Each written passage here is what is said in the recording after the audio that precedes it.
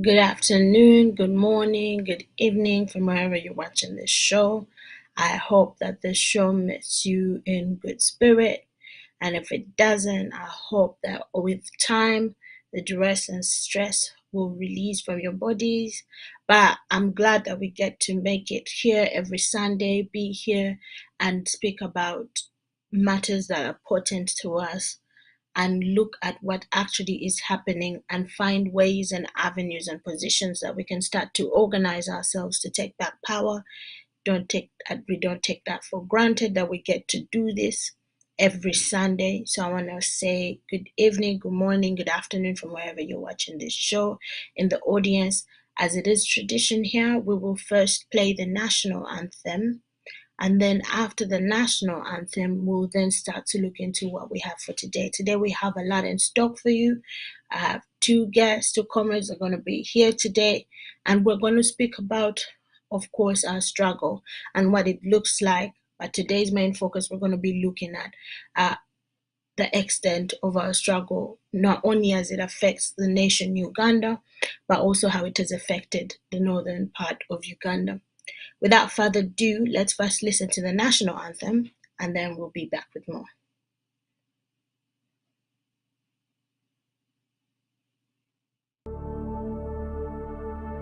Oh, Uganda,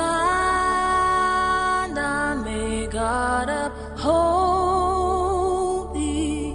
We lay our future in thy hand. United, free, for liberty, together we'll always stand. Oh, Uganda, the land of freedom, our love and labor we give, and with neighbors all at our country's calling, peace and friendship will be.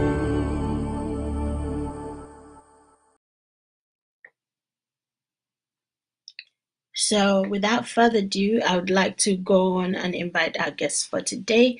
First, I want to invite Comrade Victor Jadrivic to come and greet the audience.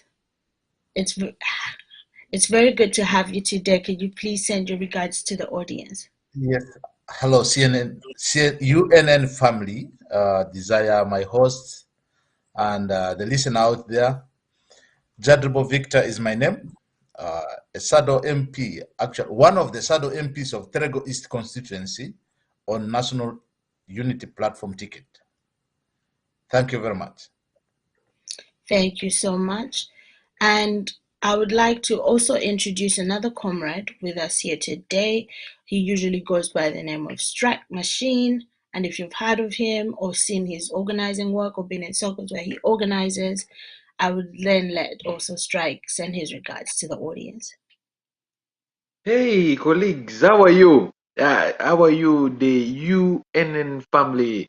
How are you, Desire? I'm doing all I'm right. happy Not to bad be at all. on this program today evening. I'm really very delighted. I'm really very grateful that we've gotten to this platform to share ideas on matters of national concerns and the future of Uganda. And this is our responsibilities. Whatsoever corner we find ourselves in, we shouldn't forget that we are citizens of Uganda.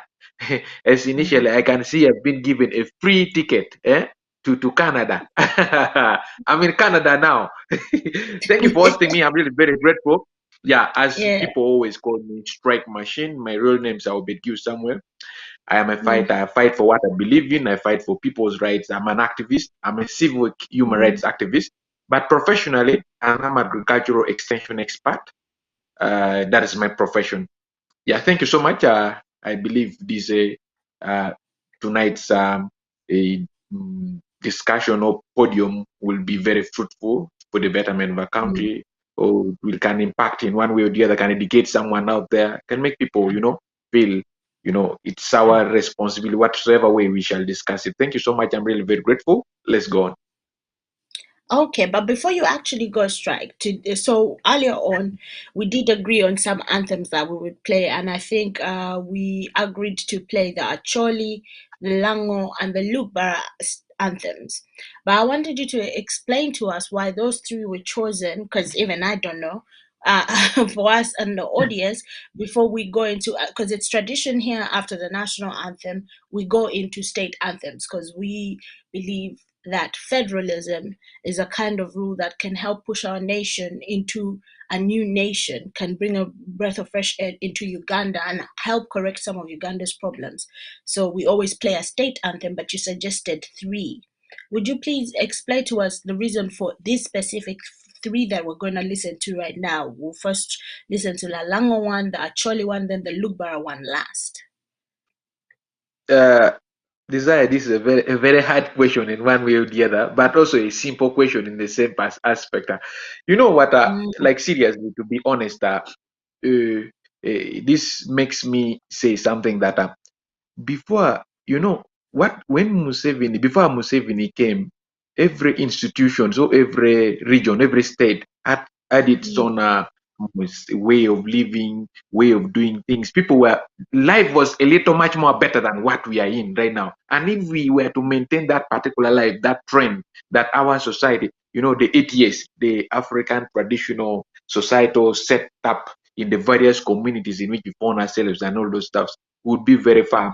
When Museveni came, they first started with blackmailing what they call federalism. They blackmailed this traditional, the past system of governance, which had lesser challenge and was more effective. They first blackmailed it that everybody, from North thought they blackmailed it majorly in North because they didn't want a country to unite.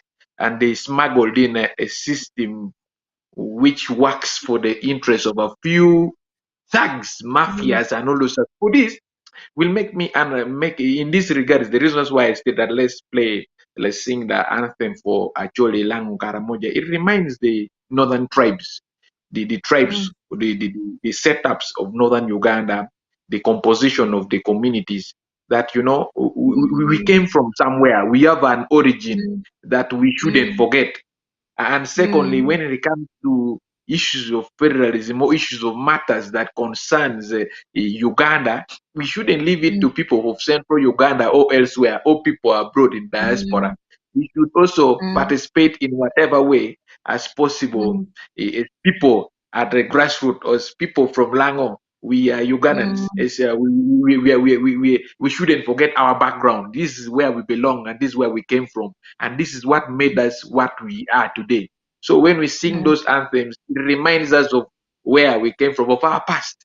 You should know where you came from and where you are before you predict where you want to go. You cannot tell me you want to go the other side, you don't know where even you came from. It's impossible, So the issues, it reminds us of where we came, where we've come from, and where we are, and the problems, the challenges that we've gotten because we've seemed to have abandoned our usual ways of doing things, or our usual ways of living our lives in a manner in which we had values and norms and principles for which we stood, that governs or that constituted our societies.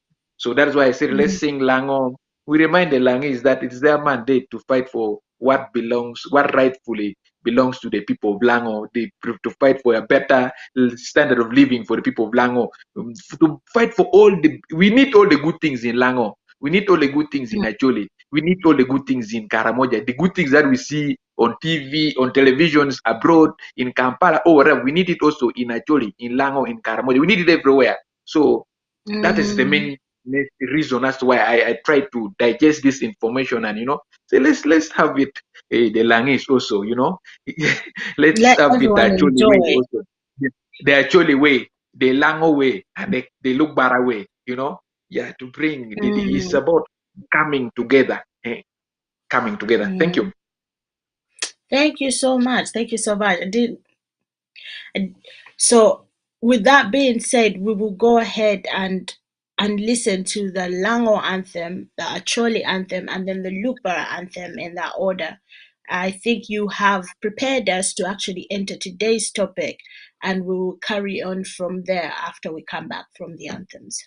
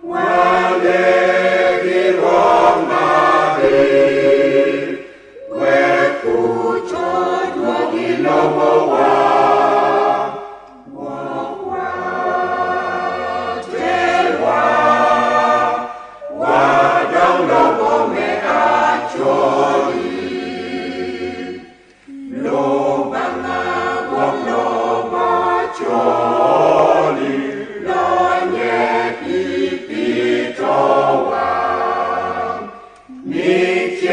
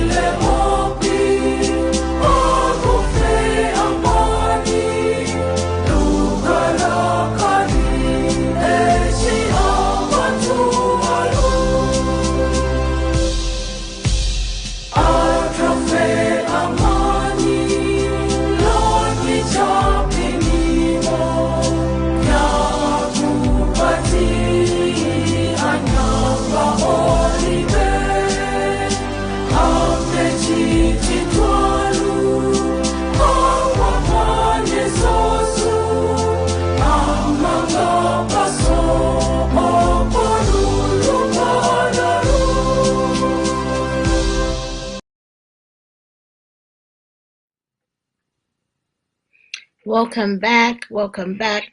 Hopefully, we have been able to connect and remind ourselves of not only the differences, but also the in-depth diversity that we have. Hopefully, everyone can find pride in where they come from, who they are, and where they can start with knowing themselves, built on their own recognition of their identity and nothing to do with anyone else's interpretation of that identity. And for that, of course, we look at the songs and the anthems that are written by our ancestors.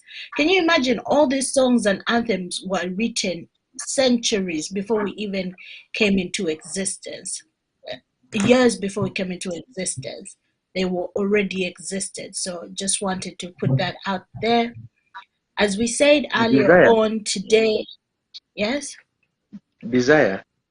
I want to tell you something. I want to first tell colleagues who had these anthems. You know, many people had the anthems but did not understand maybe what the anthems are meaning and all those stuff, the standards of the anthem. I will try to touch base. I don't know Lugbara well, but I understand Lango fully 100%. I am Acholi. I will try to talk the one about the anthem of Acholi. The first stanza of the anthem, or the first message in the anthem, is about the leader, the leader of the chiefdom, like the word of Acholi. That they're trying, they're like in the anthem, they're trying to say that God should give the leader wisdom, like the way he gave to King Solomon, he gave to any other leader. God should try to protect the leader from temptation of money and betrayal of his own citizens or his own subjects. And number 3, God should give the wisdom, should give the leader or the chief, the reward, good health and strength, so that he can always manage to govern and to give direction to the citizens or to his subject. Then the second aspect of this of the anthem, or the second stanza of the anthem, talks about the young people, the young people, the youth, that the youth shouldn't forget the values for which our society was constituted or was built up, the principles that govern our societies, that the youth should defend and protect the society at whatever cost, at any point. It's just about the young people not forgetting their responsibilities of carrying on forward the values, the principles, and the teachings, like what we had at the fire camp, at the fireplace. We always had the teachings at the fireplace from the elders, where knowledge are imparted from one generation to another. Then the third one, of course, is about our land, the chiefdom. That the land of Acholi should have sunshine. The land of Acholi should be blessed with rain every year in, year out, such that the crops yield, such that the people do not starve, such that the people get what to eat and what to sell out as surplus or subsidies, and so to continue.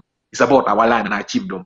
So when you see people like Salim Saleh running around Gulu, buying land, grabbing land, Simanya Kasuri, the Kasuri Lumumbas coming around, they're looking for trouble. Then the one for Lango, of course, it talks about the chiefdom. It starts with their land. It talks about the same perspective, that the land should be blessed. The land should have a fertile land to produce to the maximum capacity to feed the population and all those stuff. Then number 2, it talks about the leader, that the leader shouldn't fall into temptations of both women or anything that can divert or obstruct him from delivering from delivering service to his subject and guiding the society. Then number 3, he talks about the people, the subjects, in their responsibilities in as far as building the nation, the Lango nation is concerned, and making it more productive and attractive to the world, such that the values, the culture, and the traditions are kept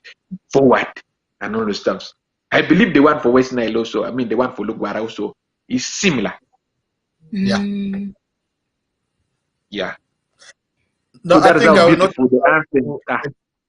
I will not delve to explain that, but it might look repetitious. But you see that shows a central element in our nation.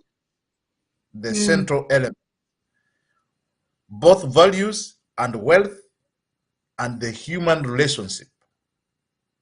So those are items which are captured, and including our neighborhood. The neighborhood is the most important thing. And Yes. you will bear with me that before the colonial times, our borderlines were multilingual. It was multi-languages that defined our borderlines. Like when you are coming from Arua, you are going to Nebi, you will reach a point where people speak 2 languages. That's Lugbara and Madi. When you are exiting Madi to Nebi, the Lulu land, you hear the people around the borderline, they speak both languages. You will not know whether it's from the other side or this side. So those were actually our boundaries those days. That's the aspect also which is captured in the Lugbara anthem. I just wanted to add something little on what Comrade Tim Gui said. Thank you When I for listen that. to that, when I listen to the anthem, it really made me a little more emotional. It reminds me of when I was born. I was born in 1995. By then, the war had not yet gotten out of hand the way the guys started massacring people around 2000, 2001. I happened to have the privilege to sit at the fire camp. I happened to see traditional dance. When I was in a displacement camp somewhere in northern Uganda, there were traditional cultural festivals. There were a lot of things that reminded me. But nowadays, all those things have faded. Why? Because this despot Museveni brought us into displacement camps. He eradicated and brainwashed us. Now you find our mothers, our sisters, our fathers are dancing, drinking these local water, these circuits, which are manufactured by these Chinese who do not drink those alcohol. By the way, in Kampala, they don't drink those things. They send it to northern Uganda. So our fathers, instead of now having time with the children and the young ones at home teaching them, they are always either drunk or they're sleeping. They're either drunk or sleeping. They don't have time to mentor and to bring up young people, the children, and the upgrooming. There are people who even do not know that the number of children they have in northern Uganda, some of them, because they're busy drinking. Let me tell you when the most wasted generation of youth that we have in Uganda are from northern Uganda, and particularly, I must say, it might be even from Acholi sub-region. The most professional drunkards that we have in Uganda right now are the youth of Acholi sub-region. They spend most of their time dancing in the pubs, Buganda pubs. We hear these pubs in Simane bars with the old women. They spend their times in streets, and it's a wasted society. So it's very important that people. I think this year, there will be what they call the Luo Convention in Canada, and actually it brings together the Luo community from across the world to begin reorganizing and reassembling wherever we have and building on that block to ensure that we reinstate some of the norms that guided our society then, which have been eroded by this same dictatorial regime which has been smuggled into the country. We don't know where they came from, and it's really affecting almost everybody from every corner. Everybody's complaining and crying. That is what I wanted to add into this. Thank you.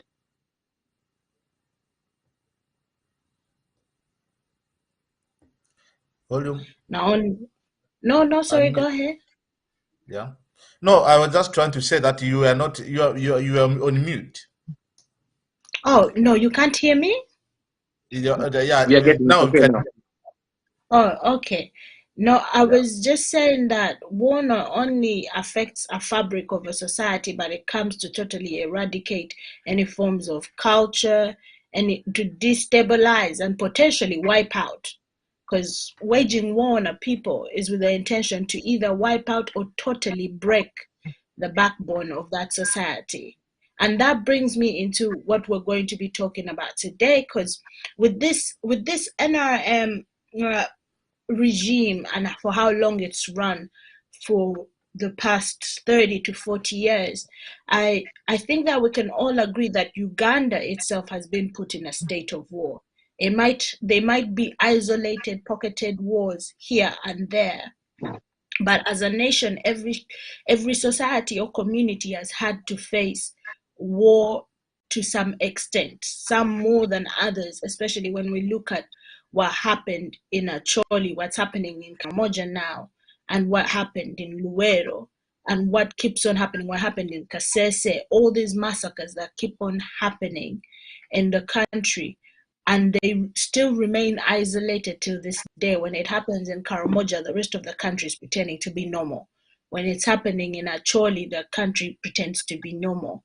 What has this done? I think my question to both of you as we start our topic today, what has this done to the political arena of Uganda as a nation, especially being that strike, you are an organizer, of course, with political activism and getting people together and mobilizing them to support a cause for their liberation, and especially as well to you, Comrade Jadribo, this has to do with your active participation in politics and trying to find ways that we can get into fields of representing our people. Because also one thing that was that was in all those anthems was the prayer that the leader never betrays the people. And I think that is a prayer all of us as a people are still praying for. On to that we actually get leaders who are going to serve us and the land. So I wanted us to start with that question. What has this political regime really done to destroy, and how has it infiltrated how we do politics going forward? Thank you very much, Desire. The situation in Uganda now, most times I say it needs actually rebooting or overhauling the entire Ugandan generation, Mm, because now it's like everybody goes into politics, and then with aims which are peculiar. During campaigns, everybody's like talking about, I have the people at heart, but once they're in positions, they mm, kick the people off. And that has created a lot of mistrust. And why this government has actually run this long is, one, they have invested heavily in dividing people, mm, creating mistrust, and you know isolating people, making them poor, and then beginning to feed them with the scraps to feel that they are part of the system. mm, And before this is said, what is this entity we call Uganda? Look at the governments we have been having in Uganda. It has been like, okay, when the colonialists came, of course, most of the Ugandans are aware how Uganda became a protectorate. mm, What really happened? We had nations in Uganda. Buganda was a nation of its own. Bunyoro was a nation. Busoga was a nation. Toro was a nation. So all these nations brought together under the British rule in the guise of making it a protectorate. I don't know what they were protecting anyway, because we that's a had good question. our defense Mm, system, you know. mm, And these were communities which coexisted. They fought, but these fightings these are friendly fights. Human beings, I think, they love living in that environment. And if you even check, even in the modern times, sport which I enjoy the most are like boxing, wrestling, and that shows kind of the friendly fire which people used to have. Anyway, that said, Buganda was used successfully to annex the rest of the nations to form what is called the Uganda Protectorate. But the thing was, these people were forcefully brought together. And when the person who brought them together was leaving, this person even asked them that, do you still want to be together? You know, there is an existential problem in our governance system. After the independence, when Obote was in power, people were saying they're Langis. And then you see the other presidents that change in the middle, they will say they're Cholis. You know, when you talk about the Ito jockey or jokes, and then it becomes the Lules. And it has always been, you know, a cluster. Because when even Amin was in the power, of course, people who are closer to him had to be his own, you know. And of course, that's, I mean, the security-wise, but he was this one who had a national outlook. Of course, it became the Northerners had their turn. Now it had to go south. What are we seeing? A system where, you know, we have seen blood. In a way, it happens all over the world, but the one of Uganda is very, very blatant. Everybody knows that. We know that in the US, Trump had his daughter and his son in the state business. Okay, but the one of Uganda is actually, I mean, it's so absurd to see. Not to say, I will tell you, like the entire sub-region, West Nile, without a cabinet minister. And people will say it is still okay. A region like Uganda, I mean the West Nile, doesn't have a permanent secretary in any of the ministries. And we think, still we say it's okay. And we just had, you know, a very recent example. Uganda Airlines job, I mean, been advertised, but it's been given out already. You saw the president even still making the sister to aid the wife in the education ministry. We are seeing all these things happening, but who is to blame? It's actually not Museveni. It's the Ugandans. And the most Ugandans to blame are the elite, who seems to be educated, but actually they are not learned, because all of them are struggling for. They want something. Little everybody is like out there going out to grab in the name of the people. So this whole thing, what could be done? You know, we can talk, we can lament. I will just give you an example. I was watching in CNN, I think if it's not, I think Sri Lanka, where the people have invaded the palace, chasing the president off. You know? And I remember, by the way, there was a day a police officer was beating people. I was around the city square, you know, during these strikes. And the guy was, you people, the moment you run away, we will continue caning you until you face running towards us. That will be the moment Ugandans will, what the entity we call Uganda could survive. But now come to the governance. How could the entity called Uganda best be governed?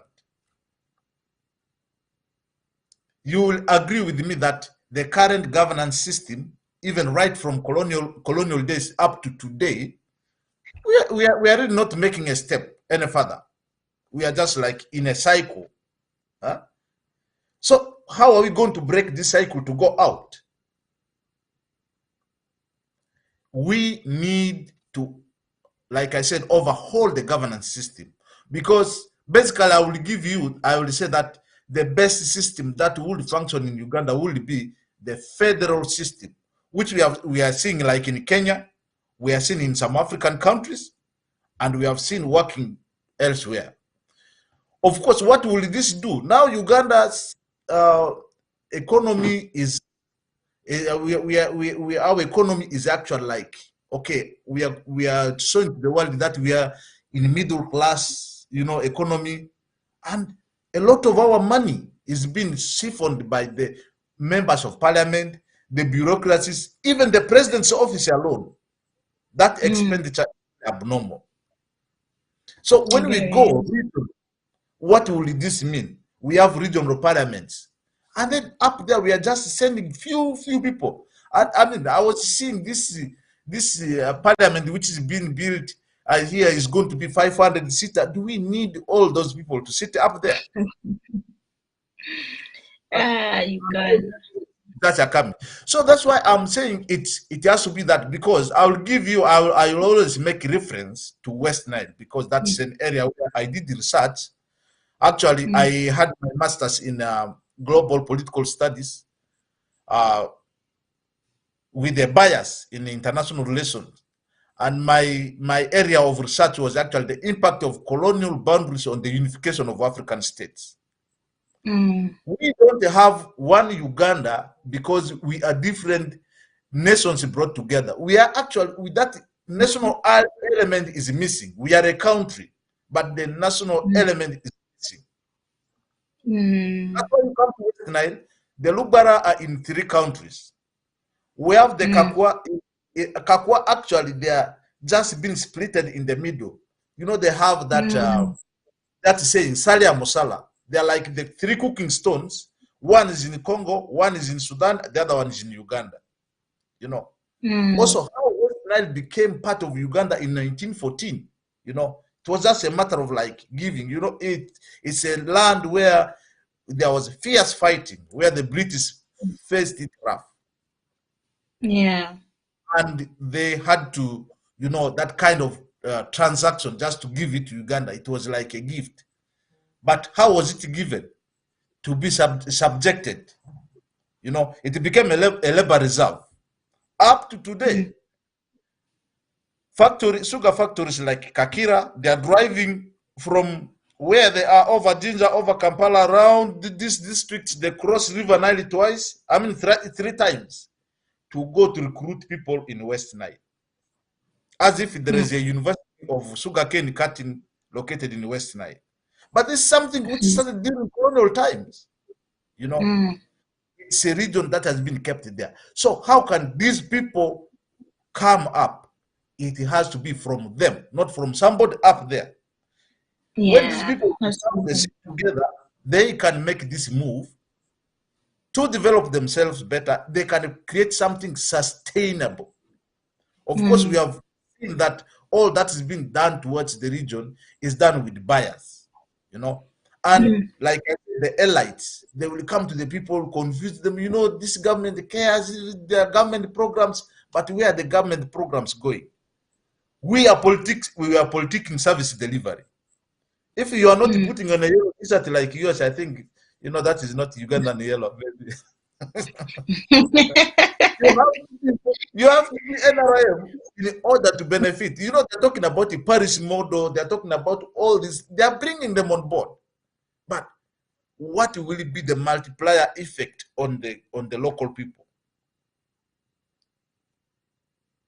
Politicking, service delivery, all this can be stopped when people are semi-autonomous. They can manage their affairs. And then we know how resources are allocated up there. Then what comes to the people? Accountability. Empowering the people to hold their leaders accountable will be a good solution to this. Thank you. No, you said something important that I think people need to hear and understand why we advocate for federalism, especially in Uganda's sake, to actually have impact on the Ugandan people. It is important and very crucial that the people in those regions have the autonomy to decide what is going to happen to them, how they want things to go, and they have to have the ability to execute that before they go to any other body. I think that is where everyone in Uganda will never be satisfied until that is reached, until that there is an extent to which that has been covered. But I want to then, before we continue, I want us then now to look closely. I'm going to ask the producer to play 2 videos back to back. And I want us to contextualize where we are actually now politically and what elections and all of that means to us thus far. Unless Strike, you wanted to answer that first question as well. Yeah. Yes, he must actually. Yeah, no, I figured after he looked like he wanted to also have his say on that one before we actually move on from that question, because it's kind of going to guide us throughout this whole program today. Comrade Victor made me laugh a lot when he made certain statements. The way he was giving his perspective on it, that very like serious in Memoriam Desire. People are really hurt. People are really, really Yeah. in pain. People are really not happy. Things are not really well, at all in Uganda. There are some people who you might hear them say, "Hey, what an nonsense," but they're just pretending. Deep inside them, they know things are not well. Because in a normal circumstance, if you're a human being who is sound-minded, with all the nuts of your brain fully tightened, you cannot tell me that if your neighbor is suffering, you're sleeping hungry and you're eating food every day, then everything is well. You don't need to wait for something bad to happen to you for you to understand that things are not working. The reason that's why God gave us the brain, God gave us the every sensory organs is to understand and contextualize our environment, our surrounding, where we come from, what we go through, and what our neighbors, how we interact with the other, so and so. That is the purpose. That is the purpose for which God gave us those sensory organs. Anyways, one thing that I would like to tell you is that first of all, this is a very, very important issue that we might not have to discuss it on a one. We might have to talk about it once again and again and again, so that because if we talk about it today and we stop talking about it, maybe people who did not have access to view today's live stream would never have opportunity to to have it anytime again and all those stuff. So I would like to call upon you and the team that we should have this regularly. It's very important in mentoring and transforming the ideological orientations of the society that we are composed of. One, I would like to tell you that the federal system, federalism, was blackmailed. It was seriously blackmailed to the extent that people from central Uganda, even politicians, I've interacted with a number of them. Whenever I begin touching some sensitive issues around federalism, especially in northern Uganda, federalism was serious in that one blackmailed, and people were misinformed on what federalism was. Were misinformed. Everybody from northern Uganda, because of the illiteracy that we've been exposed to, the less access to quality education, where I see in northern Uganda, even if somebody studies up to senior 6, you might find that they even don't know where Uganda has come from. They don't know anything that is happening in Uganda. They're just there with the papers of senior 6 because they were not properly oriented. The quality of the teachers, the quality of education that they received doesn't contextualize to model them or to transform them to be able to face the challenges that will come in the near future. That's why senior 6 certificate is just usually as this senior 4 certificate right now. So what happened is that when Museveni's were coming, before they brought this system that was smuggled into Uganda, they first blackmailed federal system properly especially northern Uganda. In northern Uganda, when you begin talking about federalism, many people think you will have to be, the federalism is that we should be worshipping Kabaka, Simanya Bagandas will come and grab our lands, Simanya we should have to pay tax, as actually the language we should pay tax to Buganda Kingdom, Simanya what, which is not the truth. The real thing is that if you are to really look deep into how federal systems worked those days and compare with this evil, a kind of mafia, kind of military system that was smuggled into Uganda by a few greedy. This, first of all, to make matters worse, Obote and Amin were citizens of Uganda. They were born in Uganda. They had Uganda at heart. That's why even if you see the system in which they were governing, or the man in which they were running the country, wasn't the way this despot Museveni is running the country now. There is a very big difference. This Obote and Amin were citizens of Uganda. Me always, I don't compare Obote and Amin to Museveni. Museveni is very different. He's a foreigner who came and nationalized himself by acquiring national ID. Salim Saleh is a Somalis. I mean, those people, those are all the thugs. They came and just they're using military to force us under some mafia kind of cooked up kind of thing, which works for the best interest of a few people. You see the people benefiting from this government here. Eh? In the past, you know me when I grew up, in my family, in our society, like in my village, even up to the problem now, things have changed. I cannot do the same. I could go and eat at my grandmother's place. I could go and eat at my neighbor's place. We could go. The other person could meet us. We go at a neighbor's at a different clans. We sleep there in those family and also. But nowadays you cannot sleep in somebody. Poison has grown everywhere. Who brought these things of poison? Even the king of Uganda right now is struggling with his life. You see how his skin has changed. This is not the Kabaka Butevi, Ronald Sabasaja Kabaka whom we used to know those days. And people think this is normal. It's normal because it is not yet happening to them. Oh, because somebody is getting something that's from the despot's splash up table. They think things are okay. Nothing is okay. This system was smuggled in and brought. Now, you first see what happened. Let's give for instance, war. You know, war is one of the greatest weapon. War and war is one of the greatest weapon that Museveni has used and is still continuously using to ensure that he rules Uganda. Yeah?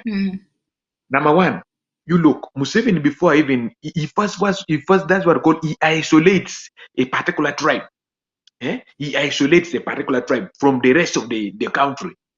Just like when war came in northern Uganda for over 20 years, when people were being cut with the jambias, when people were shot, were being cooked in pots, when people were being roasted like nyamachoma in pits in northern Uganda. You saw those videos, you had those of them. If you want to really get to know what happened in northern Uganda, go and watch a documentary in BBC called the Brilliant Genocide. You will see and you will hear the perspectives of leaders who come from northern Uganda. You will see what really happened in north. You get it? So this should bring us to a context that Museveni first isolates a tribe, then blackmails that tribe. When we were in war for over 20 years in northern Uganda, people from central Uganda did not know what was happening in northern Uganda. Museveni came and told people in central Uganda that, you know, northerners are rapists, they are thieves, they are murderers, they are thugs. So that is how the Baganas, people from central Uganda and eastern Uganda, western Uganda perceived us. Eastern Uganda, of course, was in war also because this region was also in war. The LRA affected that region and the UPDF also affected that region, because we do not say that the atrocities that were committed in northern Uganda were fully done by UPDF, by LRA. The UPDF played actually the biggest role in ensuring that those atrocities happened, some of which were even cooked up by the UPDF. So when we talk about the problems of northern Uganda, now another very same example that I can give you in regards to isolating a tribe before starting to destroy that tribe. Because of course, initially, you know that truly people are warriors and fighters. Even up to now, there are those who still love the spirit of warriorship, freedom, fighters, and all those stuff in them. Like of course, strike machine me. I don't give a damn. I always, when I want something, I want it, and I do whatever it takes to ensure that things get done the way it's supposed to be. It's only that with the political participation that have been through the political system, right from institutions up to wherever I have gotten to, have been disappointed by a few people with whom I've been working. They always take advantage and disappoint at a certain point because they put self-interest first vis-a-vis the interests of all the values which we could have agreed initially at the beginning of whatever we would have been championing. So that is they put self-interest first vis-a-vis the interests of the people of the society for which we hail from. So you look the second example, you look at what is happening in Karamoja sub-region. In Karamoja, they have isolated Karamojons. Nobody's even in parliament. You know, when I talk about this, it makes me a little more emotional. Even the parliament, those in the parliament has never made any statement or anything substantial about whatever is happening in Karamoja. Only one person I remember came once. That was Robert Chagulanyi Sentamu. He came on his social media account on Facebook. I remember he posted about what was happening in Karamoja once, not twice, once. When he did it, that is the end. Basically, has never talked about it. Ooh, nobody has talked about it. Even the leader, the politicians, the opposition government that we have in parliament, that is composed of the number of members of parliament, start from leader opposition. Nobody is talking about what is happening in Karamoja. Karamoja has been isolated. Even the leaders who come from Karamoja, like this lady here, Nandoto Agnes, who used to really champion point blank all over and all those stuff. She is very silent right now. The other time she was suffering from poison, acute poison, and all those stuff. I don't know whether she has recovered from hospital. Karamoja has 3 ministers. He has over 7 members of parliament. 9 members of parliament.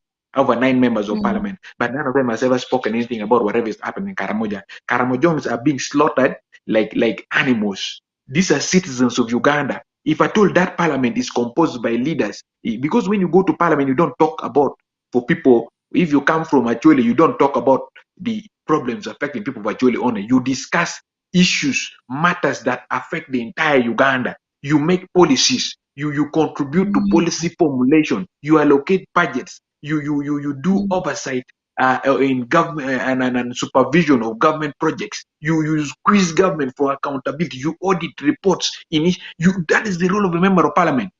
But now these ones that we have are deal cutters. The other time you saw Museveni came and gave. Museveni came with a supplementary budget. He wanted 600. He got 618 billion Ugandans taxpayers' money. That is supplementary budget, and he rewarded these members of parliament with the 193 billion shillings. Each of them bagged 40 million shillings each and went with home. The top dogs. Even this one is not only the members of parliament from NRM.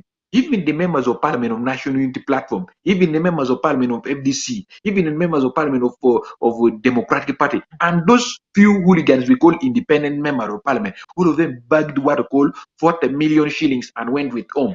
Top dogs, people in opposition government, maybe like the leader of opposition could have grabbed a little more better, bigger. Maybe the other chief whip has grabbed a little bigger. Similar passion of this particular committee has grabbed a little more bigger money, but they grabbed money and went with the home. At the expense of this, you can imagine teachers are striking in Uganda. This thing used not to happen in 1960s, by the way. Before that time, I was talking with a doctor. These things do not use not to happen. Doctors striking, teachers striking. These things became rampant when Museveni came into power. I think in Amin's era, it could have. I think if it did not happen, but I think there was a problem in Amin's time with the teachers, but it was sorted immediately. From then, we have teachers striking all over and all over. Anyway, this brings me to a perspective. I was telling you, he isolates a particular tribe and concentrates in massacring and doing whatever thing that he wants on them. You see, the Karamojongs are now isolated. Number one, Karamojongs, over 600 Karamojongs have so far died with from anger. They do not have any diseases like AIDS, disease, diabetes, cancer. They don't have those diseases. What they are suffering from is shortage of sufficient water to drink, then malnutrition. They starve until death. The most painful death in life is starvation. There is nothing to eat. Your intestine, the enzymes begin consuming the walls of your intestine to survive, because there is nothing to eat. You know, in biology, when there is no food in your stomach, ulcers come, because the enzymes in your stomach, the salivary amylase, these enzymes, they get together and begin feeding on the wall of the intestine. That is how painful it is. You die with a lot of pain when you cannot sleep in the night and all those stuff. That is what is happening in Karamoja. And to make matters worse, the breadwinner, people who could have been bringing food to table for these Karamojongs, the families in Karamoja, and also they are being slaughtered like animals in the name of disarmament, the gospel that UPDF is singing in Karamoja. They go and massacre these young people, and most of the people dying there are youth. You've been seeing photos and videos that have been coming out. Most of the people dying there are youth who have energy, youth who should have been working in the farm, youth who should have been running around doing a lot of work to ensure that they bring something on table for people to eat. Now the youth are all being killed. Another worst thing, Government is doing a lot of lootings. You've been hearing them talk about disarmament. Oh, we have shot this Karamoja squad. Oh, we have done this. After doing this armament, after removing those kettles, did you ever hear any time that these kettles were returned to the Karamoja's communities? They are not returned to them. These kettles here are actually taken to Rachitura. Oh, you even hear a commissioner in Museveni's government has over 400 acres of land in Karamoja. Right now, as I speak, I'm giving you 100% assurance. I have a friend who works in that Mebo. There is a marble mining empire in Karamoja. It has over 3 road blocks before you reach that marble mining center. There is owned by Salim Saleh. They mine marble rock and they take it to Kampala. They cut it to make tiles and distribute and sell to Ugandans for people to construct with. That is what is happening in Karamoja. You've heard that they've discovered over trillions dollars of gold, million tons of gold in Uganda. Where is it? It has been discovered in Karamoja.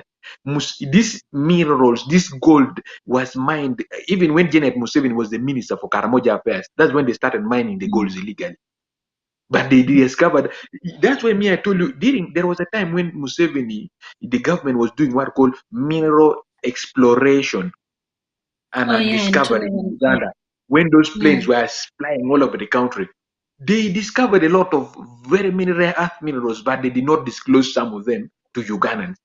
They did not disclose them to Parliament. Of course, we have village champions, people who could have gotten their way into Parliament after clinging to somebody who is famous to get to Parliament. You look at the village champions we have in Parliament. Did we really need to have people like Atolo Bwama as a member of Parliament? No, like honestly speaking.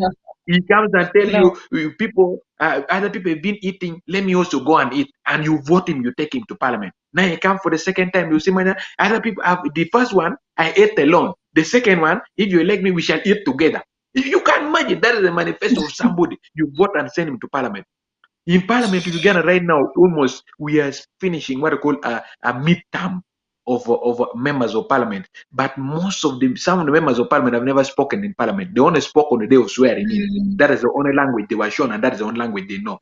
That is the day they spoke. None of them have spoken, including members of Parliament from opposition. Even from national platform, there are people who have never spoken in Parliament. From FDC, from NRM, is even worse. They've never spoken in Parliament because they don't know what to talk about. They just went to Parliament by luck. They didn't have any vision. Now, these are the people. Me, I don't blame Museveni when it comes to problems that we are facing in Uganda. I don't blame Museveni alone. Anything. Today, we've lost Entebbe Airport just in a very stupid way. For 200 million US dollars. We lost Entebbe Airport. Yeah, 200 million. We lost Entebbe Airport after Uganda borrowing. This was something that happened in 2015. The loan was borrowed in 2015. But you can imagine, Uganda, the parliament is getting to know about the loan in 2020, 2022. That is when Uganda is getting to know about that there was a loan which was borrowed from China, and China has now come. The parliament gets to know about it in 2022. They did not know all along. I have a feeling that there are some loans that Museveni got from these foreigners that we do not know about. Secret loans. There are so many loans. And he mortgaged. Now, if you see he's mortgaging Entebbe International Airport, I told you next will be Lake Victoria. Then later will come to all the government lands in Uganda will be mortgaged. That's why they are very radical nowadays. Then later, sooner or later, they will come for our organs. If I told them to leave and all the stuff. Anyway, to continue with whatever I'm talking about in regards to this subject matter.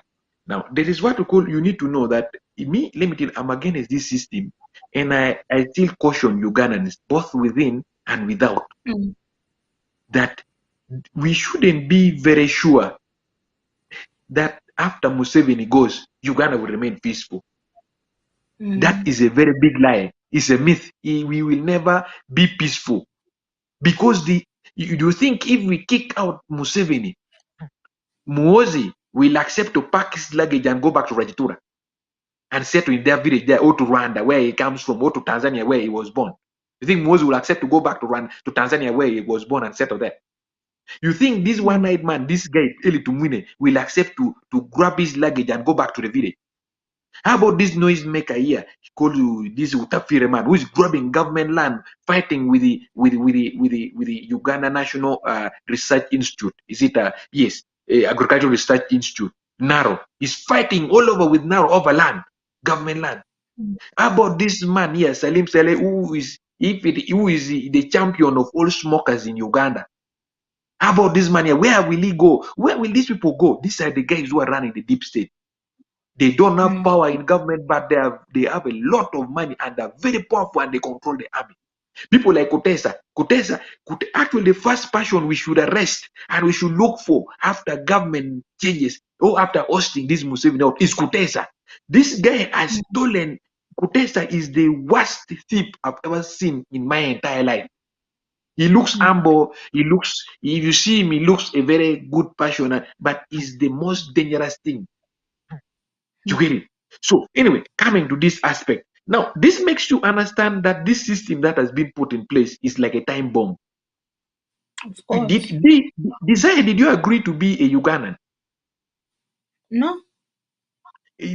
Me, I did not agree. My father told me that. No, I My did. grandfather told me they did not agree. These guys came from Europe. They just bunched us up like animals. You can imagine they group us like animals. That is Uganda.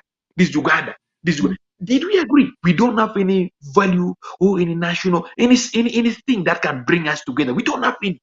We are just a composition of people who have, we are all crying because this system that was brought is working to serve the best interest of a few people. We collect tax. The impact of the tax is not being seen in the livelihood of the people. We collect this, we do this, is not being seen. The army are busy terrorizing us and are busy doing what I call power maintenance. Anything. That's why you see in Uganda, people are raped, girls are being killed, there is defilement. We lost over almost an entire generation of young girls during COVID-19 lockdown to unnecessary pregnancy. Because we have a woman who, without her papers, whether she even studied and finished the papers that they claim she has studied and done, as Minister of Education, she doesn't know. Did we really, if you want to see how rotten our society is, did we really deserve to have people like Janet Museveni as the Minister of Education in Uganda? No, like seriously, that is how rotten our society is. Now, did we really need to have some people? You see the composition of Parliament of Uganda. So that shows you how rotten our society is and how useless this system that has been brought in place is to us. And that makes me talk about one thing, that we should find ways of eradicating this system here, eradicating it completely. And after eradicating the system, because when we talk about Museveni, people say Museveni must go. How about the people who, do you know how many people are benefiting from Museveni being present? The whites are benefiting a lot. That's why they give him money, they give him weapons to terrorize, sophisticated weapons to terrorize us. Here, when we start striking or when we start rioting. And Ugandans are very, very disorganized. They don't know what they want. To make matters worse, Ugandans do not know what they want. We don't know what we want. It's very painful, by the way. You see, the Sri Lankans know what they want. They know what values they bear and what values their leaders should be like. If they don't, this way they swept up the leader. Power belongs to the people. Now, as I come to conclude this, is that you see what we call nepotism, tribalism. The comrade Jadrivic Victor touched something on tribalism. But me, I want to look at tribalism from this context. Even has been tribalizing everything. By the way, let me tell you one thing. Even if, let's say, for instance, what if maybe National Unity Platform had an idea that could maybe transform Uganda, whatever, if it had, or any political, or FDC, Forum for Democratic Change, with the reform agenda when they came in 2001, if they had an mission to transform Uganda, Museveni has been tribalizing most of this party. Now, National Unity Platform is in Uganda only. And even in some way or the other, in one way or the other, even the leaders of National Unity Platform sometimes fail to counteract Museveni's propaganda or almost blackmail, and they dance to his thing, and everything works the way Museveni says. So now this makes you understand. I heard Comrade Victor say that there is no permanent secretary of Uganda or Isimanya from West Nile, or there's no minister in West Nile. At least West Nile has a minister, a minister, Moses Ali, the deputy prime minister, the second deputy prime minister. This is, I am coming to this context that it doesn't matter. This issue of, this issue of thinking that if my uncle or if my primate is Yeah. a minister in the same minister government, then we are good to go. If our guy is a minister or is a prime minister in Museveni's government, we are good to go. These are short-term goals. What does this minister bring on table for the people of West Nile? Let's say Moses Ali is from Madi. What is he bringing on table to the people of Madi? It's not about us having representation in Museveni's government. We are all citizens of Uganda. We pay tax. If these ministers are serving, they do not serve the people of Lango or the not people of Uganda or wherever, or people of Western Uganda. They should serve Uganda and they should account to the citizens of Uganda. So these ministers, this issue of thinking, like Nabanda, when she came when she was sworn in as prime minister, all the people who are now, you go to the office of the prime minister, you'll find that from the sweeper, from the gatekeeper up to the sweeper, up to the secretary is a Munyoro, because Nabanda said that she came with her people, she will go with her people. The same way Anita Monge, after Olanya died, she went to Bukede and wrote a list of all able men and women. Now, from in parliament, if you go, you'll find Bukede people. This how tribalism is destroying our society. We bring people because they are tribemates, but not because they are qualified or they have the qualities that you get it. So this issue of believing that tribemates having position in government will help solve our problems is very wrong. It will not help. Otherwise, in northern and from maturity sub-region, you see we have this guy here called Riem. Very fat, very huge. If you have to see, but the way he talks, you will think the brain is very small like this. You saw the way he was fighting with this blogger here, Bloomway. About you saw the scandals that were happening within with the Oriem. The mess, how he messed up himself. So that shows you how rotten our institution is. And if anybody talks, he's now intimidating. Museveni is intimidating. He's either kidnapping two duly elected subject members of parliament and subject of Buganda kingdom are rotting in prison. Why? Because Museveni does it. That is how you think if these members of if we had a federal system, these members of parliament would be rotting in prison.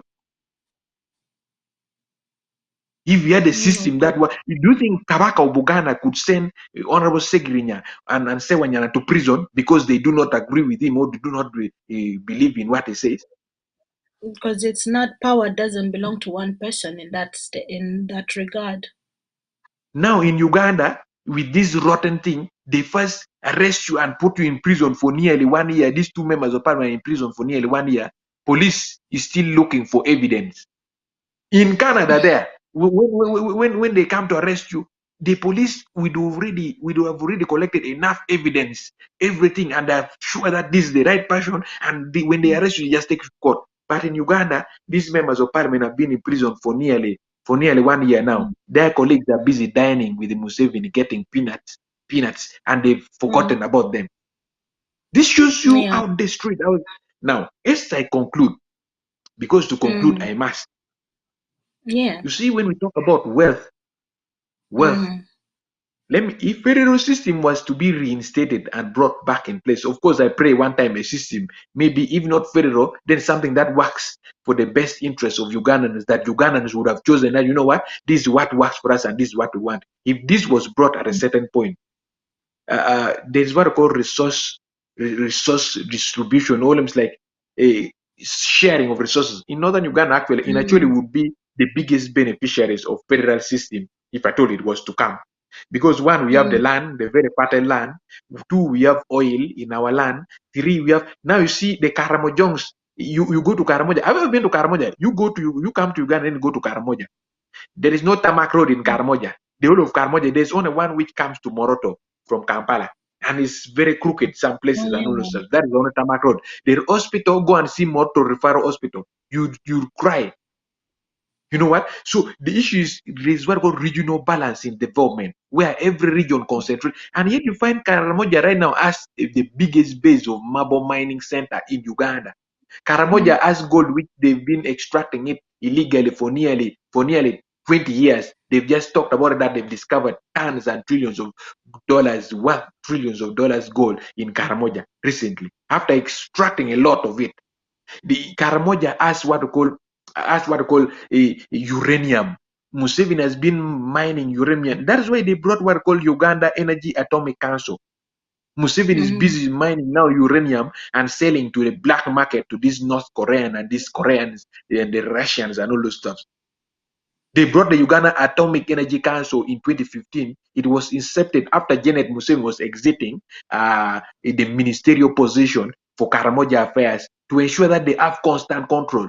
Now they're using army to terrorize people there, said that they grab more land and all those stuff. This is what is happening in those regions. And we think this is the way things are supposed to continue. And to make matters worse, you know why I hate politicians? And I hate politicians. I hate politicians. Why? Because the politicians right now are not even showing us, giving us hope that maybe our problem will end anytime soon. They are only I'm telling you, you see the politicians we have in Uganda, the members of parliament, you see, they even don't know what to talk. Hold your thought on that, because I want us to delve a lot into that side of things. When we started, of course, also all of us today, both of you have brought the idea, and I've seen this going around in Ugandan communities where people are going to talk about Ugandans. You see what Sri Lanka did. Ugandans, you can be Sri Lankans. But I think if we all are to honestly go back to the year 2020, from 2018 to 2021, Ugandans marched in those streets and did not care if they were killed. Ugandans marched besides these leaders and did not care if they were shot, arrested. Think about all the people and all the rallies we saw towards the 2021 elections. All the people who put their bodies on the line, people were dedicated. But at the end of that, this is a question that we all can come back and answer after this short break, is who's to blame for the depleting of that energy? Because all eyes were looking at Uganda, not because we had a promising leader in Bobi Wine, but because of the people who would put themselves in the streets, not only in Kampala, all the way in Arua, all the way in Kitgum, all the way in Kotido. People were all the way in Masaka. People were on those streets, all the way in Busoga.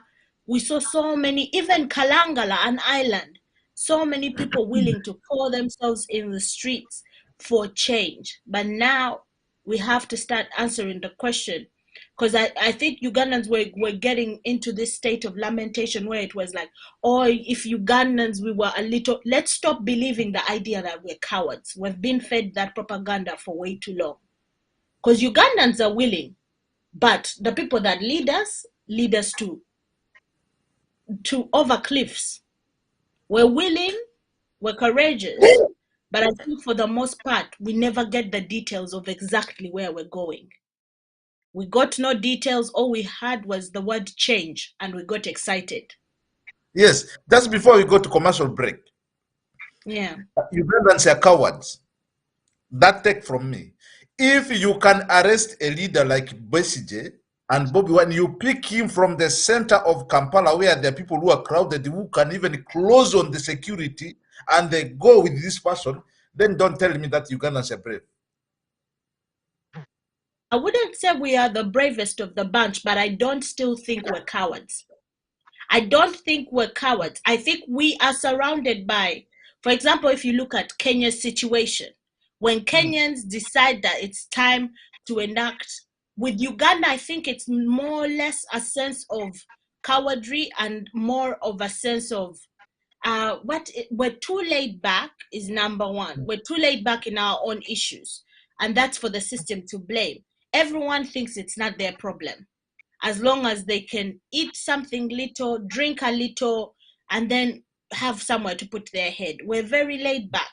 We act like these problems are not our problems because of the primary thing that we talked about. We don't have nationhood.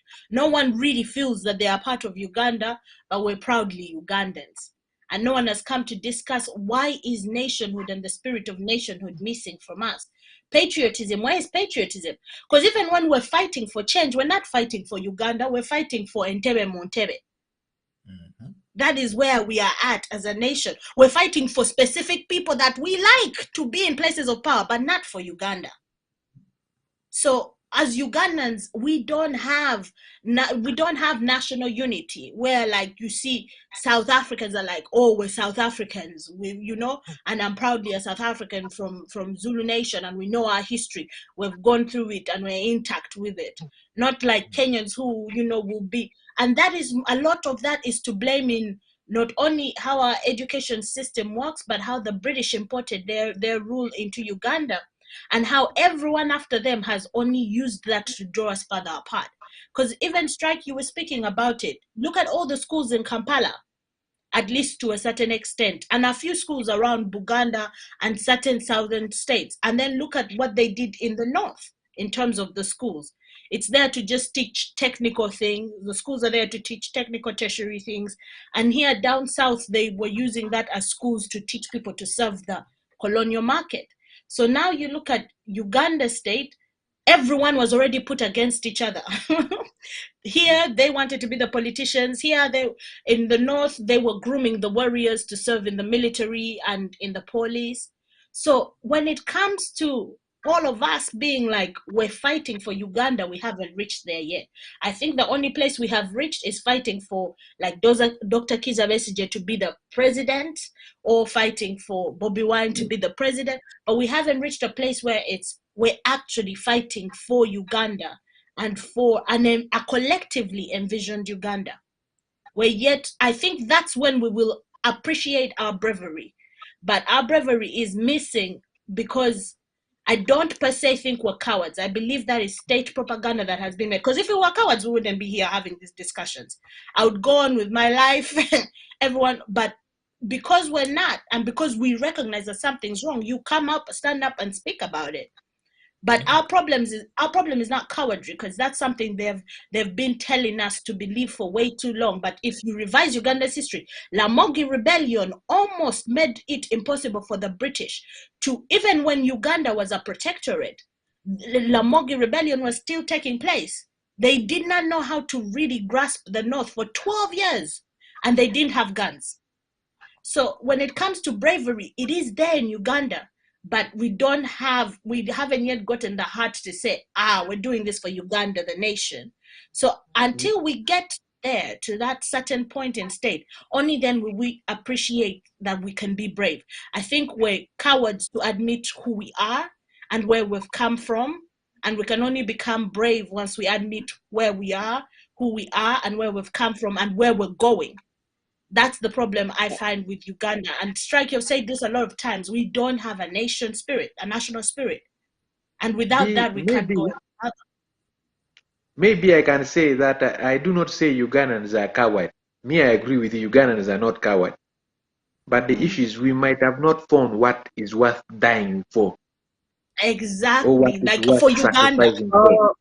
Actually, I think we have been pressed way too long. What is worth dying for in Uganda? I don't think we have what is worth dying for. But that is my point, and that's why we are not cowards. Me, I'm not a coward. We measure on minors. We did allude to the fact that, Museveni really studied Ugandans and knew when he was still in the fight or in the other governments, he knew how to deal with these people. Now, what are Ugandans fighting for? They are fighting for districts. They are fighting for municipalities. They are fighting for, it's like these ones are bringing services closer. But which services?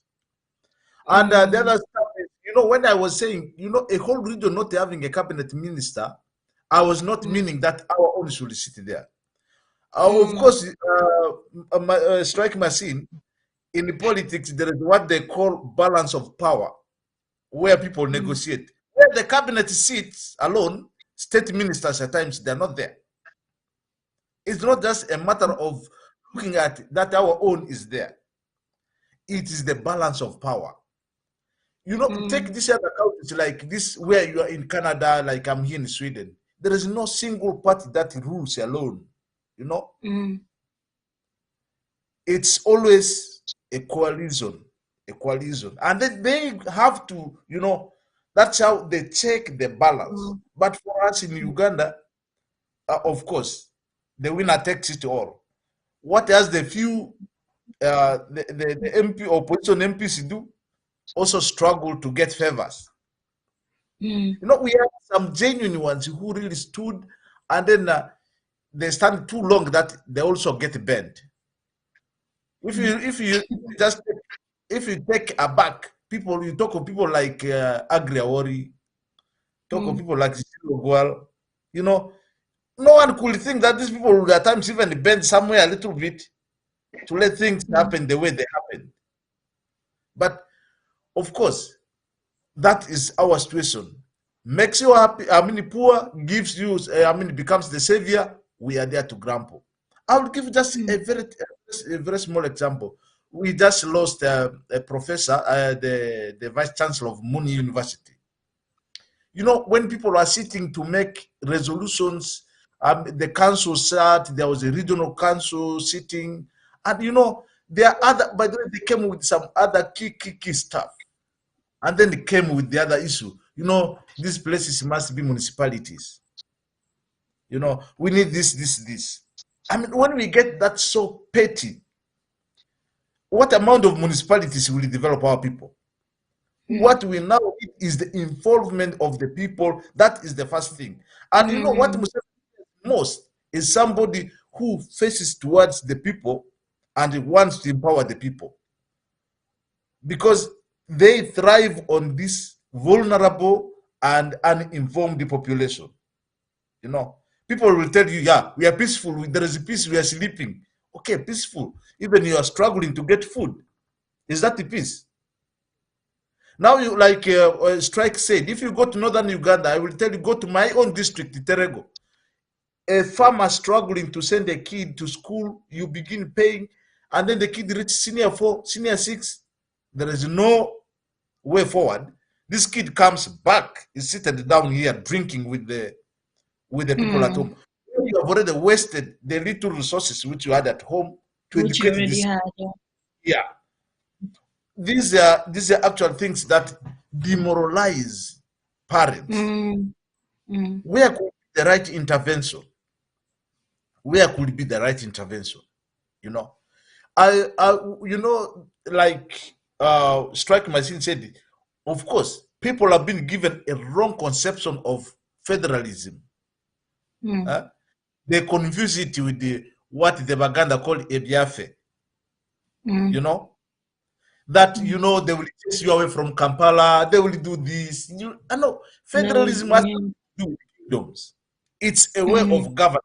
This is what people need to understand. But what kind of governance is it? It is the governance where the citizenry takes their own affairs in their hands. So this, when we roll, what we need in Uganda now is really to try to unblock the blocked brains of most Ugandans. And like I said, I will not go away from this. The elite, the Ugandan elite, are the ones who are causing more of this misery. You see something wrong, you come and tell people it is good. Red, you say, when you see it red, you tell them it is yellow. Of course, they will believe you because they know you are the one who is land. So these are areas where we need to really have deliberate efforts tuned to it. I told people, if I was to make it to the parliament, if I was supposed to be not a shadow MP, but that serving MP, things to table on the floor of parliament are this. Restructuring the governance system of Uganda, involvement of the people, and then accountability, making the people to hold the leaders accountable. Because in Uganda, I will tell you for free, when I was doing campaigns, you go and tell people, hey, there is corruption, people are eating your money. They will even ask you which money. Because they don't pay, they are not direct taxpayers. They don't feel the pinch, and they are not told to demand for this accountability. And then their participation is lacking.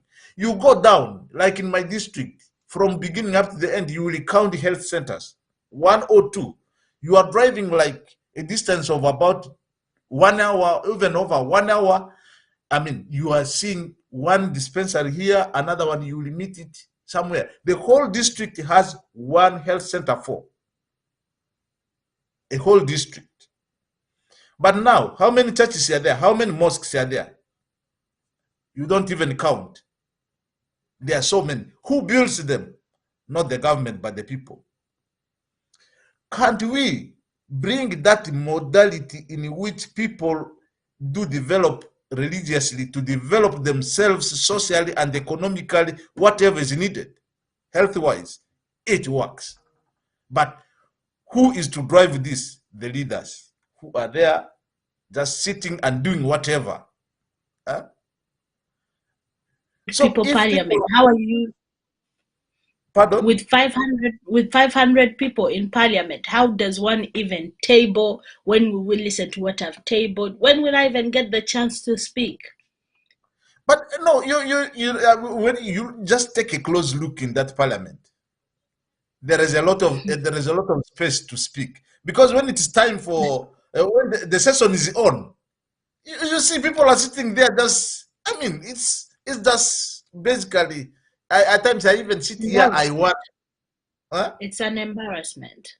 It's an embarrassment for sure. I sit And here. it's I want. disrespectful.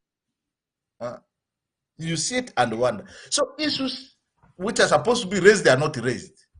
Then they bring some petty stuff, and then it catches attention. We in Uganda, the diversion has become the order of the day. They divert you to do something else. People are we easily get diverted. When you're about to focus, they will bring something, it takes away your focus. So when we will learn to keep that focus is when we are going to make things function in Uganda. Thank you.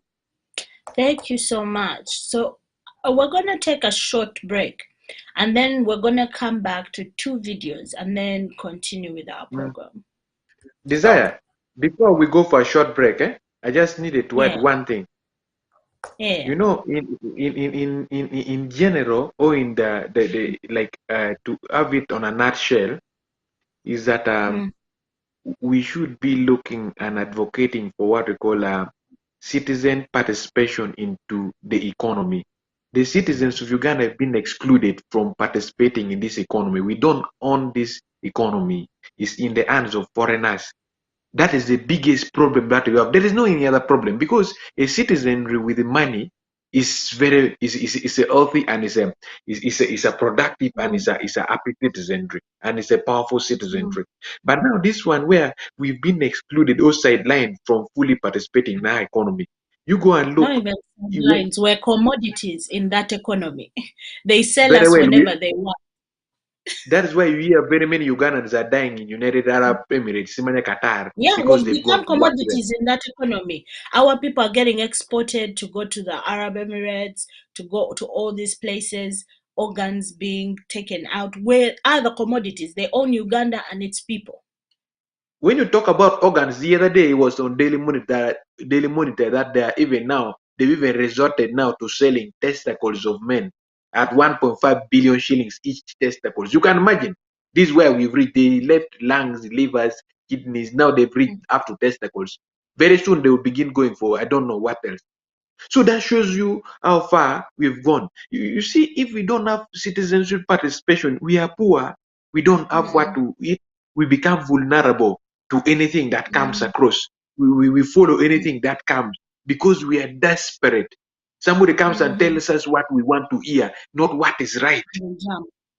This is the origin of every problem that we have in the country.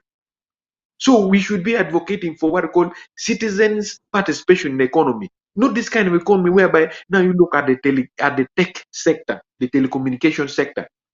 Airtel is a South Africa the owners of Airtel are in New Delhi in India. Once Airtel make profit, the profit is repatriated to India. The owners of MTN are from South Africa. When MTN gets money, they make profit in Uganda. The profit is repatriated to South Africa, not used to develop Uganda or not used in Uganda. You see these banks, earlier on we had what we call the Tefe banks, the Greenland Bank. You know, Lukwago was following up with the areas. Lukwago, the Lord Mayor was following up on the issue of the Yeah, Greenland Bank. we've talked Those about were them local earlier. banks. Those were local banks. All of them were killed, and they brought us these centenary banks, Siemens Stanbic Bank. All these are foreign banks. How can we get rich?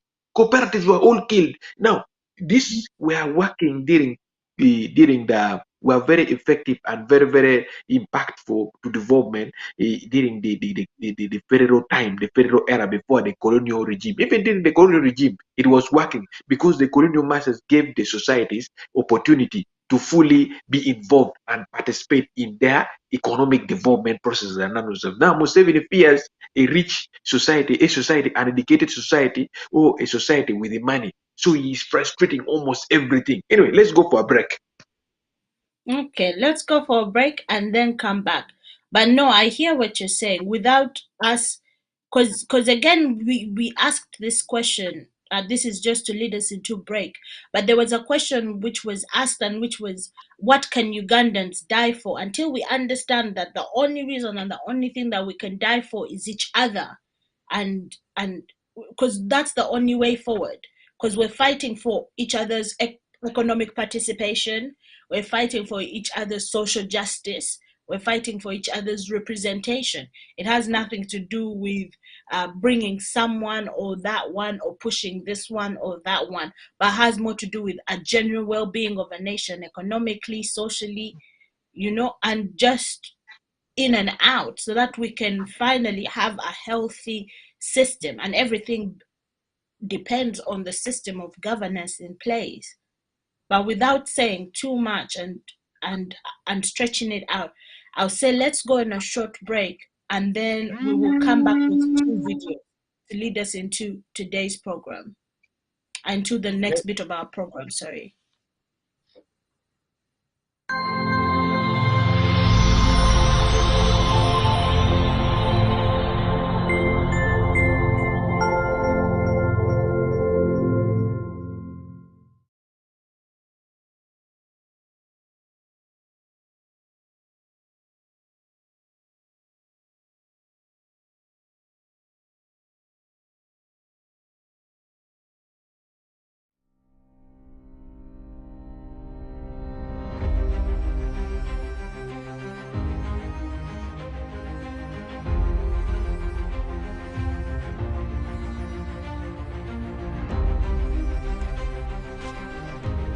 The importance of a federal system of governance in Uganda. 1. Federalism restores peace and regional stability. 2. Federalism promotes political participation. 3. Federalism encourages economic development across the country. 4. Federalism provides multiple levels of government action. 5. Federalism accommodates a diversity of opinions. 6. Federalism protects against tyranny of the majority. 7. Federalism promotes unity without imposing uniformity. Register today and join the UFCC Assembly by visiting www.ufcc.uk.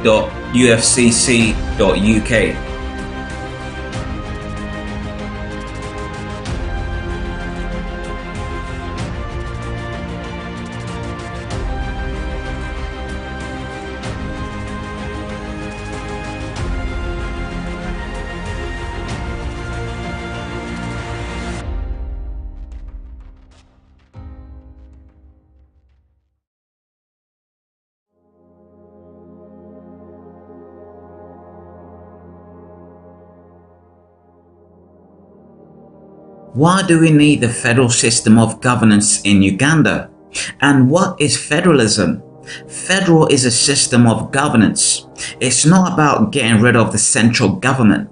It's not about party politics. It's not about multi-partisan or absence of it.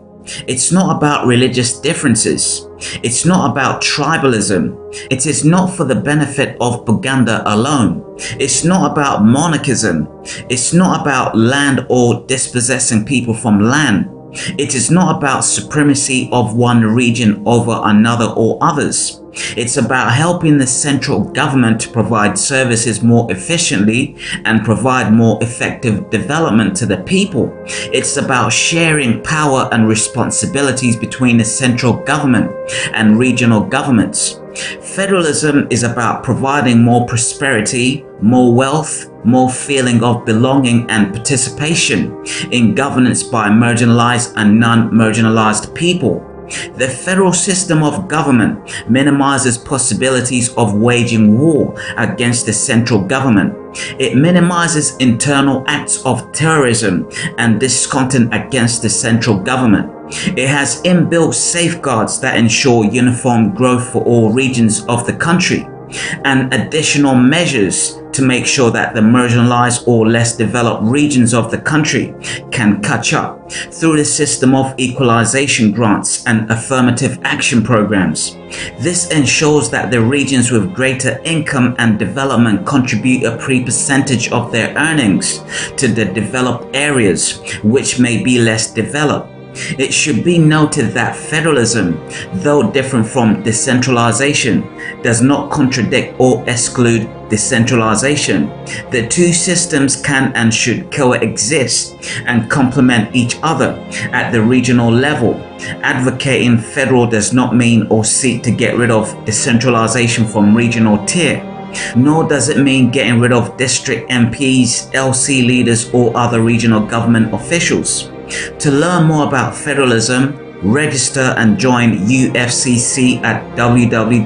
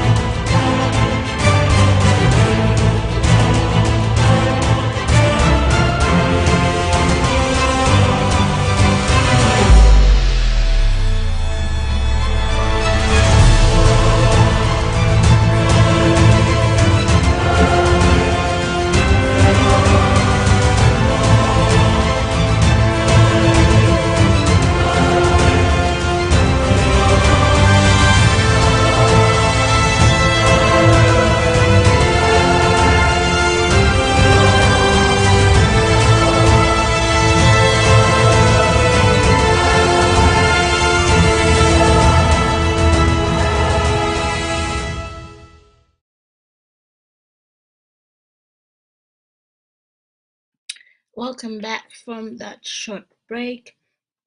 And if you're just tuning in or if you've been here with us, we're talking about where we stand today, not only in the aspect of nationhood as a nation, where do we stand, but also with the representation that we've so far gotten for the past 35 years, where is elections, politicians, and elected members of a parliament actually taking us as a nation? Do we need to take, it's not even a question, we have to take matters into our own hands at this point in time. How do we do that? How do we start to mobilize and organize ourselves towards a goal and stay focused and not get diverted and disoriented?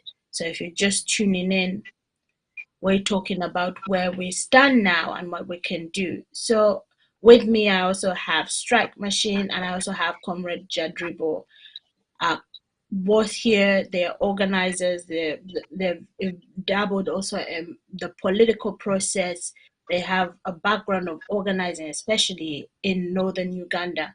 And usually, Uganda as a whole and as divided as we've made or have been made to believe, we usually forget that Uganda is not just Bunyoro, Busoga, Ankole. It actually stretches past south and stretches into the north.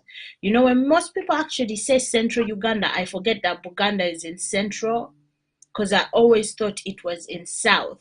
So the disorientation that happens, sometimes I forget that some people just say, oh, there is northern and southern Uganda. And then other people will say, no, there is central, there is east, there is west, but there is south and north. It's very confusing, but this tells you how complicated, but also uncomplicated our history is once we dedicate ourselves to learning it. So at this point in time, I want us now to switch gears and actually really start to look attentively to what's happening now politically. Because I know, yes, we can say people go there and eat, and people go there and loot and take all this money. But what does this, I want us to address this from, I think one of you actually raised this question. Right now, not even a question, but a sentiment. I think many of us are feeling, or many Ugandans are feeling it, but don't know where to go next. Because the question is, the politicians right now who promise change, and it's not just, when I say the politicians who promise change, it's not just them who had to bring change. Because politics only works when you have support and people behind you, as a general concept. You need people to support you and push you to bring on that change. Power to the people is people really returned to the people's arms. And then you need to dismantling of a system and creation of a system that actually will demonstrate and really be in the hands of the people. But at this point in time, there is no even sentiment that we're going to get out of this back and forth that we have always been in. This mode of confusion. I guess it goes to what you had said, Comrade Jadrivic, that once people are trying to get focused, then Parliament offers a diversion, and now everyone's diverted again. So I guess the question that I'm trying to ask for us to kind of discuss and look into is, there is, at this point in time, apart from, I would like to say, actually, I forgot to say this earlier, but it was a former presidential candidate, Joseph Kabuleta. He's the only one who has actually visited the Karamoja region because of what's currently happening in Karamoja. And he's the people advocating for federacy outside of what we term as Central Uganda. I've seen some of his videos with Need TV going to Western and to Northern Uganda. So I guess that with that being said, what I'm trying to ask, we're going to watch two videos to give us some context. And I know these videos are Noop centered, but this expands beyond Noop. I'd like to say that this has happened in every political party, this kind of confusion. So I think the question that I'm asking for us to really start to dig into, we're at a start. It seems like yet again, we are at where we were at. Remember the last time that Besigye ran for presidency? I was younger then, but I think that has happened. That sentiment of Ugandans being like, we don't trust any politician, we shall not go out in the streets for any politicians, after dedicating 20 years of their lives, has happened again with just one term of Noop-centered politics. We're again in a 360 happening rapidly. And that's the thing about things repeating itself. They start to become shorter and happen faster. So now that we are where we started, when people power started, which was from the sentiment that people wanted nothing to do with politics, nowhere to involve themselves in politics, where do we go from here, I guess, is my question. Because we're back to where we were at before people power's popularity, where people have given up on politics, where people don't want to be involved in politics, where people are hurting, where people are facing total economic disruptions, despair, and where also the politics look like that, where politicians are in parliament, getting paid, and the disappointment comes out of this. It seems like we're back there, but faster. So what is actually going to happen? Are we actually going into another election? How have we prepared ourselves for? Because I don't believe that elections will resolve Uganda's problems. But how have we prepared for that whole, because campaigns are going to start soon. I guess Muhoozi has already started. We know that. I think we understand that Muhoozi has already started his campaign with his birthday party that marked his campaign. So I think as a nation that doesn't have a national spirit yet, I would like to pose this question to you, to both of you. Where do we start from that point of view? Are we first watching the videos you talked about, or? Yes, I think we'll first watch the two videos. I asked the producer to play them just to demonstrate the disorganization that we're facing as a nation in terms of when it comes to dealing in terms of political parties. And as I said, this is in every political party. Every political party in Uganda has a scandal. Apart from NRM, I've never had but also we know NRM doesn't have scandals because who really is in the NRM? So let us watch that video. The urgent meeting was chaired by NUP President Robert Kyagulanyi at his One Love Beach in Busabala. It was intended to resolve a growing rift between some NUP MPs, the Secretariat and supporters.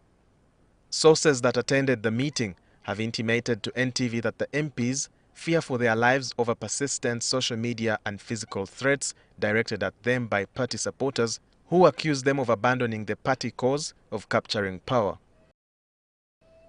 The MPs cited an incident in Masaka where the leader of opposition, Mathias Mpuga, was attacked by a mob of supporters. Similar incidents were also cited at the party headquarters in Karamoja. In response, Kyagulanyi told MPs to brace for more blackmail, which he attributed to forces both in opposition and NRM. Some MPs also questioned the decisions taken at the party secretariat without consulting them. They cited the decision to shun the red card movement championed by former FDC President Dr. Kizza Besigye. However, Kyagulanyi insisted that this was taken in the interest of the party since FDC had previously disregarded NUP activities. When asked, Kyagulanyi refuted discussing the rift during Tuesday's meeting. I tell you, friends, that many times those are results of propaganda, which propaganda is many times sponsored by the regime itself to draw wedges within the forces of change. But again, you cannot just dismiss all rumors, you cannot just dismiss all information that comes to you. Like we've said it severally, we continue to stand by our word, and we say we shall see all people by their actions. The members resolved to have another meeting soon to reconcile the different groups. Only 17 NUP MPs attended the meeting that lasted 30 minutes in the lead of the opposition boardroom. Sources have told NTV that there is a standoff between those who picked the money and others who did not, whereas those who didn't pick the money insist that the party position of returning the money should be respected. Those who picked it are still defiant.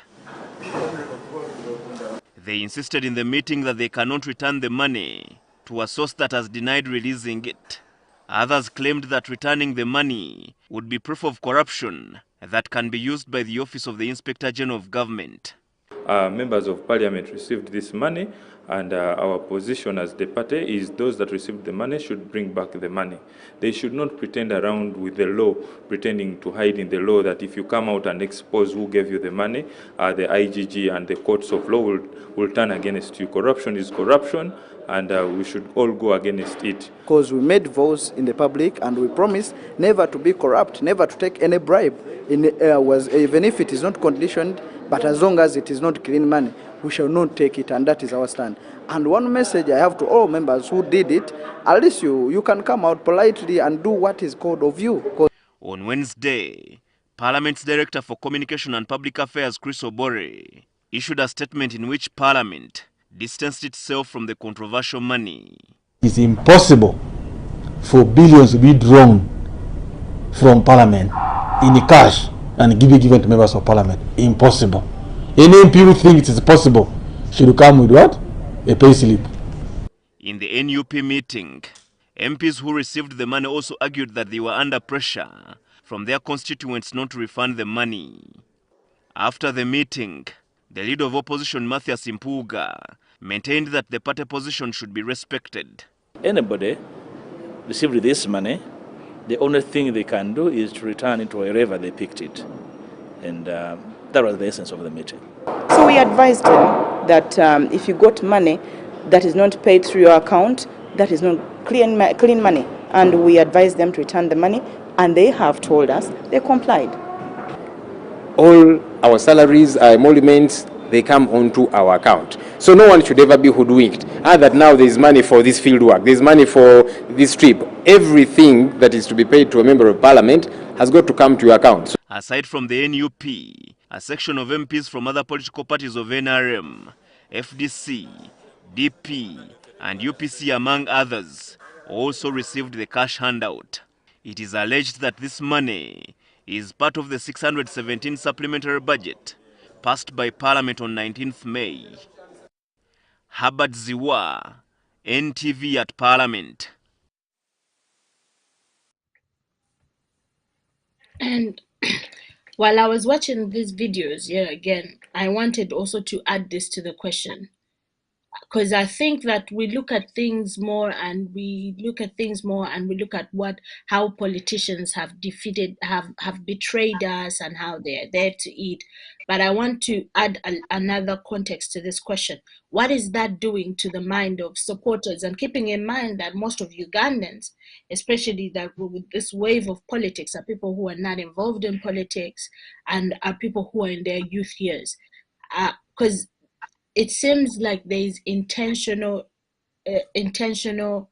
depleting, like trying to break that spirit of ever wanting to stand up again and ever wanting to challenge the system for what it is by this public display of just inconsistency, inefficiency, and literally something you do not want to be associated with because it's embarrassing. But I'll leave the stage to both of you to kind of talk on this topic from your points of views, and especially as people who were organizing towards the 2021 elections and were in that atmosphere and have seen its peak and its fall. I would like to start with you, Strike Machine, and then after we'll ask Comrade Jadrivic as well the same question. Now it's going in order. The desire, this question here is a very big question that if we are to begin discussing, will not come to an end. But I'll try to summarize and give you my perspective in regard to what I really think about these political parties and these members of parliament and all those stuff. Me, actually, I am an anti-parliament kind of passion. I don't believe in parliament. And I distrust the parliament. And like I told somebody yesterday that 2021 might be the last time I'm voting for a member of parliament. Desire, let me tell you one thing. Museveni himself, despot Museveni, can never do anything in Uganda, can never borrow any money without the help of parliament. All the times that he goes to borrow money out of the country, he must get the signatories and from parliament, approval from parliament. There is nothing that Museveni has gotten without the help of a parliament. This loan that today lead to us losing Entebbe in the national airport was signed in 2015 by members of parliament, by that parliament, which was chaired, I think, by Kadaga. They signed it. The problem is now that first of all, who are the people that constitute that parliament? That is number one. What is the quality of the people constituting that parliament? Because as I told you initially, that there are people who were elected to parliament, they've gone there, but they don't even know what they're supposed to do. They are village. Let's say, I always give an example of people like I told Obama. He comes and tells you that, you people, other people have eaten. Can you also elect me and I go and eat like other people? And you elect him to go and represent you. He goes to parliament, does nothing. He eats indeed the way he told you in his manifesto. Then he comes back and tells my people, the first one I ate alone. The second one we shall eat together if you elect me. and he still gets even a very big percentage of votes. That shows you Museveni. If you are to see parliament of the only legit and the only serious parliament that I saw, the parliament of the Awori, that parliament of 95, parliament of coming to 2000, 2005, 2010. That is when the real parliament and the most serious parliament came in. From that parliament, the parliament 2016, coming this the one for 2020, these parliaments that came later, a whole just a bunch of, I don't know how to call them, but with the due respect, they've really been the biggest disappointment to Uganda. These are people who do not even know what the law is. Because you see, the other time, members of parliament debated and discussed and passed what we call the parish development model. You heard it, right? After it was passed, Daily Monitor published a news on the paper that Parliament is to orient the members of Parliament on what parish development model is. Then I asked myself, what did they discuss and pass? No, this was in newspaper, not my words. This was in newspaper that Parliament debated and passed the parish development model, right? That was the first. They passed it and it was budgeted for and all the stuff. The budget were allocated and all the stuff. Then later, it came on newspaper that Parliament, the Director of Communications and all the Chris Opore, stated that the husband of Among Anite, the Speaker of Parliament, they came out that and said that the Parliament is to orient the members of Parliament on how on what the parish development model is and how it works. Then I question this: what did the Parliament discuss and pass? If they don't know what they discuss and pass, they already passed something and they are going to be taught what that thing is and how that thing works. You see how complicated this thing is. This Parliament has been a very big. Now I want to give you another example. I'll come to the context. I want to give you another example. That was the first example. The second example. Examples are always good. Yeah. The second example. Earlier on, when iPod was incepted, personally I visited the office of iPod last year around September.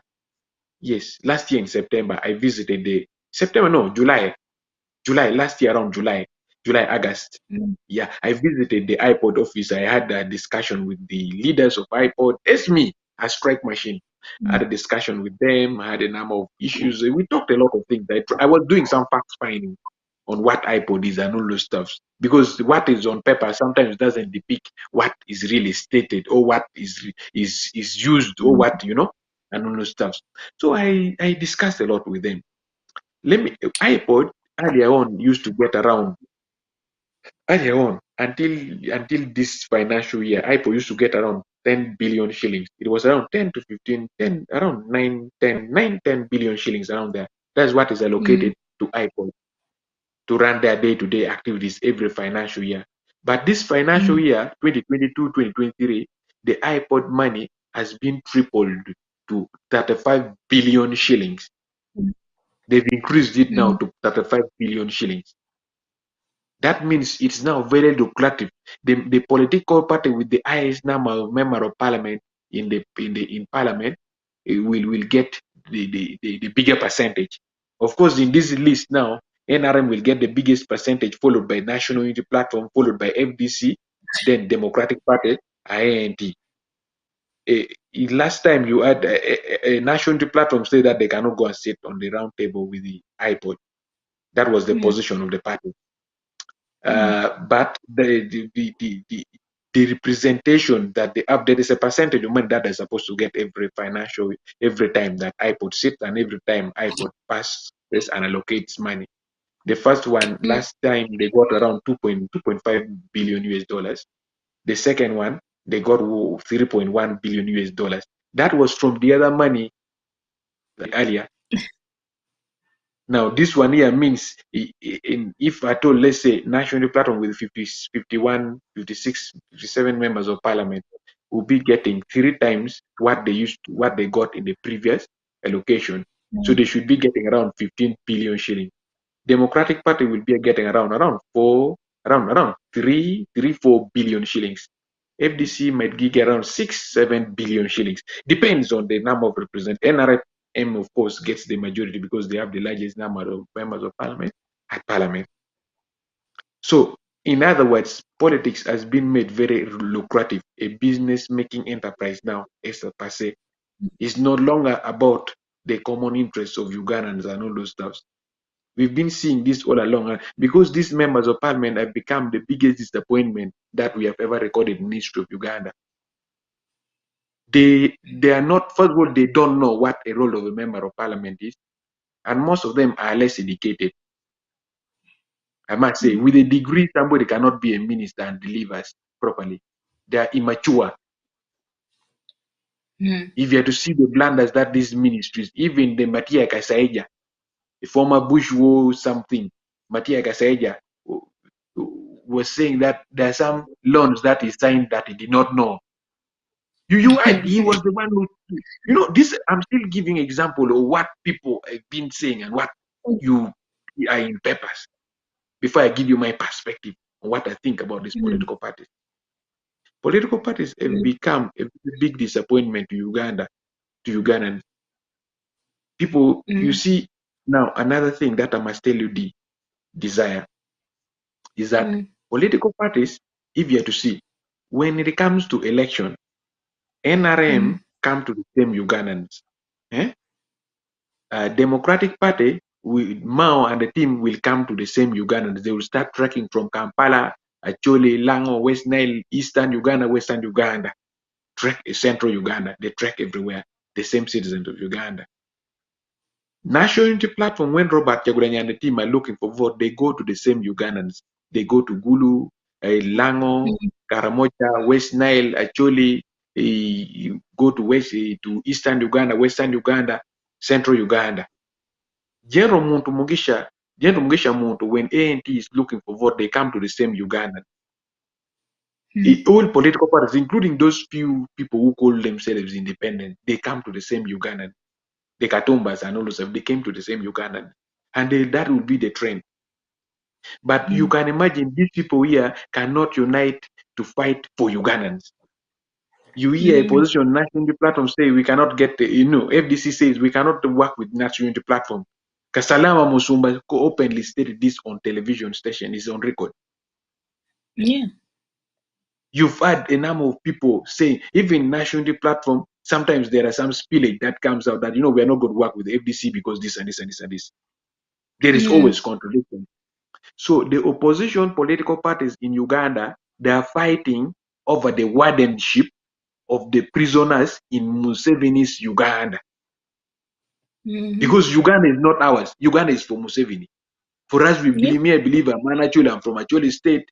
The other person believe they are from the state. That is what we understand. That is what we believe. You get the point. So when we say that, these political parties have become the biggest disappointment, because what we expect them to do is not what they're doing. Now, Parliament is where laws are made, the bills. There is something in Parliament, when it's still being discussed, it's still a bill.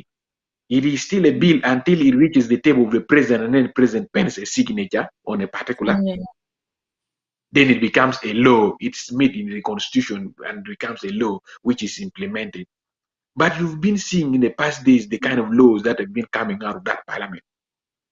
There was a time I was asking a member I consulted around 5 members of Parliament on some law about, there is a directive that came, there are some laws that come that they are very, very dangerous to the citizens of Uganda. Museveni is a smart thief. He doesn't steal the rob in broad daylight, like with energy. He is smart at stealing. He steals the taxpayers' money which you've collected. Now, there are some Ugandans who do not know how tax is collected. There's just when they go to shop and buy soap, or when they buy salt, they think that thing is not taxed. So in the past, during the federal time, tax were collected in such a way that these people, the tax collectors, moved from door to door. I used to remember there was a guy who used to run and sleep in the bush. He could run with his goats and chicken in the bush, the turkeys, the kulukulus in the bush, to ensure that he takes care. And the cows, he ran with them to the bush because they feared paying tax. He used to run with them to the bush. So the issue is tax were collected door to door. Nobody missed paying tax. And the impact of tax were seen directly in the people, in the community. But nowadays, Museveni collects tax in a smart way. He doesn't come door to door the way those days it was done. He comes and collect it in a smart way. He borrows loans, and now because of the loans, every week Parliament approve. I'm still giving example on how messy this system is before I even go into the main contextual issues that I'm supposed to deliberate on. This Parliament here has been approving loans every week. A new loan is approved by Parliament. A new loan, a new supplementary budget. You saw the other, that one, I was the first person to begin making noise about the members of Parliament getting the 40 billion. Actually, before even it came on paper. Because I'm very, very connected when it comes to whatever happens in Parliament. At least that one, I can guarantee you, I get always first-hand information. Even the first people who drove to Anita Amongi's home, from even the opposition political party who drove to Anita Amongi's home to get the money, I know them. The first group of bunch of people from opposition who drove to get the money, because the money was not gotten from Parliament, it was actually gotten from among Anita's home. Members of Parliament were driving to Anita's home to get money. So that shows you how rotten our institution is. If this Parliament here cannot even stand its position, your colleagues are rotting in jail, and you cannot talk about them.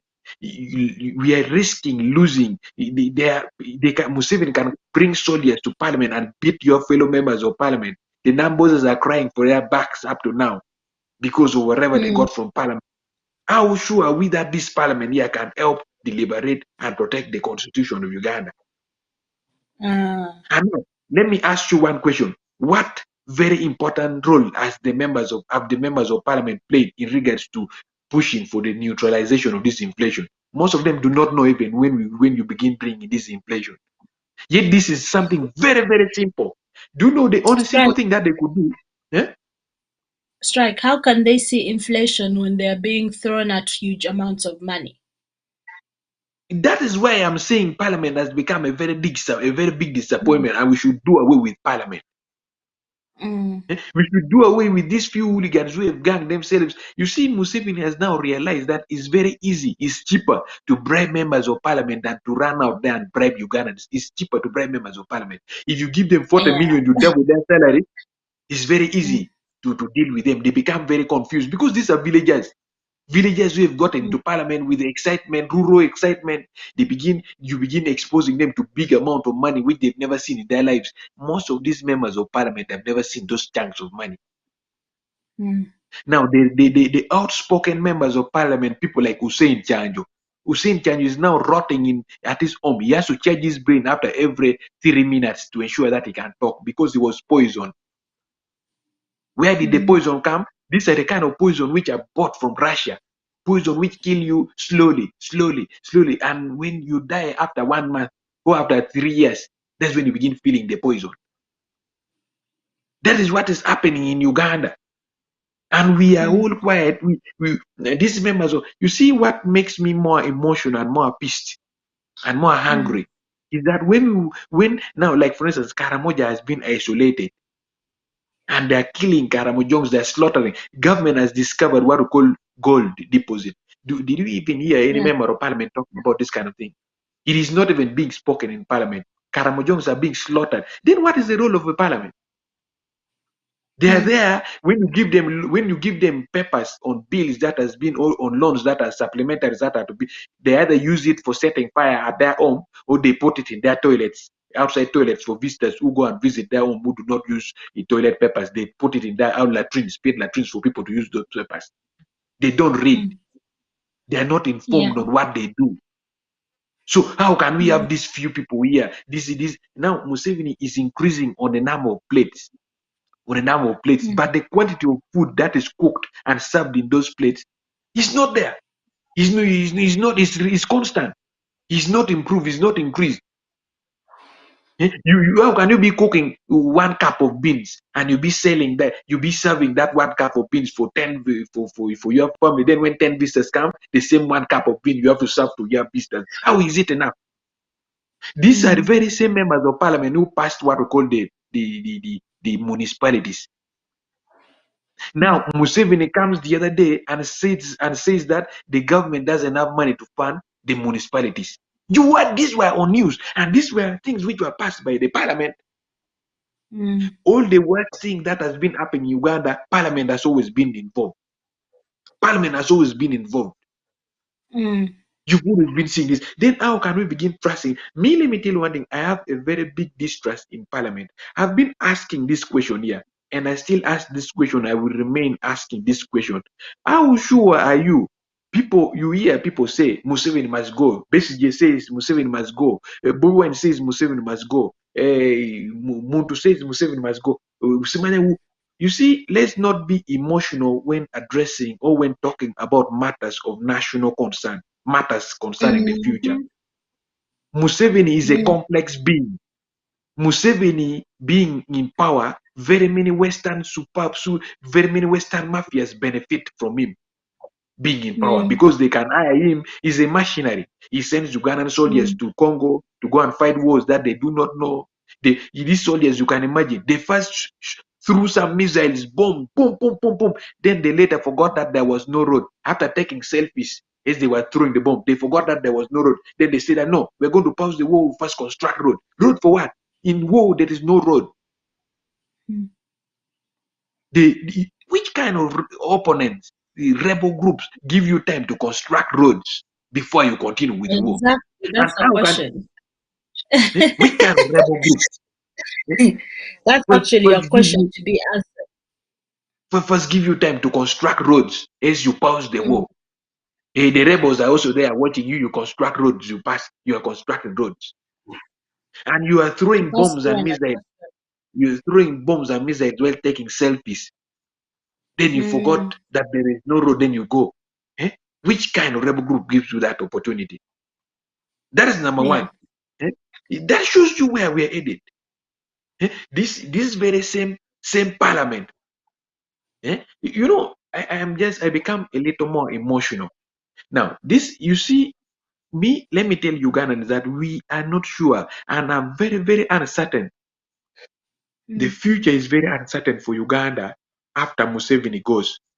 Museveni, you will say Museveni should go, but you are not talking about this Mama Matama, Janet, who is the Gundi, the Minister of Education. Where will she go after Museveni is kicked out? This one-eyed man, Eli Tumwine, where will Eli Tumwine go? Will he pack to go? Will he accept to go? Where is this drunkard going to go? This one here, who was born in Tanzania and nationalized here by acquiring national ID. Where will Mozi go? Where will Utafire, who has been grabbing land almost everywhere, go? Where is this the champion, the champion of smokers in Uganda, Salim Saleh, go? Where will he go? This guy who is busy, he thinks every woman are for him. He's busy marrying from every tribe and using them strategically to grab land. In actually, he married, he grabbed land. In West Nile, he was grabbing everywhere. He wants to have women. Are all women or not meant for you? Why don't you leave some for us? So where will they go? This is the deep state. Where are these thieves like Otesa who have invested and built houses in Kampala and all those stuff? Go. Where will they go? That is the deep state. People who are not they don't hold any position in government, but are very powerful and are very connected. Where will they go? We are not talking about that system. We are saying Museveni must go. These are people who have army. They have control over the army. And you see, there are some of the people who are saying Museveni should go. Do they have the capacity to manage Uganda after Museveni goes? What blueprint do you have in place that if Museveni goes today, this is what we shall do, this is what we shall do? Because if you are to convince Ugandans to make Ugandans understand certain things about what you believe and what you stand for, it's not about just Museveni going. Is that we want to bring this trend, this system in place for things to be. That is what we want to know. You cannot. It's not about Museveni going, because Museveni going, we might end up cutting ourselves with the pangas, shooting ourselves with the guns for nearly a decade to sort Uganda after Museveni goes. I'm the one telling you, and let it be on record. Yeah, you don't lie. We shouldn't we shouldn't make desperate decisions right now because we want Museveni to go. So if Museveni goes, what next? In Uganda, Uganda is the only country in the world that where we have names of individuals in the constitution. In the constitution of Uganda, we have names of individuals in the constitution. The UPDF Act of 2015. You go and read that UPDF Act. You find the names of Jadrivic and Museveni. You find the name of Eli Tumwine. You find the name of Sejusa. You find the name of Eria Katagaya. You find the names of Salim Saleh Akanenao Caleb. You find their names as the permanent historical members of the High Command. That means if they are immortal. Even China with their communist system do not have names of individuals in the constitution.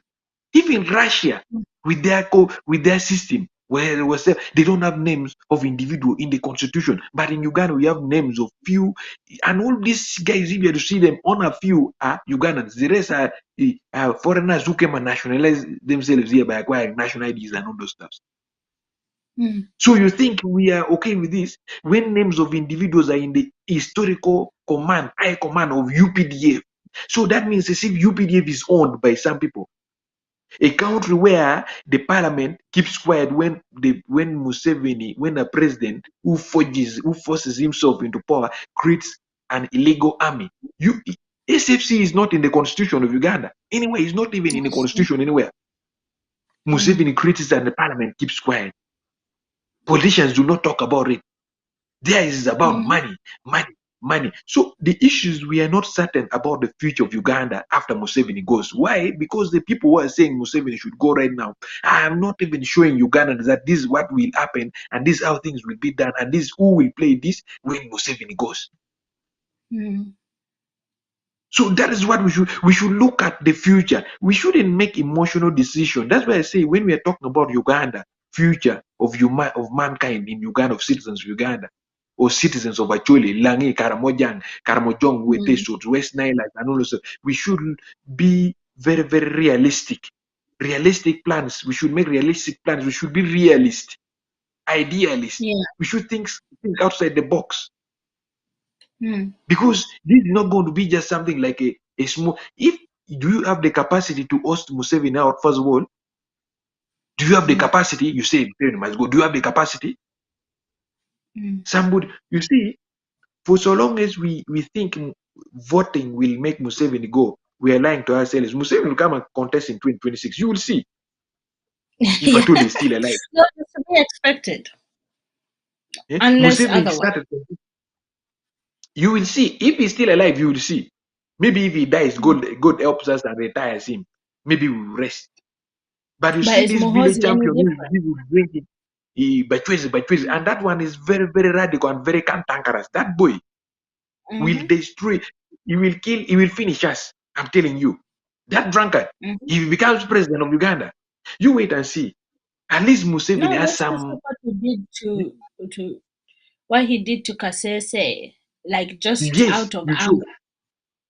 And the Karamojans, what they're doing to Karamoja. Yeah. You think we shall survive Mozi? If right now that he doesn't have power, is busy drinking, and when he gets drunk, he comes. You see, when you want to know the real character of a human being, you wait when that passion is under excitement of alcohol or is emotional. That's when you'll get to know the real. If he's a wizard, you see the wizard. If he's a witch, you see the witch. If you see the real character of an individual when they are excited. You see, when Moses drinks alcohol, he comes, but crazy, when he talks, this boy will finish us all. I'm telling you, if he becomes president. And the army, of course, is the soldier. So there are high chances that they can even play. There are a lot of things that can happen in Uganda. And there are too many things that happen in Uganda too fast for a small country like Uganda. And to make matters worse, what I hate most are these propaganda machines that we have in Uganda, the media. The media has played a very, very strategic role in now. UPDFs are killing. They are not media. NBS, NTV. I've ever heard them talk about the uranium that has been discovered in Karamoja, the illegal mining of uranium, the illegal mining of gold that has been constantly taking place. When UPDF slaughter Karamojons, the UPDF are the first people to run to media and tell me they had this and this and this. I have a friend who was killed last week. A friend of mine, who was contested on national platform ticket in the previous election, Councillor 5, youth directly elected. He was killed last week, shot with a gun. Last week, but one, he was shot with a gun. There's a friend of mine from Moroto. What they did to him, they got him, they grabbed him just because he's a suspect. They grabbed him, they took him, they stabbed him for weeks. They tied his hands up like this with a rope up on a roof. Then they tied like a bricks, half of a matafile. They tied it with a rope and they sagged it on his testicles. They tied the rope on the neck of his testicles and they sagged with a brick down, and he died. And the UPDF buried this guy illegally. When the community realized that shows you the impunities that is happening in Karamoja sub-region and nobody's talking about, and the members of parliament are quiet. So let me tell you one thing, the future is uncertain unless Ugandans begin thinking outside the box and we say, you know what, if we are to remove Museveni, this is the system that we want to work for us. Maybe you choose federalism, maybe you choose any other system that you think is better for, but not a military regime. We are not animals. Human beings. We did not agree to be Uganda. Let me tell you, we did not agree to be Uganda. I am an Acholi, I will remain an Acholi. And whatever is for the best interest of the people of Acholi, I will always be on that side. So maybe we should even actually disown Uganda and then begin saying that we are Acholis, you are Uganda, you are what. So we begin, that's why this makes me say something. The issue is we should go back to what we call state formation. Buganda state. Acholi state, Aluru state, the Langi state, the Banyoro state, Bachiga state, the Ankole state. We go back to what we call state formation. We organize our states, we organize our institutions, we get proper and ideologically oriented representatives. Then we go to what we call nation building. We build a nation that works for the best interests of everyone. That is what we need. We start with the state formation. Once we organize ourselves within our states, with our norms, with our values and our principles fully articulated on a document that everybody understand and everybody democratically agree to, then we shall come to what we call nation building. We build a nation. We build a nation that works for the best interest of everyone under a system that is clear, under a system that has been decided by the people to work for the people and the people. That is the thing. And that is where I summarized my submission. Thank you so much for that, because people really we need to actually put ourselves in time now and place now of where we are as a nation. Uganda it's really embarrassing what is happening. It's like it's a demonstration of our stupidity every now and then. It's like every activity is to just demonstrate that Ugandans have no seed, no ability to think and fight against even what is happening, even though it's like we cannot defend ourselves, we cannot think for ourselves, we cannot even defend our own integrity just by how parliament behaves. Because at the end of the day, parliament is like a representation of all of us to an extent. So it's literally a message being displayed back to us that we as Ugandans have no integrity. Any Ugandan who gets into that parliament, the mission is go in, feed yourself, feed your family, move on with life. We have no responsibility towards each other. We're disorganized, no integrity, no dignity, and just no spirit, nation spirit. We're very performative. It's also, you come, you perform during the whole campaign, and then go and get your check and sit back and relax and drive your big car. So it is utterly disappointing, but it's true what you said. We, the people, have to go back to scratch, to nation building. Disassociate. I also disassociate myself with Uganda, the country, because that's a fabricated nation that was only put in place by the British. As far as I'm concerned, my ancestors and I come from Buganda nation. And then once Buganda as a nation is ready to form bonds and unity with the nations and communities around us, then we can find something that works for all of us. But I want to then change, pose the same Desire. question. Yeah. Desire, before you go to my brother Jadribo, I want to give you an example. Jadribo, you are you are in Sweden. You first compare the Prime Minister of Sweden with the Prime Minister of Museveni. You go and okay, Sweden is so far. Maybe okay, Desire, you're in Canada. Compare this Prime Minister of Canada, Justin Trudeau. Do we with really have to that, talk about Nabanja? No, and they say he's the Prime Minister, the head of government business. But it's You know, reached a point whereby a person will be elected into a place, and it's a joke. Like someone will be given the keys to the parliament, and we all know it's a joke. We all know they are there to just fill in the position. You look at the Prime Minister of any country in Africa here, compare with that of even you go to South Africa here. In South Africa here, you look at opposition politicians like Malema. Look at people confronting the government. People like Malema, look at them. You hear what they speak. Malema walks the talk. Malema, when he says we are, by the way, Malema says there was a time he made a statement that, you know what, if one of us is sick, all of us is sick. If one of us is walking, then all of us should walk. If one of us doesn't have a car, all of us shouldn't have a car. He has a spirit of, he shares with his boys, he works with his boys properly.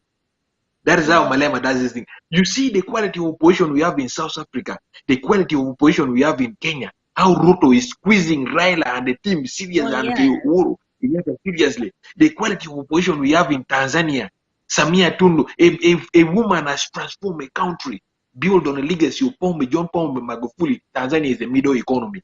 In Uganda, Uganda is fighting with the World Bank on the middle economy status. Uganda says we have reached the middle income economy when people in Karamoja are starving and dying. And in World Bank says, no, you have not reached. You have not reached. You have not reached the middle income economy. He said, Matthias, what is his name? Kasai just said that the problem is not that the government has not reached a middle economy. The problem is Ugandans are growing too fast. But other than that, they're doing a great job. The population is the one getting out of hand. So we're really seen as just, we're always being represented as the stupid people in the equation. Nabanja out there telling people to go shower with purple leaves. Like, even the people in power, or people that have, and this is Museveni's mind. If people do not start to understand Museveni's mind, because I would like it's not Museveni, but it's also what you've been saying, the deep state. There is a brilliance to how they have constructed this system and made sure that this system works. So Uganda has become a laughing stock, in other words. We have become a laughing stock. Being a laughing stock. Leave alone us being a laughing stock, because then the question is, even everything is so unserious. Even things like, okay, we can say Uganda is a laughing stock, but the primary problem we should have with, how does Katolwama get to parliament? How is Ragadi on a committee for mineral resources? How is, because then it becomes normal that a musician who, of course, is singing about change now is running for president. And now we're looking for the next celebrity to take us into the next election. Next thing you will hear is Bad Black being the vice president. And these things are going to happen over and over again. But it also shows you it's not a brilliance, but until we understand the minds really behind this system. Because constantly the propaganda that we're fed and given as a nation, we grew up on TV programs and entertainment. I was watching, there were videos of rallies. And even though most rallies, people really came there to rally. But other than politicians saying, we're taking you to change and we're going to teach you what's in the Constitution, half of them, the whole thing was a music festival. It's not even political organization where you're going in to teach people about change, but the televised ones, forms of mobilization, were music festivals, if we're to be honest. So at that point, we start to question ourselves what is really going on in the nation. And Museveni doesn't mind taking the hit and being the #1 public enemy. Don't get me wrong. He will go back, he will sit, all Ugandans will say, did you see his acceptance speech after he stole the election? We're living in a nation, or we're from a nation where everyone knows that elections were rigged. There is not a single person in Uganda who doesn't know the election was rigged. Why is it that it feels like we can do nothing? And people went to vote, lines were formed. So basically, we're always being told that it is not our country anymore. We're living in military occupation, but until even members of parliament stop participating in parliament and act like it's a platform for the nation, we won't leave military occupation, because Uganda is a military occupied country. It is now a country with peace and a functioning parliament but because people want to eat money, and because people want to share resources and build houses and build mansions, we don't even talk about we talk about police brutality, but Uganda's problem is not really just police brutality. You talked about the SFC. That's an illegal military unit in Uganda, functioning. AFRICOM has bases in Uganda, functioning. Somalia, we're already there. Congo, we're ready to go. South Sudan, we will prepare to go. So Uganda is military occupied. Uganda really, really reminds me of one country in this world. It reminds me of, actually not one. Uganda reminds me of two instances in history. Uganda reminds me, one, of South Korea present day, and two, Uganda reminds me of Haiti when they had Papa Doc, and then Papa Doc was replaced by his son, Baby Doc. And we might see the same thing with Muhoozi if we're not serious, because it's the same thing. And actually, Papa Doc killed less people than Baby Doc. Because Muhoozi is really on track to presidency. But why is everyone talking about nonsense? Why is everyone not focused? It looks like everyone who wanted change to remove Museveni in 1 week does not even want to talk about change no more. Muhoozi is on track. They have made this very clear. Muhoozi already has international alliance. Because, of course, when Kagame comes to Muhoozi's birthday party, right now Rwanda is the most favorable country to a certain extent in the international crowd. They're already accepting all people being deported from the UK. Why can't we as a nation start to really openly talk about this, especially the people participating in politics? But I will rest my case. Ugandans, we really just have ourselves. We really just have ourselves. We're a military occupied nation. Uganda has never existed. When it was first built, that was a fabrication. When we got independence, it was never independence. When Museveni came into power, he decided never to leave. Therefore, he surrounded us with the military. Every time you rise up, you get squandered back down. Until we decide to actually really organize and mobilize ourselves. Because Museveni will continuously, or Museveni's system can only win because they plan everything from what you watch on your TV, from the campaigns when they come to every election. And they have demonstrated that they do this. Because I'm just going to ask this one last question to rest this case. We all knew the election was rigged. Am I wrong? We all knew. People back home, people in constituency.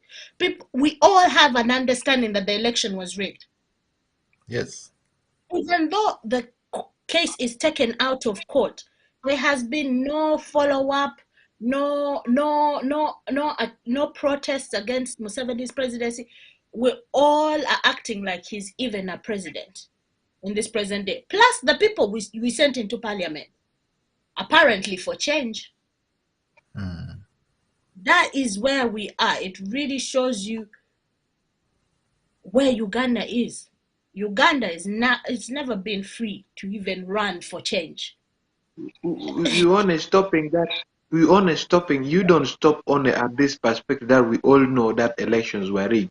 We all know that we lost very many innocent young Ugandans trying to fight for a better nation. That people who are to come after us tomorrow can live in a better nation. So people died trying to support these People members of dying. parliament to get into parliament. You You see get it? why I don't So agree with the fact that Ugandans are cowards. So many people died. Until this day, no one wants to acknowledge how many people were massacred and killed throughout that whole stretch of time. So many people's lives, people actually were ready to Yuwewo Mubidi, you know, people were there, and I'm sure everywhere there was words or sentiment to bring people together about this, because people are not only dying in Kampala, people were dying in Arua, people were dying post-elections, before elections, after elections. But we have not even, apart from always at least looking back at what happened in November, have we looked back at what happened throughout that whole stretch of time? Because people were really dying at every instant, because it's a militarily occupied state. But, and also not just us, how many politicians or people now in parliament who came into power because those people died have actually now brought that into the public eye? Not even just the public eye, but have remained on that platform to fight for their justice, because there was a certain point whereby that was the platform. We're going into office to fight for justice for these people. So, as I said before, Ugandans were not cowards. People have died, but where we actually lack is respecting what we have done for ourselves, of what other people have done for us. Because everyone who died only died because they hoped for a better nation for all of us to enjoy, really. Yes, Desire. I think let me come in. I've certainly. One thing is for sure, everybody understands that elections actually don't work in Uganda. That is a fact, and I'm saying this because I went there. I saw it, and I have to. I mean, I will tell you authoritatively that as a researcher, when I went to campaigns, I did not only, mine was not the aspect of winning, because I will tell you during campaign times, some of my how do you call them?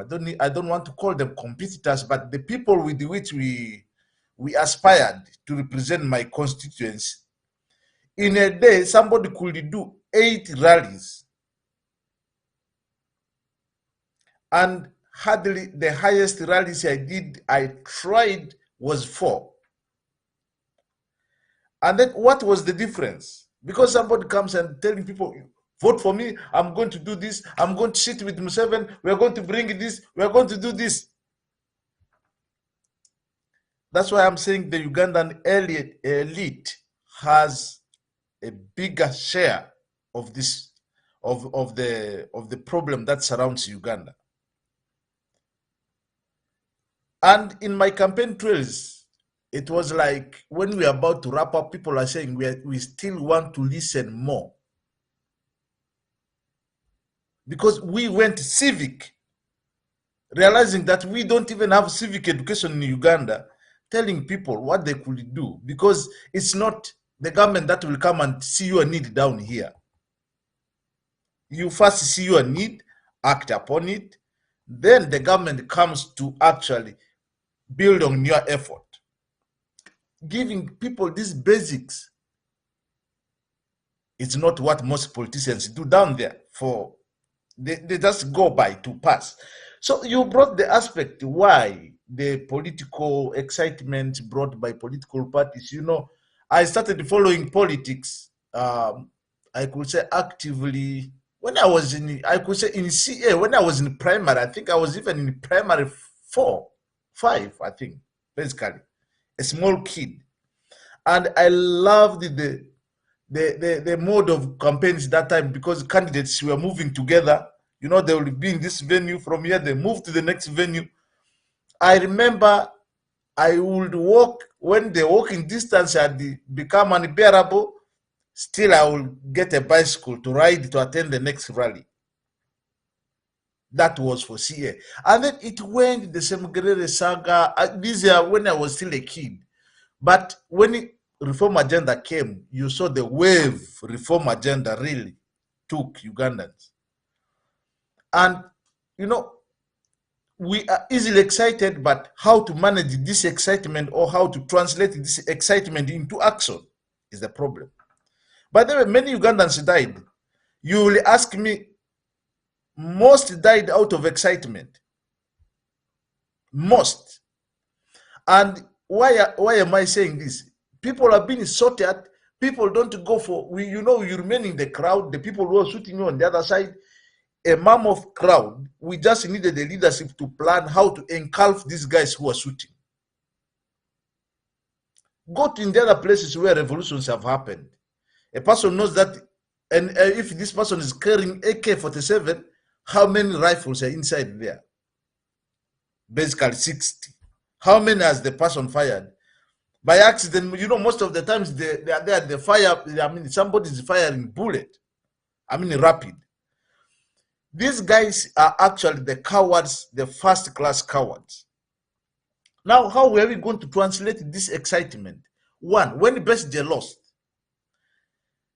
actually, that at the heat of when people were still grumbling, it was a matter of saying people were being stolen. The next course of action. Uganda needs a setting where Plan B becomes Plan A just at a twinkle of an eye. Of course, you asked about NUP. We have seen all these skirmishes.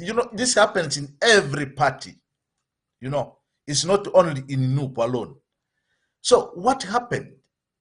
Of course, people will say, I fear people will die, people will do this. Is it because we didn't fight for independence so that we expect everything to be on a silver plate? It will be given to us. Here, take it.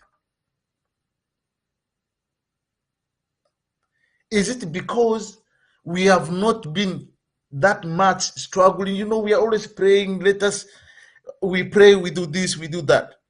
But we don't know that what Museveni fears most is the people's uprising.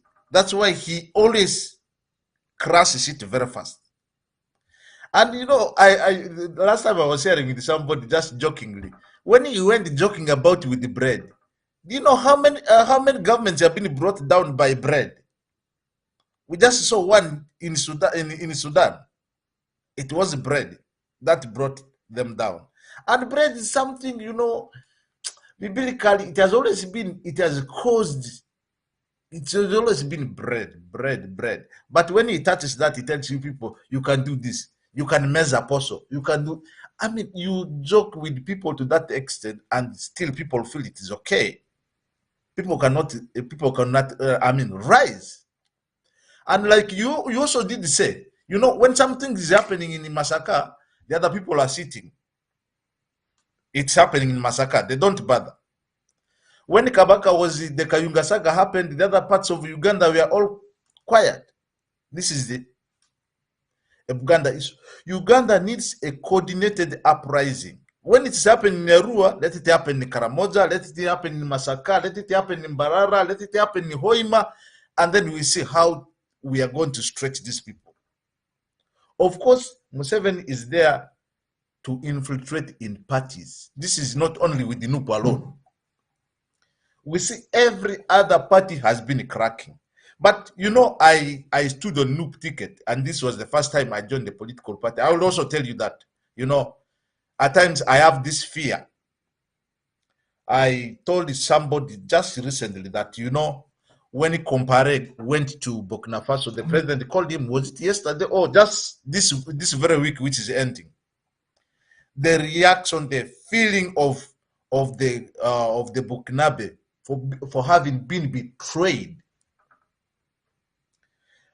I'm seeing a situation like Sankara and the Compare, which might even cook in some of our parties, including NUP. I will say that without fear or favor. Because if you take Sankara was for the Burkinabe, he worked to empower his country. Whom did the foreigners use to kill him? They used his not only comrade, not a confidant, but somebody who was so close, like a family, to kill him. And where did the Burkina Faso diverted? From the track which Sankara had put it to where it is now. If Sankara was not betrayed, Burkina Faso would have been something. I'll tell you with all due honest, my president, Robert Sentamu, he has all that burning for Uganda. He has the heart for transforming Uganda. But his surrounding, I fear it myself. And you will see all these things here of money, the MPs trying to rebel.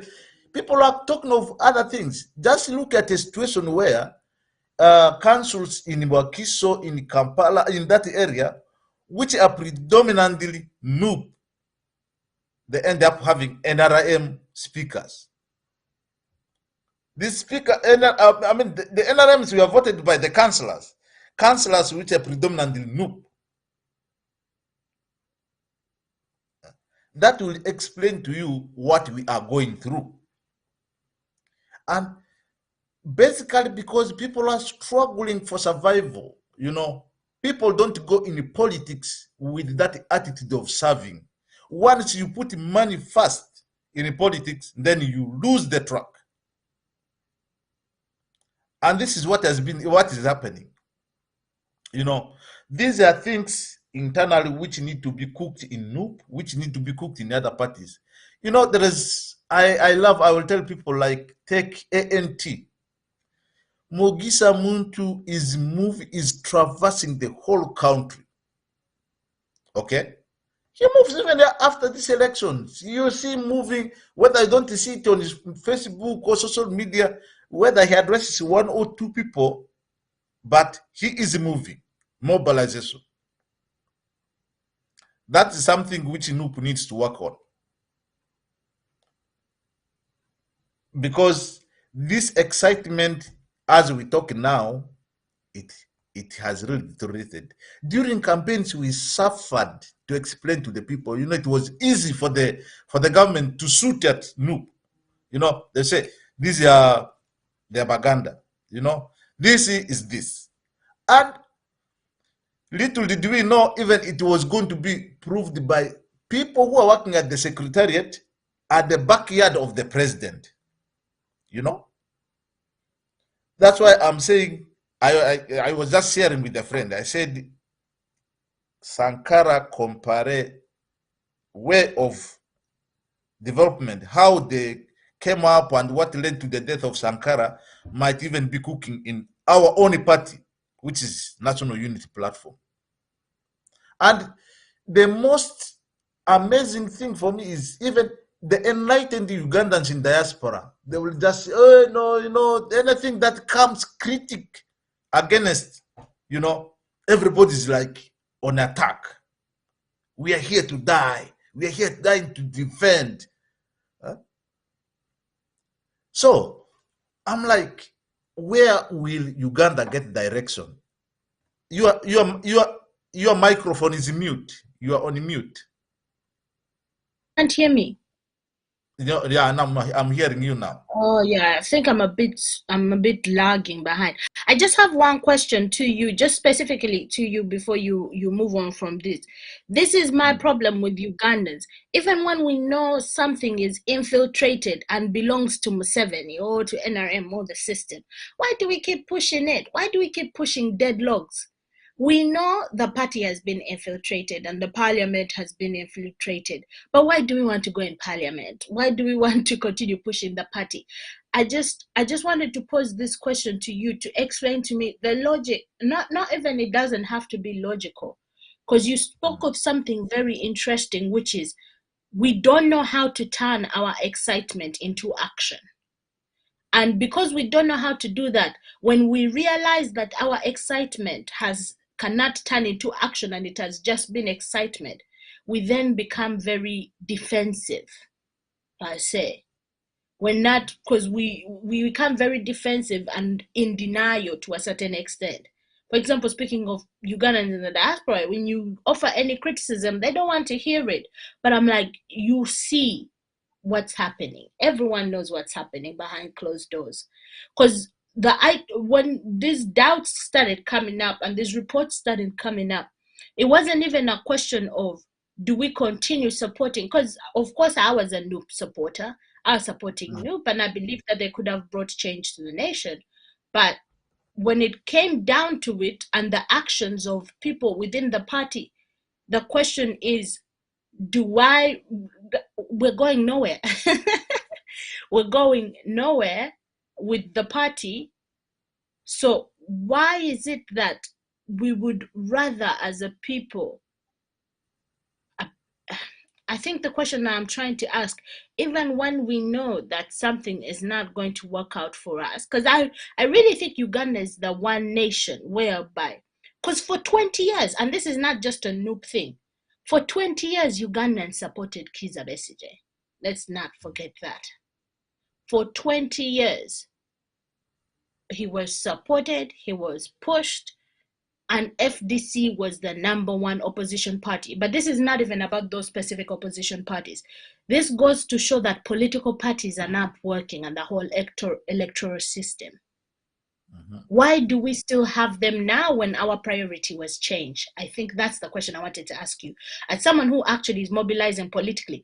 Because it seems like when we turn our excitement towards political parties, when they reach into those political parties, they're not mobilized into action.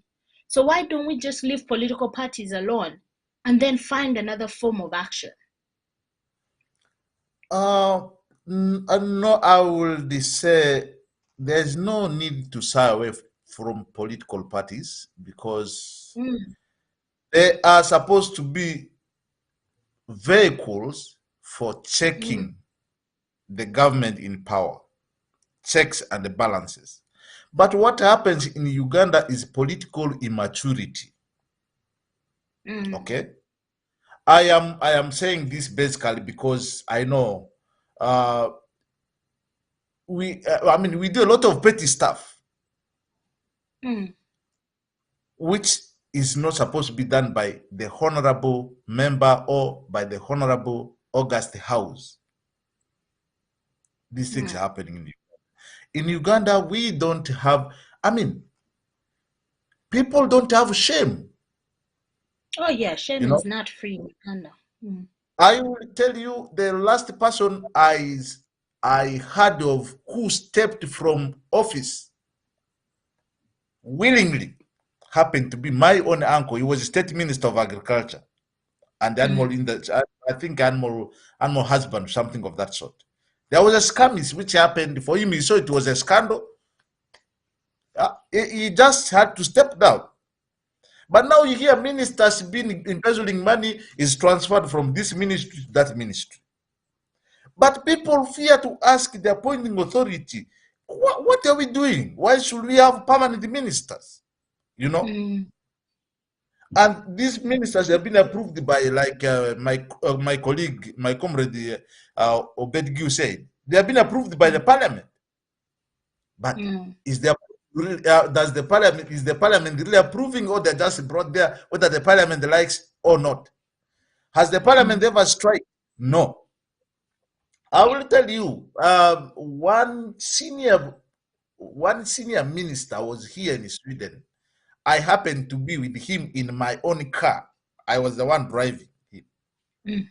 And in these interactions, one day he said, you people here for you can say, because I went with him, I was able to take them to some places. He said, I was like, you see, this is how easy you can access offices here in Sweden. But you go in Uganda, there is a lot of bureaucracy. Before you reach to even a mere commissioner, you must have gone through, I don't know how many steps. It was like, then I said, you people, when you sit there, you are the big people of the party, you will have this. Then he told me in full honesty, he said, when we sit in that house, there is nothing like, I think, when they go to maybe their Chankwanzi, There is nothing there that I think, because no one owns an opinion there. You cannot correct. So this is where Uganda has got a rotten system. You can't make a national decision. You go to Chankwanzi, because you are majority, you decide there, you just come to parliament, it is passed. So ours is political maturity, immaturity, which is actually eating us up. We just needed an informed citizenry to prune the leadership.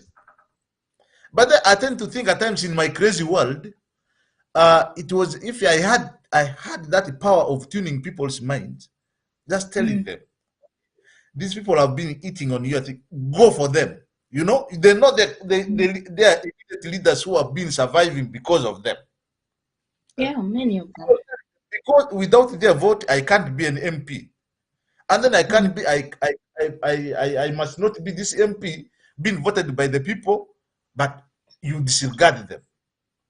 You keep going there, you get projects, you buy land, you have houses, you are just building yourself at the expense of the people who sent you.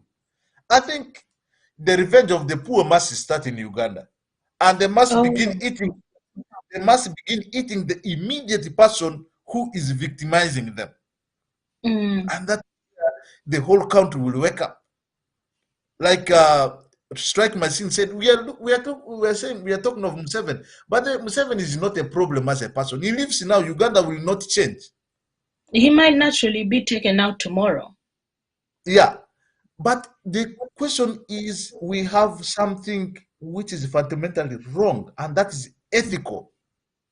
We ask wrong questions, which gives us wrong answers. When you get in a position, you're still in office. I was giving people an example here. Once I go to a job, I get in this office, the first thing I will do is how my predecessor has been performing, how he or she got to the office, and how far has the person gone with it, with the aim of performing or maintaining the standards or bettering it. But in Uganda, once somebody has signed a contract, whether public or private, he begins thinking of that land, that car I've not yet driven, that house, that wedding I've not organized. You see, so everything will work towards that. And it is like, even though people are talking of corruption, those who are not in the office are actually longing for the opportunity to also go there and harvest, and harvest from that. So it is something which is so big, the issue of Uganda. We need to reorganize. Reorganize how? First, open the space, operation space for the civil society and CBOs, and widen the operation space for the local governments.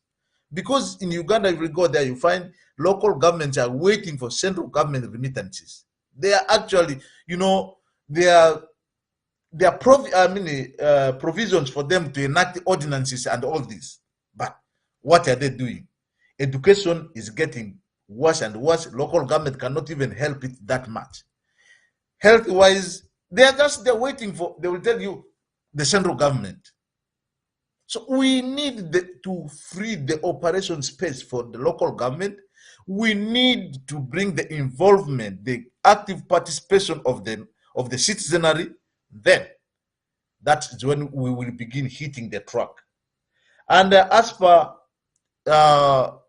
Uganda's situation, by the way, Uganda's biggest problem, you remember when people were paying graduated tax, how people were hard because they knew it was their money. If they hear that at the sub-county there is somebody who has embezzled the money, they know that this is the money which was collected from me. They will go for that person. And I remember this issue of graduated tax, actually, reform agenda time, basically was like, when I become, I will remove this, primary schools will be free. And Mr. Copycat jumps, copies it, he pastes it, And it's like, I'm I'm doing this, I'm already there, I'm the president, this is going to be. UPE is a total disaster.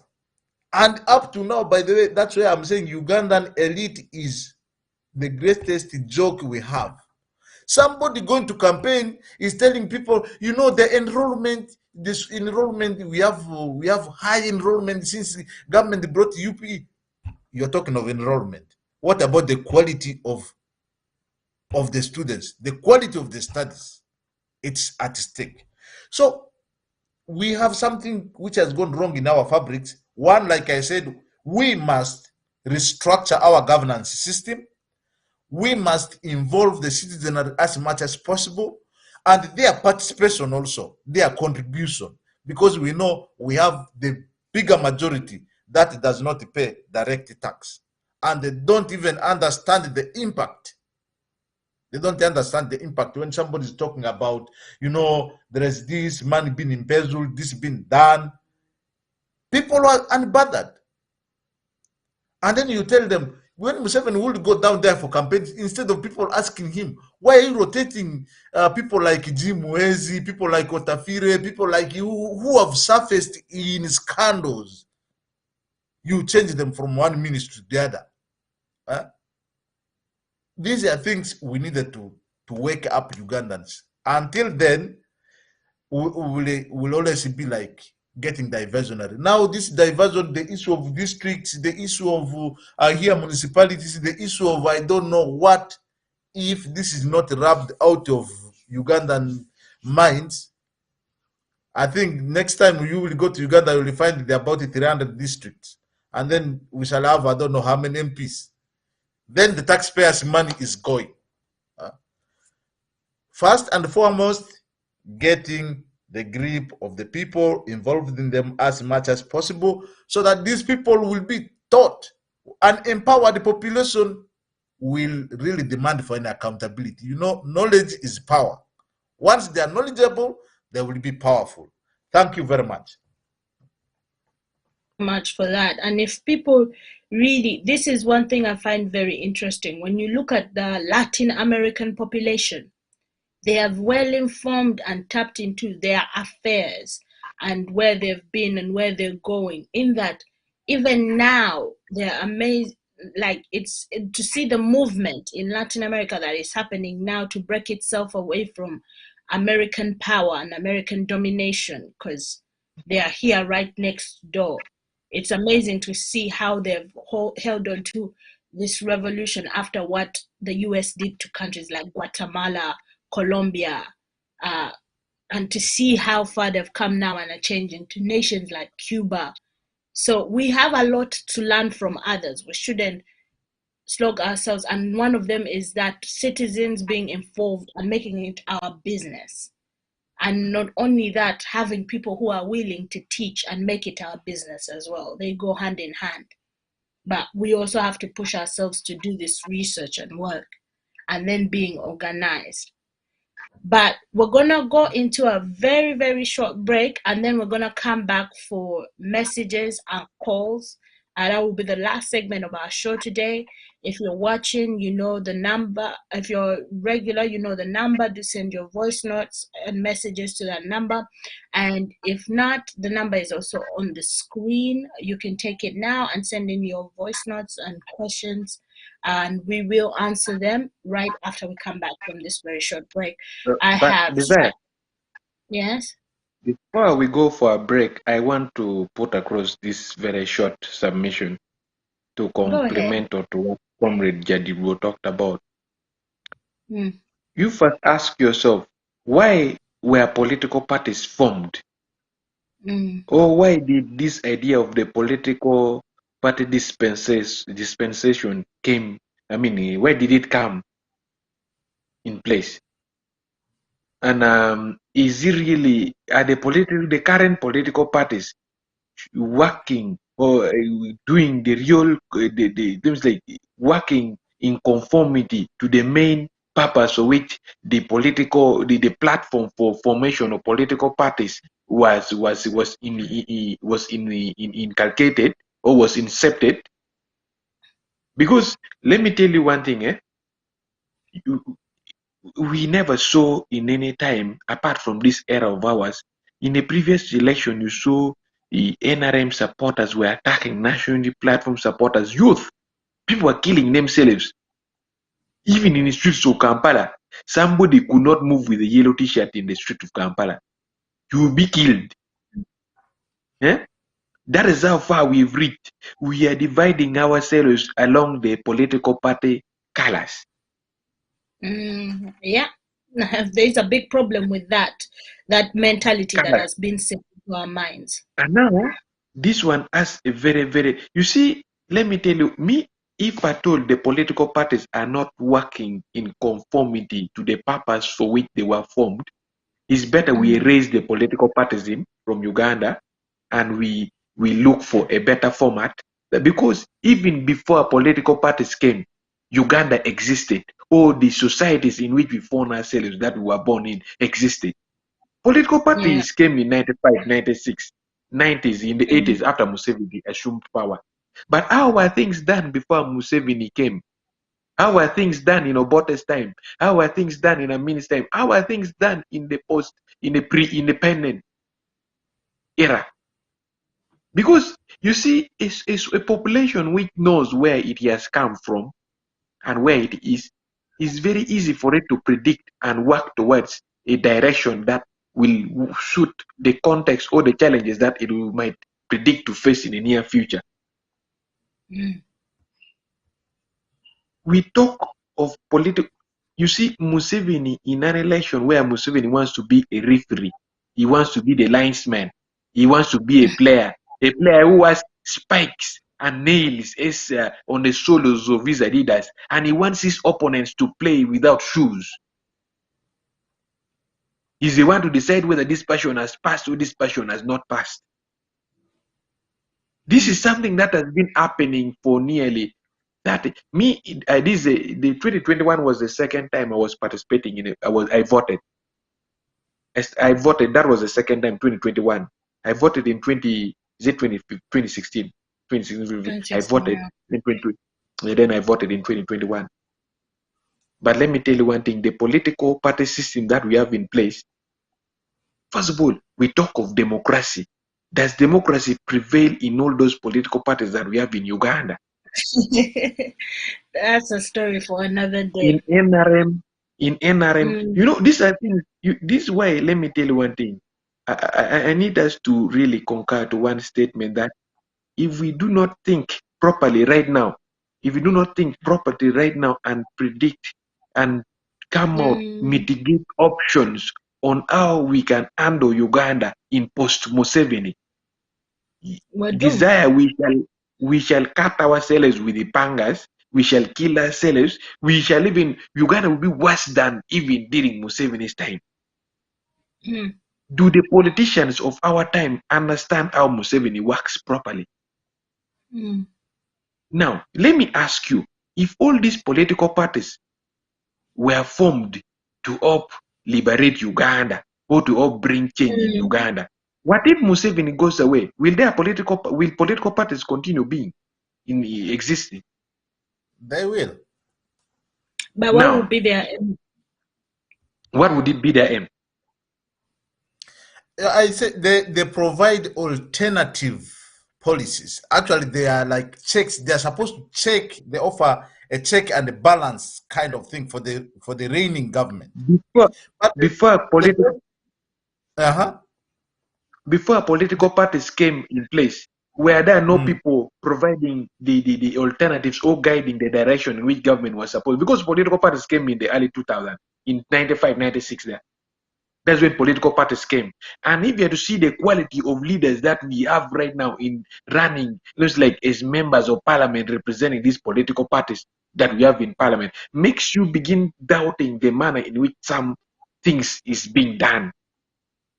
Is this political party? Don't you think that political parties have played a role in making Museveni delay in power up to now? Political parties, the system of political parties came with the British. You understand, for Uganda's case is something unique, because every political party that showed up of course, Museveni being that canny person who invested much, who is actually, I think he's born a spy or an infiltrator. You will see the first people to dash there to this new party are from him. Then now, if I'm to ask one question, why can't these political parties unite for the common interest that works for the better Uganda? Because, like, seriously, let me tell you, right now we have an inflation. NRM supporters are suffering the same inflation. Democratic Party supporters are suffering the same inflation. The National Unity Platform supporters are suffering the same inflation. Forum for Democratic supporters are also in the same shit. DP, ANT supporters are on the same problem. Even those who do not believe in political partyism are also in the same problem. But these political parties cannot unite to host one, because if you ask FDC what is your agenda, Museveni should go. That's what basically has been talking about, no? When you ask Mao says Museveni should go. You come to National Platform, President Robert Chagulanyi Sentamu, I was say he should go. You go to everywhere, people say Museveni should go, but you cannot unite against Museveni. You find even in Omoro, you saw the contestation of power that happened in Omoro. ANT knew they had the weakest candidate. They still brought the candidate. FDC brought the candidate. National Unity Platform brought the candidate. Again, is one NRM man whose support was the Prime Minister, the Secretary General, top army chiefs, ministers, all came to Omoro campaign for one NRM candidate. But you find National Unity Platform brought their candidate. I don't know what really happened. Robert Chagulanyi Sentamu came for a few hours and he had to go back to Kampala. Muntu came and just took 10, 30 minutes and disappeared. Amuriat came and started just blackmailing National Unity Platform, saying that it was a demonstration in the diaspora that led to the death of Olanya, Jacob Olanya, that today they are burying Olanya, so they shouldn't support Bobi Wine's candidate. I'm telling you, you see, Desire, let us begin being more realistic when we begin talking about matters concerning. That's why I asked that question about political parties.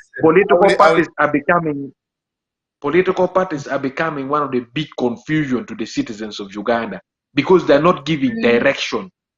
When you want to be in charge, you must be in position of giving direction to people and alternatives. You cannot just want to be in, because that's why I said that Museveni has made politics a very big, lucrative business empire now. If he's increasing money for iPod to 35 billion shillings, you think somebody would want to lose the numbers of members of parliament they have in parliament so that they can lose on this percentage of the shares of iPod 35 billion shillings? If you had fundamentally wrong with our political system, one of it is the commercialization of politics.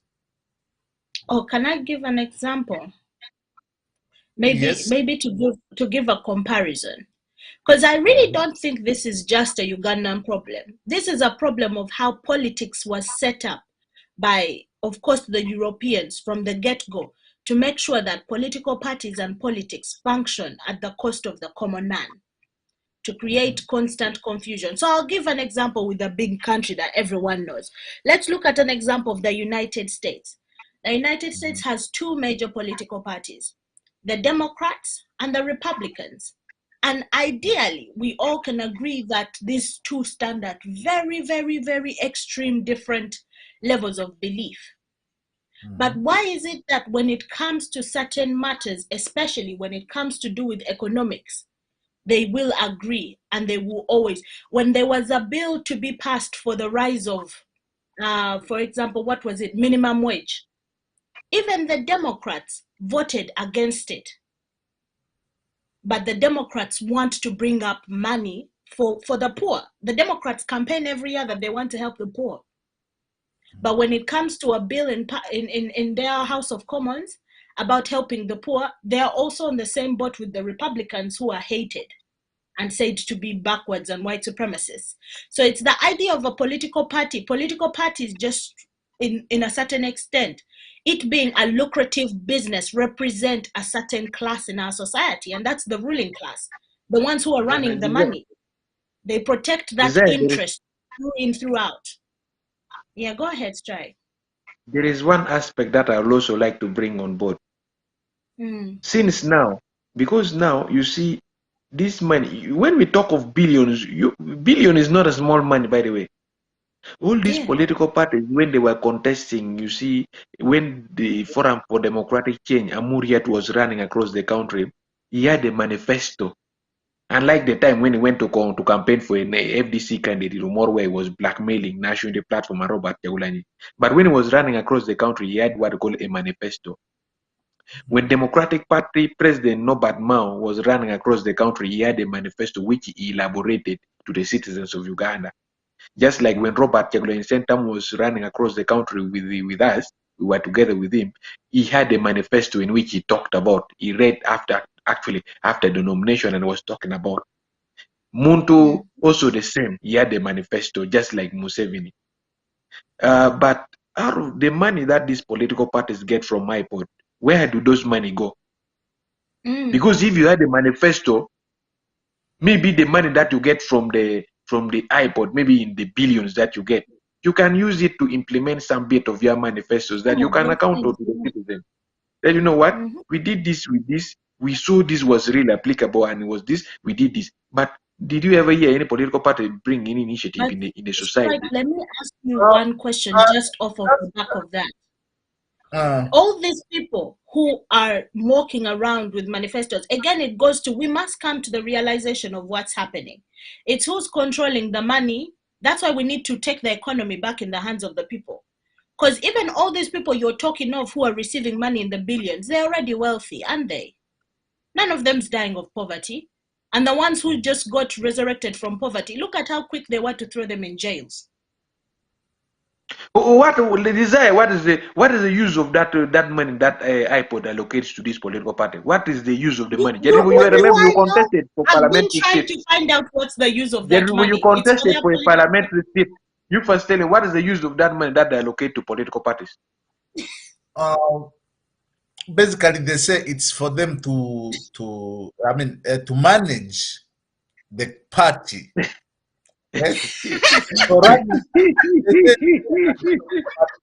Now, come here.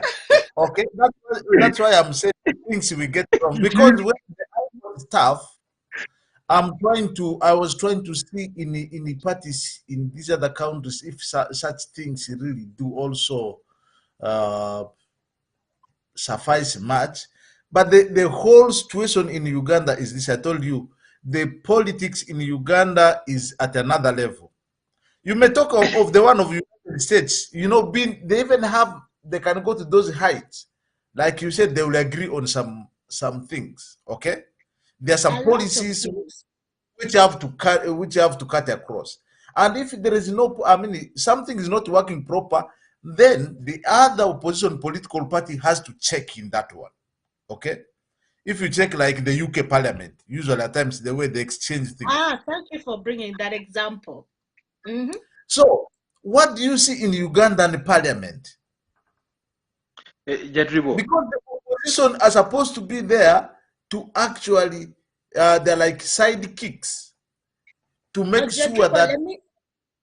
That's why they sit on these committees. They are chairing the committees and whatever. But usually, you see the results of these things. They end up being powerless. Let me tell you how Uganda has the very same parliament as the UK. The UK's parliament is the Conservatives and the Labour Party. The Labour Party was formed for the workers, right? To support and defend the workers. Wasn't NUP formed for the common man? Wasn't FDC formed for the common man? Wasn't all these other parties formed for the common man? You people should know one thing, that Uganda has 26 registered political parties with the Electoral Commission. You have 26. That shows you how painful it is. 26 fully registered political parties with the Electoral Commission. So you see, the reason why I'm bringing this aspect, first of all, by the time we reach 26 political parties, that shows you the sign of that this country is entrenched with what I call greed. That is a sign of greed. Even if you go to UK, US, there are other parties. They are not only but they're not 26. UK is a very big Stand for country, my political friend. parties. You get to see, we have 26 in a 45 million country. And what annoys me most with these political parties is that the political parties have never united on anything. Tell me one thing that opposition political party united on and say that, you know what, we are going to do this. Tell me one issue that of national concern. Tell me just on one. I did say something. I told you guys, what happens with these parties, we are seeing as if there are many political parties in Uganda. The moment you start a party, the first people to come in your organization are actually NRM guys, being sent on a mission. But that's the question I was asking. Then why start a political party when we know that is that NRM guys have will be come sent up with counterintelligence to their intelligence? We're really acting very stupid as Ugandans. You know NRM is going to infiltrate you, so you start a political party. Isn't that just greed? Because you know they are bringing money. Of course, that let me ask you. Now you see, Museveni has brought a very stupid mentality. If you talk about NRM, NRM is Museveni's party. Belongs to Museveni. He is the final man to make decision. Any other political party, people who started, you see Chibalama is saying that no belongs to his. You've been seeing the contestation, even up to now that he knows there was the agreement and all of that, he still says it belongs to him. You go to FDC, FDC cannot stay without Besigye because Besigye thinks he owns it. He started it. You go to ANT now, that is Muntu's project. There are things. Let me tell you one thing. The more you see, people who start this political party, they started with a purpose, which you do not know. You come and join because you are joining a political party because now they sugarcoat it and make it attractive for you to join. Now, when you join, you will think that you have a certain thing, dream, mission that you think you're working, yet somebody is thinking a different direction. Me, what I can say is that if political parties in Uganda cannot unite, opposition political party cannot unite to champion a cause that can help build a kind of country that is comfortable and can help build a conducive environment for whichever kind of person who holds the citizenship of Uganda, then they are as useless as they were not there. No, that definitely the reason as to why opposition political parties should come on board is that they should always give what I call alternative policies to the government. But you tell me one alternative policy that political parties in Uganda, the opposition political party, have contributed even to parliament or to the government. Tell me on one. We are talking about a situation. Jadrivic, you are in Sweden.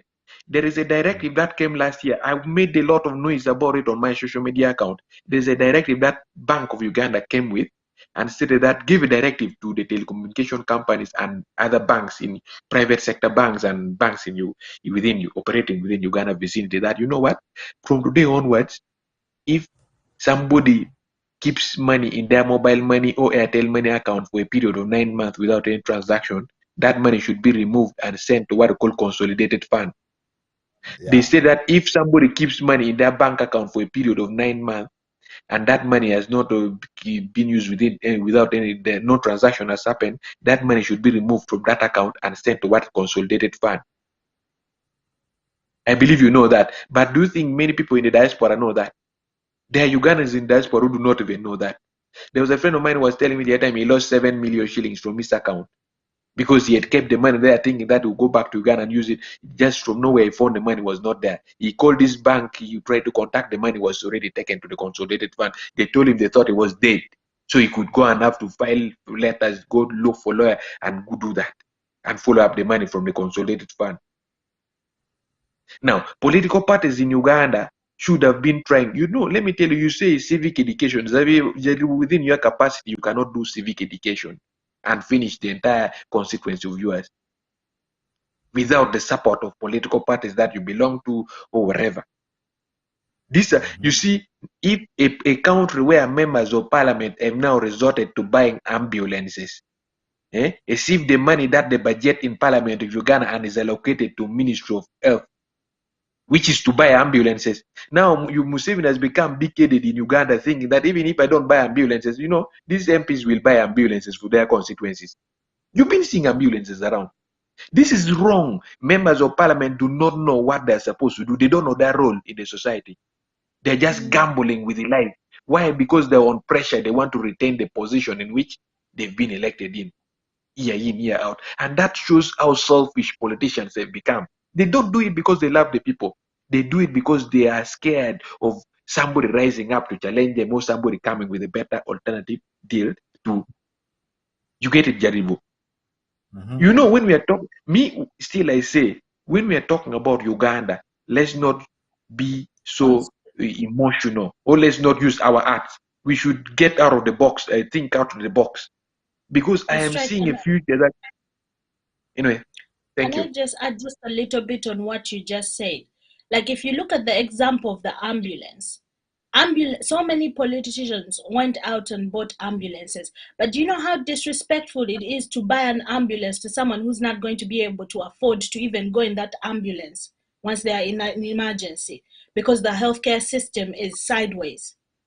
How embarrassing it is that that ambulance bought for this constituency, they won't even afford to be in that ambulance or ever drive in that ambulance. But on the day you cut the ribbon, you had people from your constituency sitting in that ambulance going through the city. And even the ambulance, the hospital that it's driving to, there is no medicine.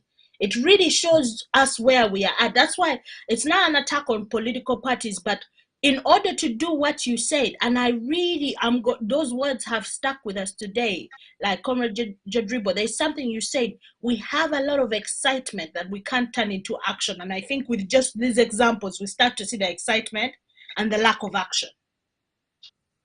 So we need to go back to the drawing board and really look at where we can have, and especially Strike, thanks for bringing those examples, because it really shows you, yes, you're right, we need to really, the box needs to be open when it comes to discussion on where Uganda is going next, in context of everything we've talked about here.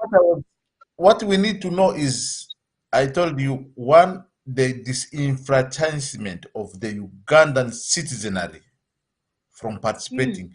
Actually, by the way, you see the political class is hanging there is as if it is their staff. They are not connected with the people on the ground.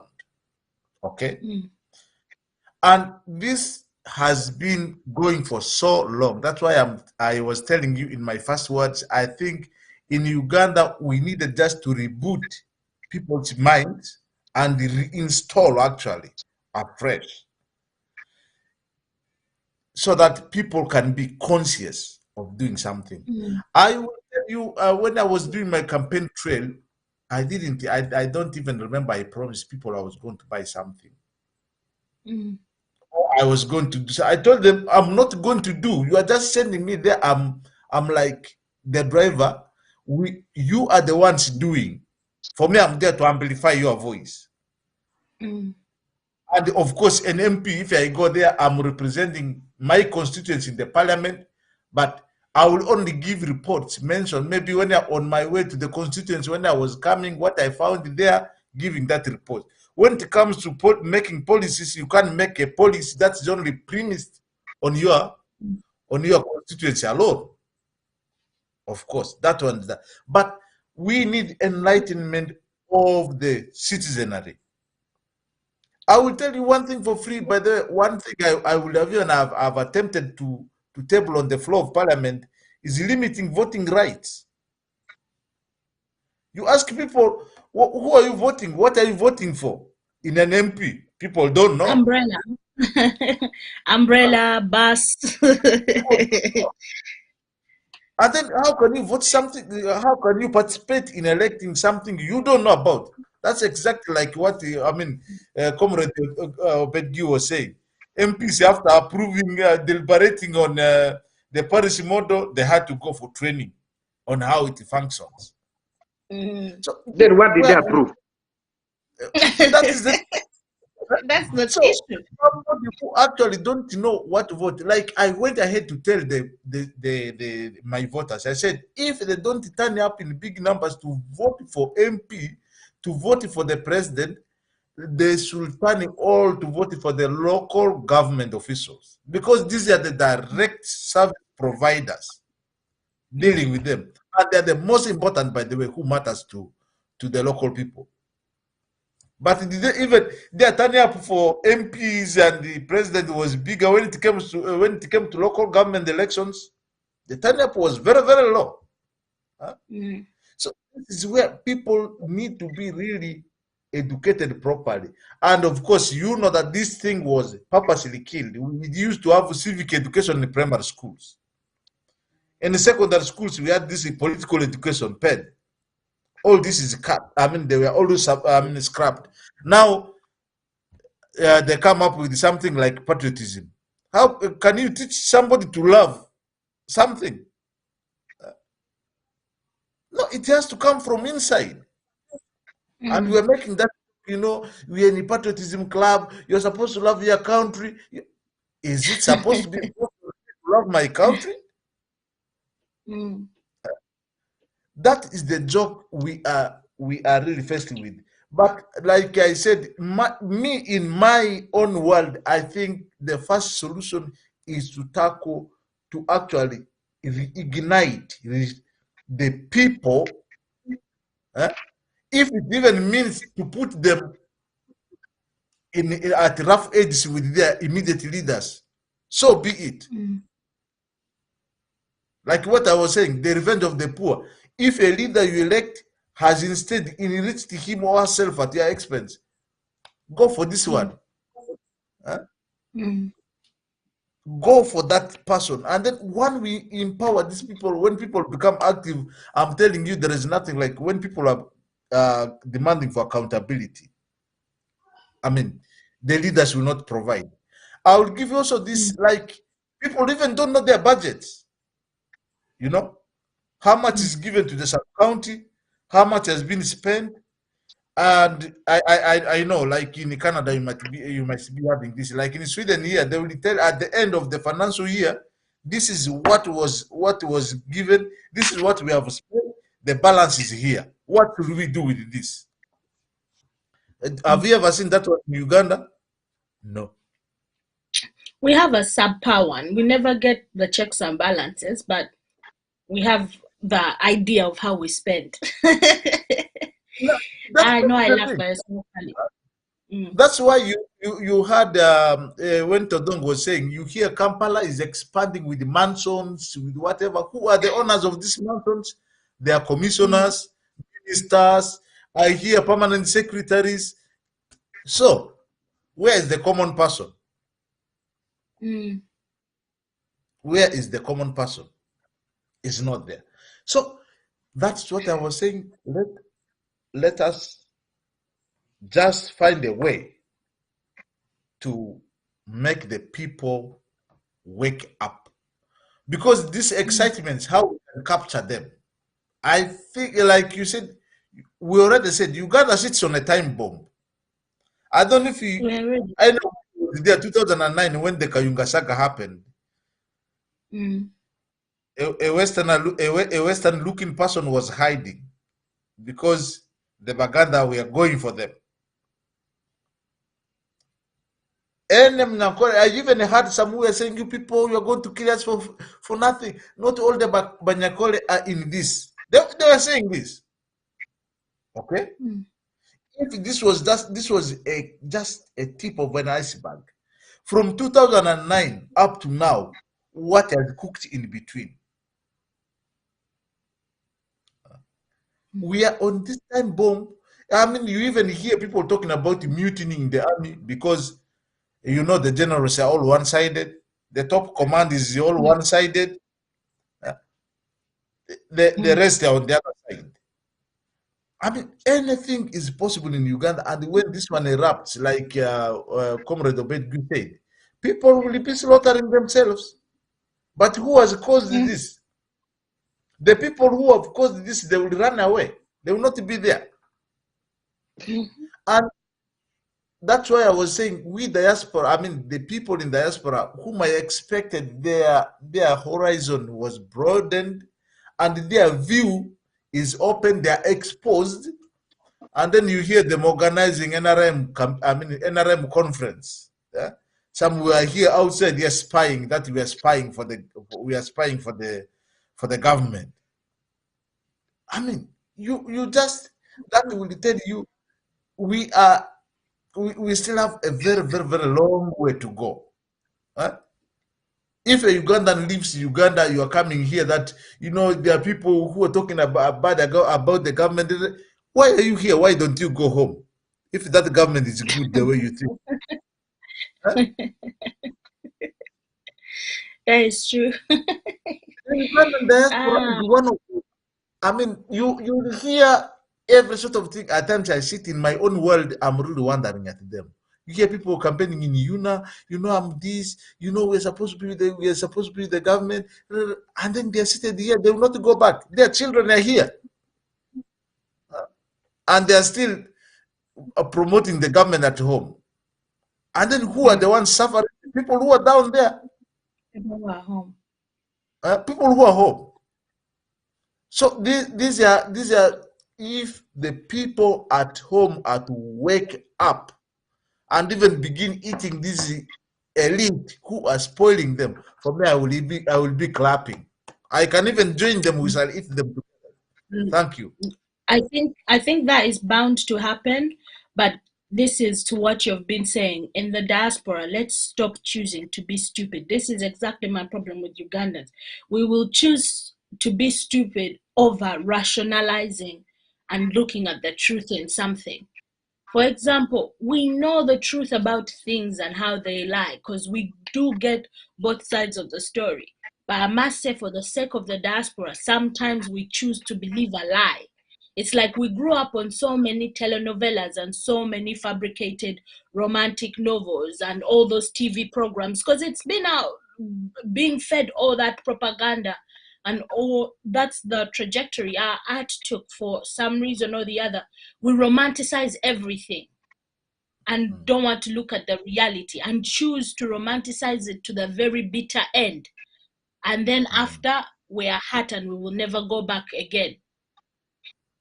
So let us choose to actually, again, what Strike said, really go outside the box and think about our situation.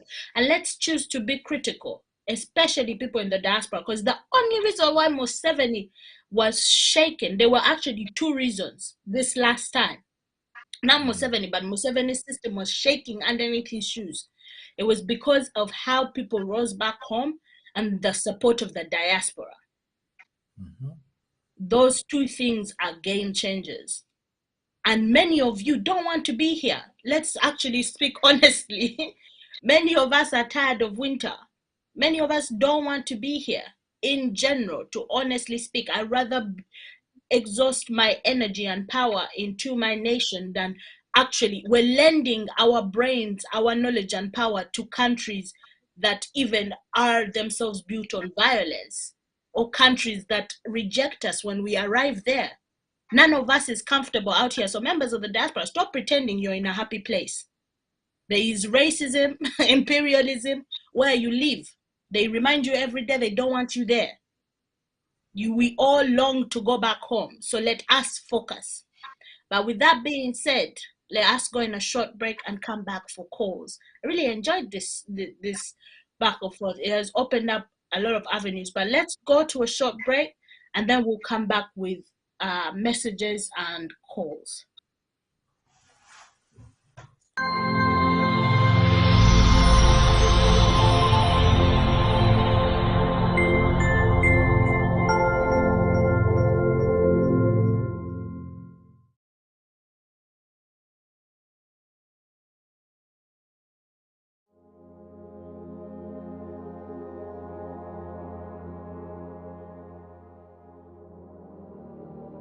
Why do we need a federal system of governance in Uganda?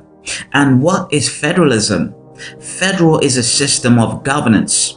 It's not about getting rid of the central government. It's not about party politics. It's not about multi-partisan or absence of it. It's not about religious differences. It's not about tribalism. It is not for the benefit of Buganda alone. It's not about monarchism. It's not about land or dispossessing people from land. It is not about supremacy of one region over another or others. It's about helping the central government to provide services more efficiently and provide more effective development to the people. It's about sharing power and responsibilities between the central government and regional governments. Federalism is about providing more prosperity, more wealth, more feeling of belonging and participation in governance by marginalized and non-marginalized people. The federal system of government minimizes possibilities of waging war against the central government. It minimizes internal acts of terrorism and discontent against the central government. It has inbuilt safeguards that ensure uniform growth for all regions of the country, and additional measures to make sure that the marginalized or less developed regions of the country can catch up through the system of equalization grants and affirmative action programs. This ensures that the regions with greater income and development contribute a percentage of their earnings to the developed areas which may be less developed. It should be noted that federalism, though different from decentralization, does not contradict or exclude decentralization. The two systems can and should coexist and complement each other at the regional level. Advocating federal does not mean or seek to get rid of decentralization from regional tier, nor does it mean getting rid of district MPs, LC leaders, or other regional government officials. To learn more about federalism, register and join UFCC at www.ufcc.uk.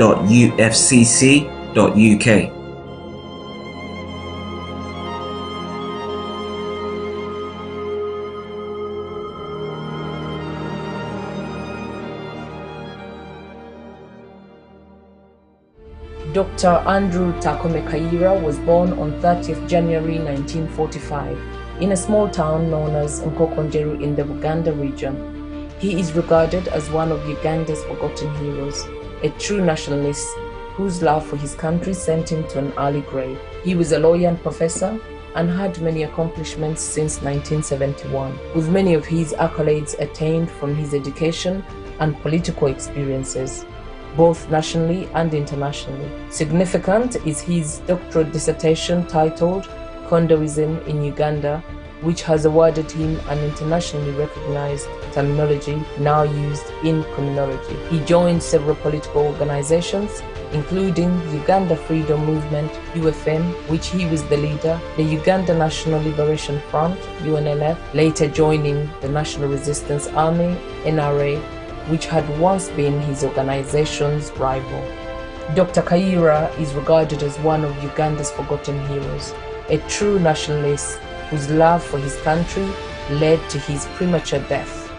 He was just 46 years old when he was assassinated on 6th March 1987 during a dinner with his close friends and 3 female acquaintances. His killers have never been brought to justice.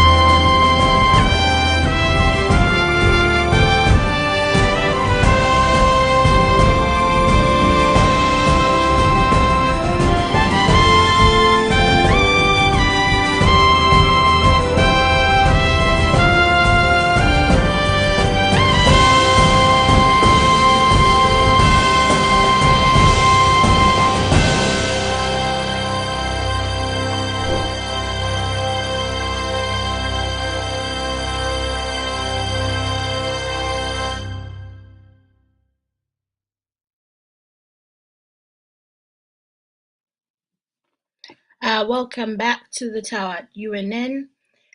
Before we actually continue with our program, we're going into our questions and commentary section. I would like to give a shout out to some of our viewers in the audience who have sent us some stars, shown their support. And I would like to give a shout out to Susan Nakabugo, Prosi Matovu, Ray Magisa, Princess Tyra, Abdul Kato, Nina Praise, Chandirua Revolution, Rose Hassan, and Anson Mary Evangelist. Hopefully I pronounced that right. Thank you so much. Thank you for tuning in, for watching, for interacting, for engaging, for showing your support, and also for showing your support just by being here today in the audience. But as of now, we're going to go into the question and commentary section. Our comrades will join me, which will be Strike and Comrade Jaribo, and we will start listening to your messages. We have gotten a few messages that have come to us. So the first message that we're going to listen to, this is a message from Raymond in Germany. So I'll go ahead and play that message. Thank you very much, Desire, and the two guests that you have in studio, Victor and Samuel. I would like my questions to go to Strike Machine. Sir, I am an ardent follower of you on social media, and I like all the efforts that you put in place to ensure that you represent the voice of Northern Uganda. During the last concluded elections, you put up strong support for Right Honorable Robert Kyagulanyi Ssentamu, and I am pretty sure that the performance that we are seeing that was put forward by the Electoral Commission probably did not represent exactly what came from the true polls. Could you give us some figures of what you expect were the true voices of the electorate in Northern Uganda? For instance, as regards the performance of Honorable Kyagulanyi Ssentamu, and then where is the disparity coming from in that sometimes people vote for a different, maybe an NRM MP, and then when it comes to voting for president, they vote for Kyagulanyi Ssentamu. Are the masses well educated towards this? That's the first question. The second question to you, sir, is, do you still think that it is wise for us to continue with the electoral process? Because with the various by-elections that are going or taking place, I have seen you as well being involved and trying to campaign, for the by-elections. Do you think it is still worthy for us to continue doing the very same thing over and over again, although it doesn't change the results that we get? And finally, I would like you to please speak about the number of persons who have been murdered in cold blood during the elections and after the elections, because I see you posting a number of times on your social media pages of how people have been killed, what and what in Northern Uganda. What is the motive of the killing of these persons? How have you personally avoided being captured by whoever is capturing these people and killing them? Okay. And what is the true picture of the support of an all-inclusive Uganda? Do the people really, in Northern Uganda, do the people really embrace, for instance, Baganda or Apatra? Because there is a picture that is being printed by the current government that probably no point any other Nana Choli or someone who doesn't come from Northern Uganda is actually unwanted there. Is this the true picture that is within the people? If it is actually the true picture, how can we dialogue?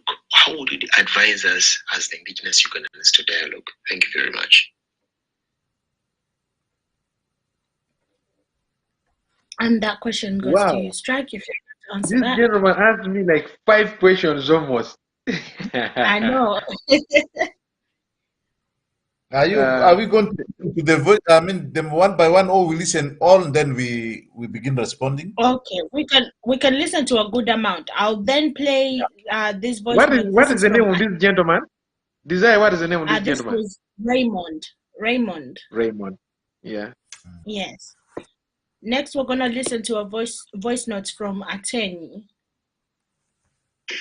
We appreciate our host, Desire, and the special guests on UNN. Thank you for teaching Ugandans about what's going on.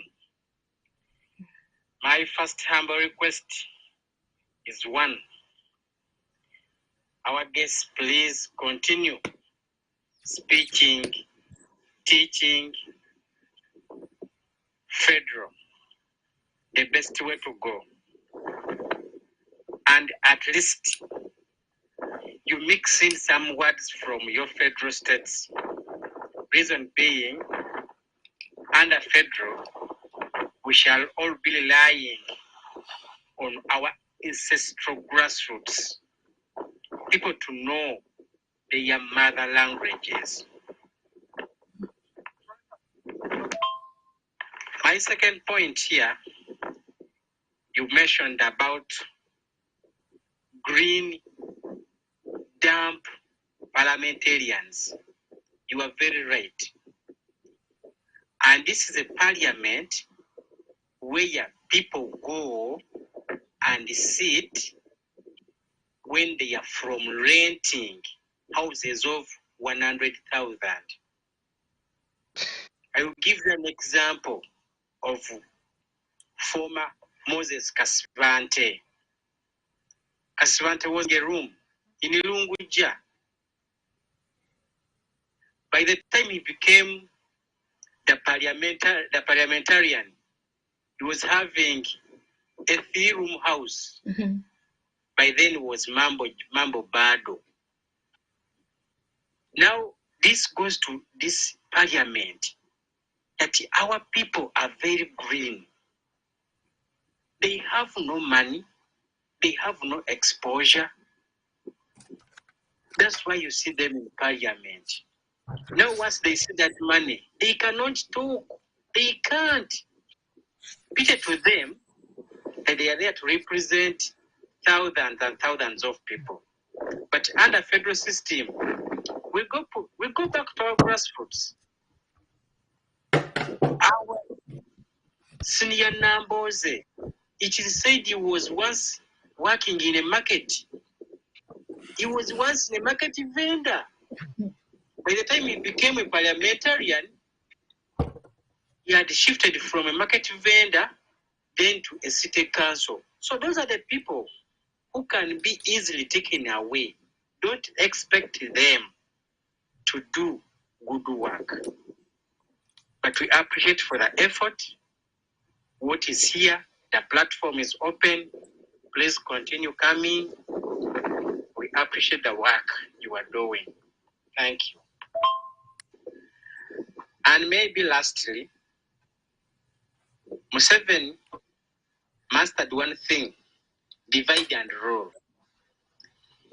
During a war in Ruwero, it was by Uganda.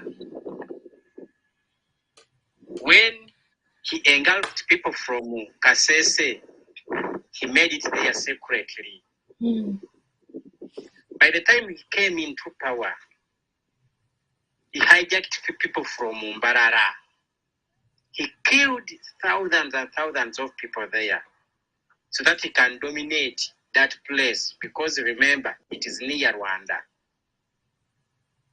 When he went to Gulu, to northern places, he did the same. He's continuing doing the same thing and portraying the whole world that Uganda is safe, keeping the small part of the country happy, the city of Kampala. But when people outside there are bleeding, are dying of hunger, poverty. Now, something happening in Karamoja. It is worldwide, but parliamentarians are quiet. Parliamentarians are quiet. So we have to fight first by exposing, by getting out this information to the whole world and teaching that please Uganda is in a bad state. And the point is, we are being governed by a non-Ugandan. People must know that. But you find most of parliamentarians even don't know that Museveni is not a Ugandan. Mm-hmm. Most of our relatives don't know because we are ignored by knowledge, we are ignored by education. We are taught things which are not concerned of our country. Thank you. And the next one, this is a message from Sylvia. I'll go ahead and read it. Hello, Desire, Strike, and Jadrivic. Thank you for your submissions on the show. My question is now that we know all the problems and challenges we are faced with dictator Museveni and his propaganda machine, plus spy network, my question for the people of the North, one of the solutions for the people of the North, if one of the solutions is to build nationalism within the people and for them to be aware of what they're entitled to as citizens of Uganda. We have lots of information here at UNN, but we lack a way of spreading it to Northern and West Nile regions. What do you think would be the easiest way for us to spread it? Because in the plus we need interpreters. And then we can then continue from that one after we answer those few.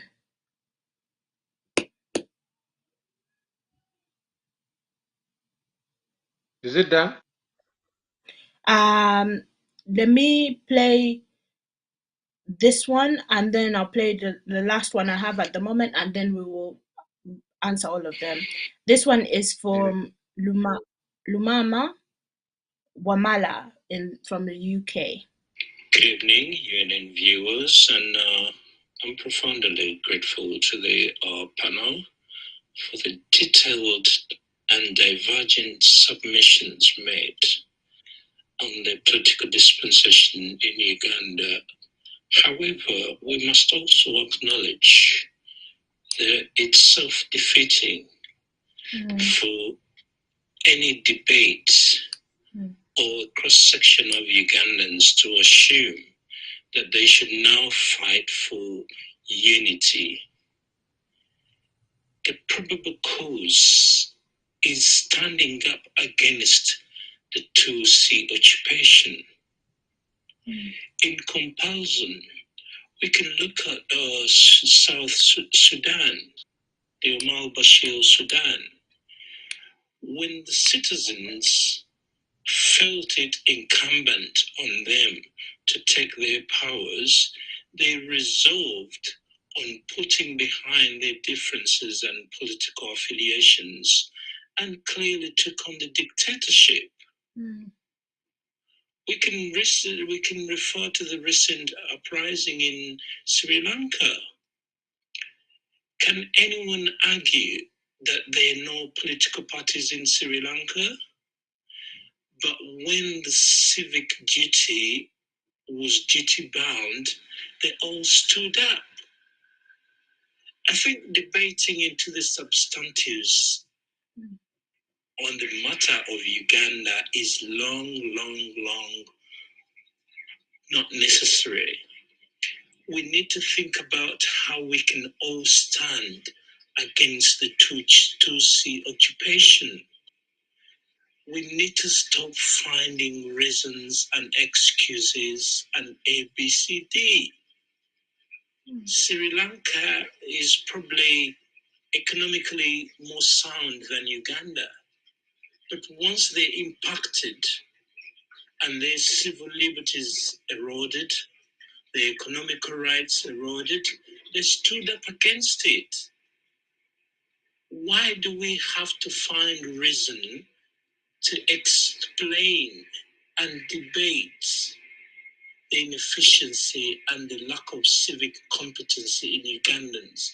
We need to sit up and resolve to setting ourselves off to defeat and take power against the Tutsi occupation. We can want to learn and discuss and find solutions, but as we stand, the indigenous Ugandans should stand firm and resolved and kick out the Tutsi occupation, just like everyone else has done in Sudan, Sri Lanka, Mali's done it. There's another country in North Africa.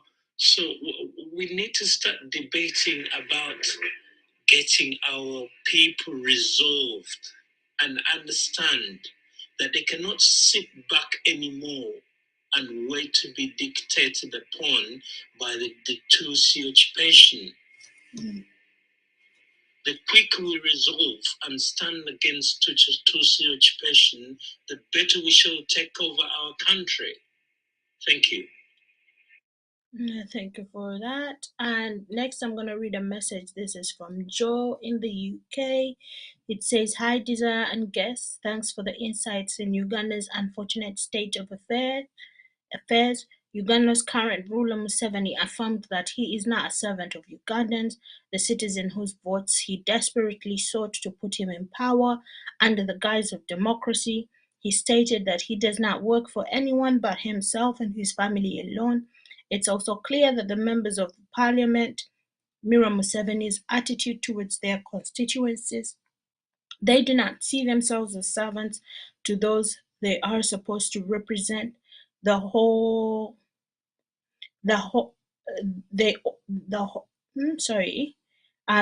they all see no obligation to be accountable to the Ugandans. As a result, the regime, the parliament, the judiciary, and the civil service are all corrupt and dysfunctional. We are a failed state run by a foreign criminal racket," Said differently, Museveni rules Uganda like a drug cartel. The police, the army, and the entire security apparatus conduct themselves as criminal gangsters while Museveni and his regime turn a blind eye. Do you know why? It is a reward they achieve as long as they keep Museveni's automatic regime and his family in power, as opposed to keeping Ugandans safe. Until all of us Ugandans choose to listen and understand this dreadful reality and redeem our country, Uganda is doomed. Thank you and keep up the good work. Now I'll go ahead and play our last message, and this is a message from Aisha in the UK. Mbalamusizza nnyo mbalamusirizza ddala bannange mulabe mukama bw'akola ebintu bye amadiini gatwawudde. Yidi yabaddewo ng'ate eri ku sabbaati y'abaki y'Abadiventi n'Abakristaayo bonna. Njagala okusooka okubeebaza bonna mwenna okubeera awamu. Naye nga kyembuuza temulaba bwe babagoba. Ekibuga bakibagobamu. Sabbuuni ali ku mutwalo. Ekibuga kibagoba. Babagamba muddeeka mudde mu byalo. Ng'ate gye twava twajja twetumya amannya Kanambala Baasasimanyi gaani ne mubeera mu kibuga. Ettaka teririiko mupiira. Kye kituufu. Teririiko mupiira. Abadde omupangisa abadde ava mu north south east yessaawa oddeeko okuuma ettaka lyo. Abaazaalibwa awo mubalekeewo. Kye njagala okwebaza kiri eki. Tulina abaana abalina obwongo. Ate obwongo tebabukuggyaako paka ng'oyingidde wansi mu ttaka. Abaana bayingiddewo kati new generation ezze ebimu tebabibagamba, ebimu tebaagala bibagamba nga ndongo.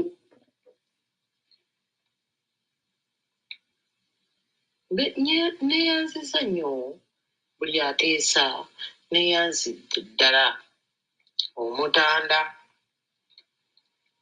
agenda ajjanjibwe mutagingo nga luli bwe mwakola agende ajjanjabibwe. Ekyo number 1. Number 2, buli alina ebirowoozo abireete kubanga mu generation yentu ate tunagamba tuti ebimu twabisirikira. Kati tutambule tetukoowa mwavula oba temwavula, tutambule tutambule.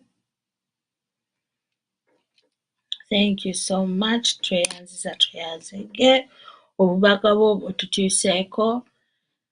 And those are our messages for today. So Strike, if you'd like to start with the first message that was sent your way.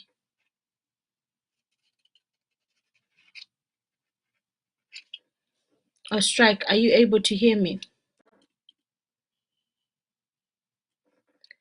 I think we might be having some technical difficulties.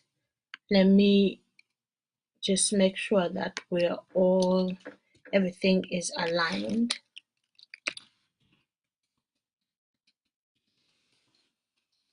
Nayenga,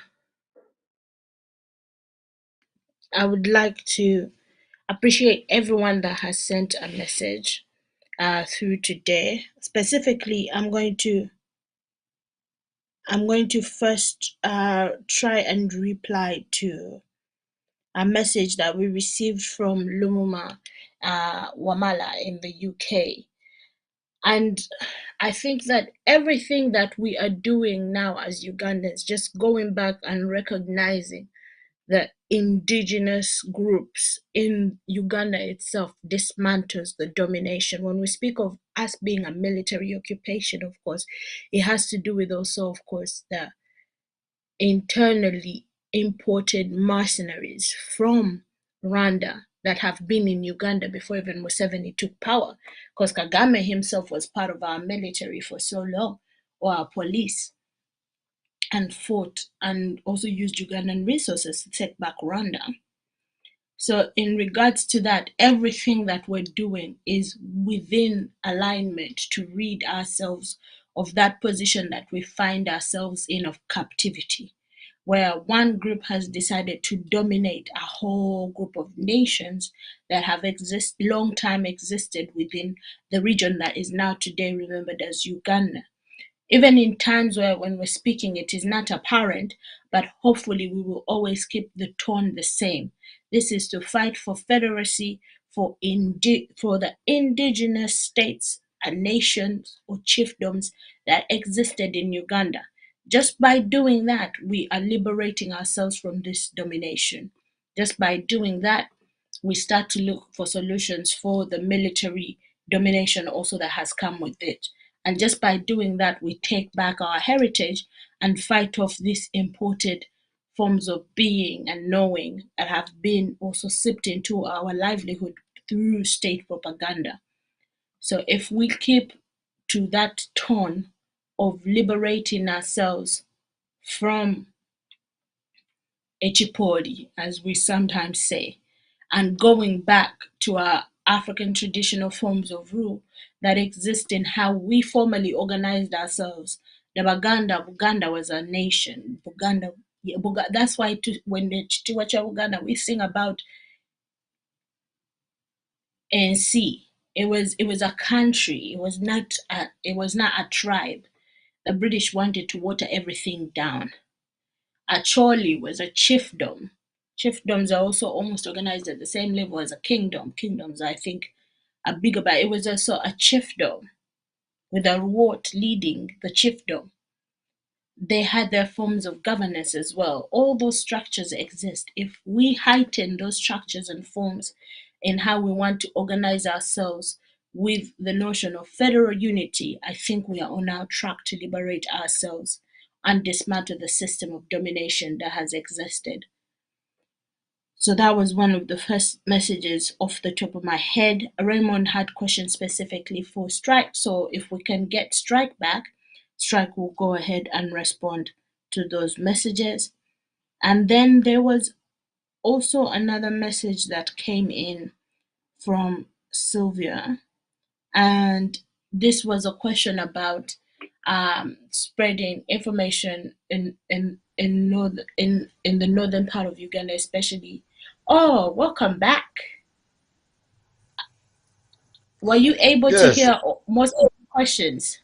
No, I'm on. I just had to close my camera because I entered the kitchen, so I had No to. worries. No worries. So if you would like, because I usually don't like to respond to the question. It's not like, but since I'm the host, I like to leave it up to the guests, because people actually want to hear from new people and new opinions of how to address these things. Yeah, actually, to Raymond, who specifically forwarded it to Comrade Obedgil Samuel. Yeah. Basically, though I'm based in Sweden, but I'm one of the Ugandans who lives here not out of will. That's why I have taken always the bold step to even still go back. Though even so, last time when I went to campaign, I was a number of times in being captured and thrown in those 5-star police cells of Uganda. I say five-star. Of course, in Uganda, I mean in northern Uganda, as I said before, it was not an easy thing. It was very easy for the NRM to sail on the propaganda that, NUP is A, B, C, D. I'll have to make it clear that, what gave NUP some confidence from West Nile in particular and northern Uganda as a whole was when NUP started getting the characters like the deputy president. Of course, this made the whole issue to sail down, because Mamalina is somebody who is well respected down there, and people knew that this was no longer a Buganda affair. And to be honest, he also did say, in some areas you find people voted NRM for MP, but still the voting for the new president was very, very enormous in the entire northern belt. So, I mean, despite we saw how the machineries try to change things, A, B, C, D. I'll give you an example, like in my constituency, we had guys who were being confiscated. You are taken away the declaration form and given a new one you are supposed to sign on. The results which we saw were results. Most of them were cooked. Most of them. I can't say that all of them. Most of them were cooked. Some were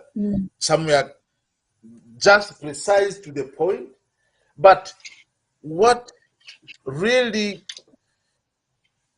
the world need to know is, from the north, I think, to be honest, we are being voted. You remember from those days of Semogerere, we voted for Semogerere, we voted for Kisa Besigye, and we have continued to vote. But that said, there has also been tremendous vote for the NRM. That has to be it's actually premised on intimidation. These votes don't come willingly. Why do votes come for NRM?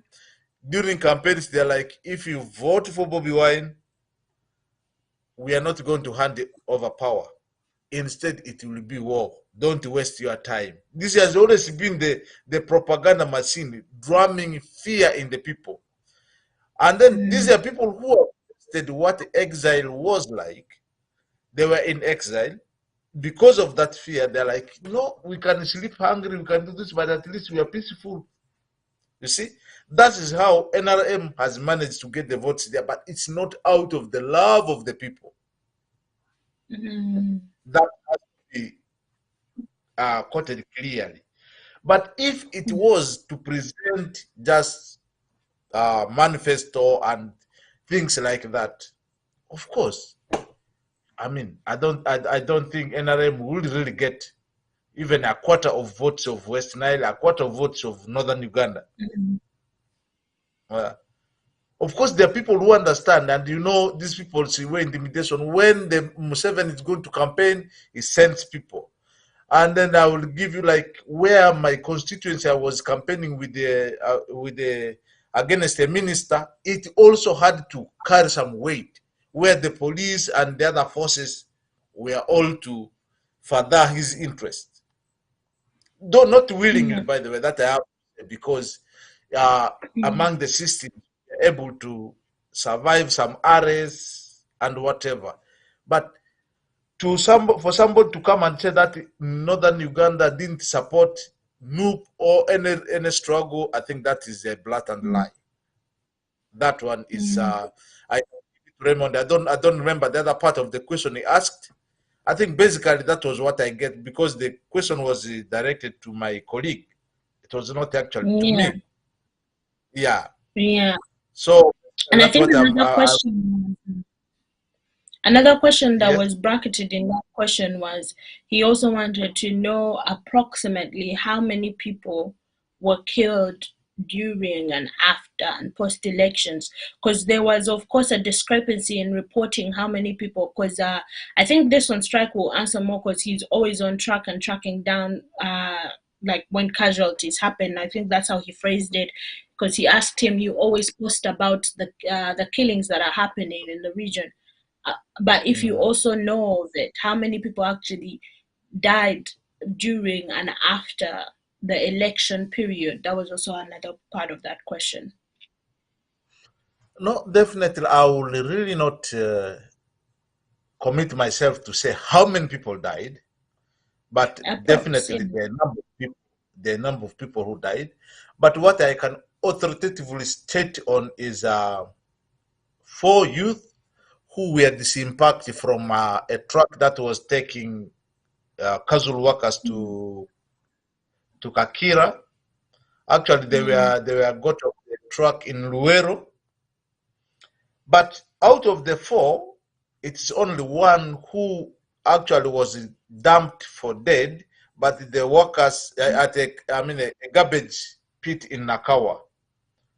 And this guy, when the people who collect garbage arrived there, they found that he still had some pearls.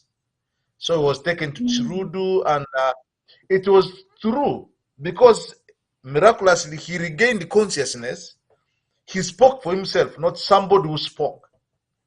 That there were 4, and he doesn't know how he reached there. He reached Nakawa. So, and then after narrating his story by himself, he went into coma again and eventually died. And as we speak now, the whereabouts of the 3 is not known. And as I was following this case, it was actually something which caused me a kind of trouble, which made me to flee, to abandon my stay in Uganda also prematurely, because the state also weighed in when we are trying to follow it with the recruiting agent, because the Kakira Sugar Factory has a recruiting agent in Arua. When we were with them, the LCC who recommended them, then the government operatives weighed in. And then the whole thing was flipped, turned to mean that I was actually recruiting the youth to go to fight. No, that accusation. So I can say authoritatively, I have knowledge about these 4. And this happened after the elections, actually. Immediately after.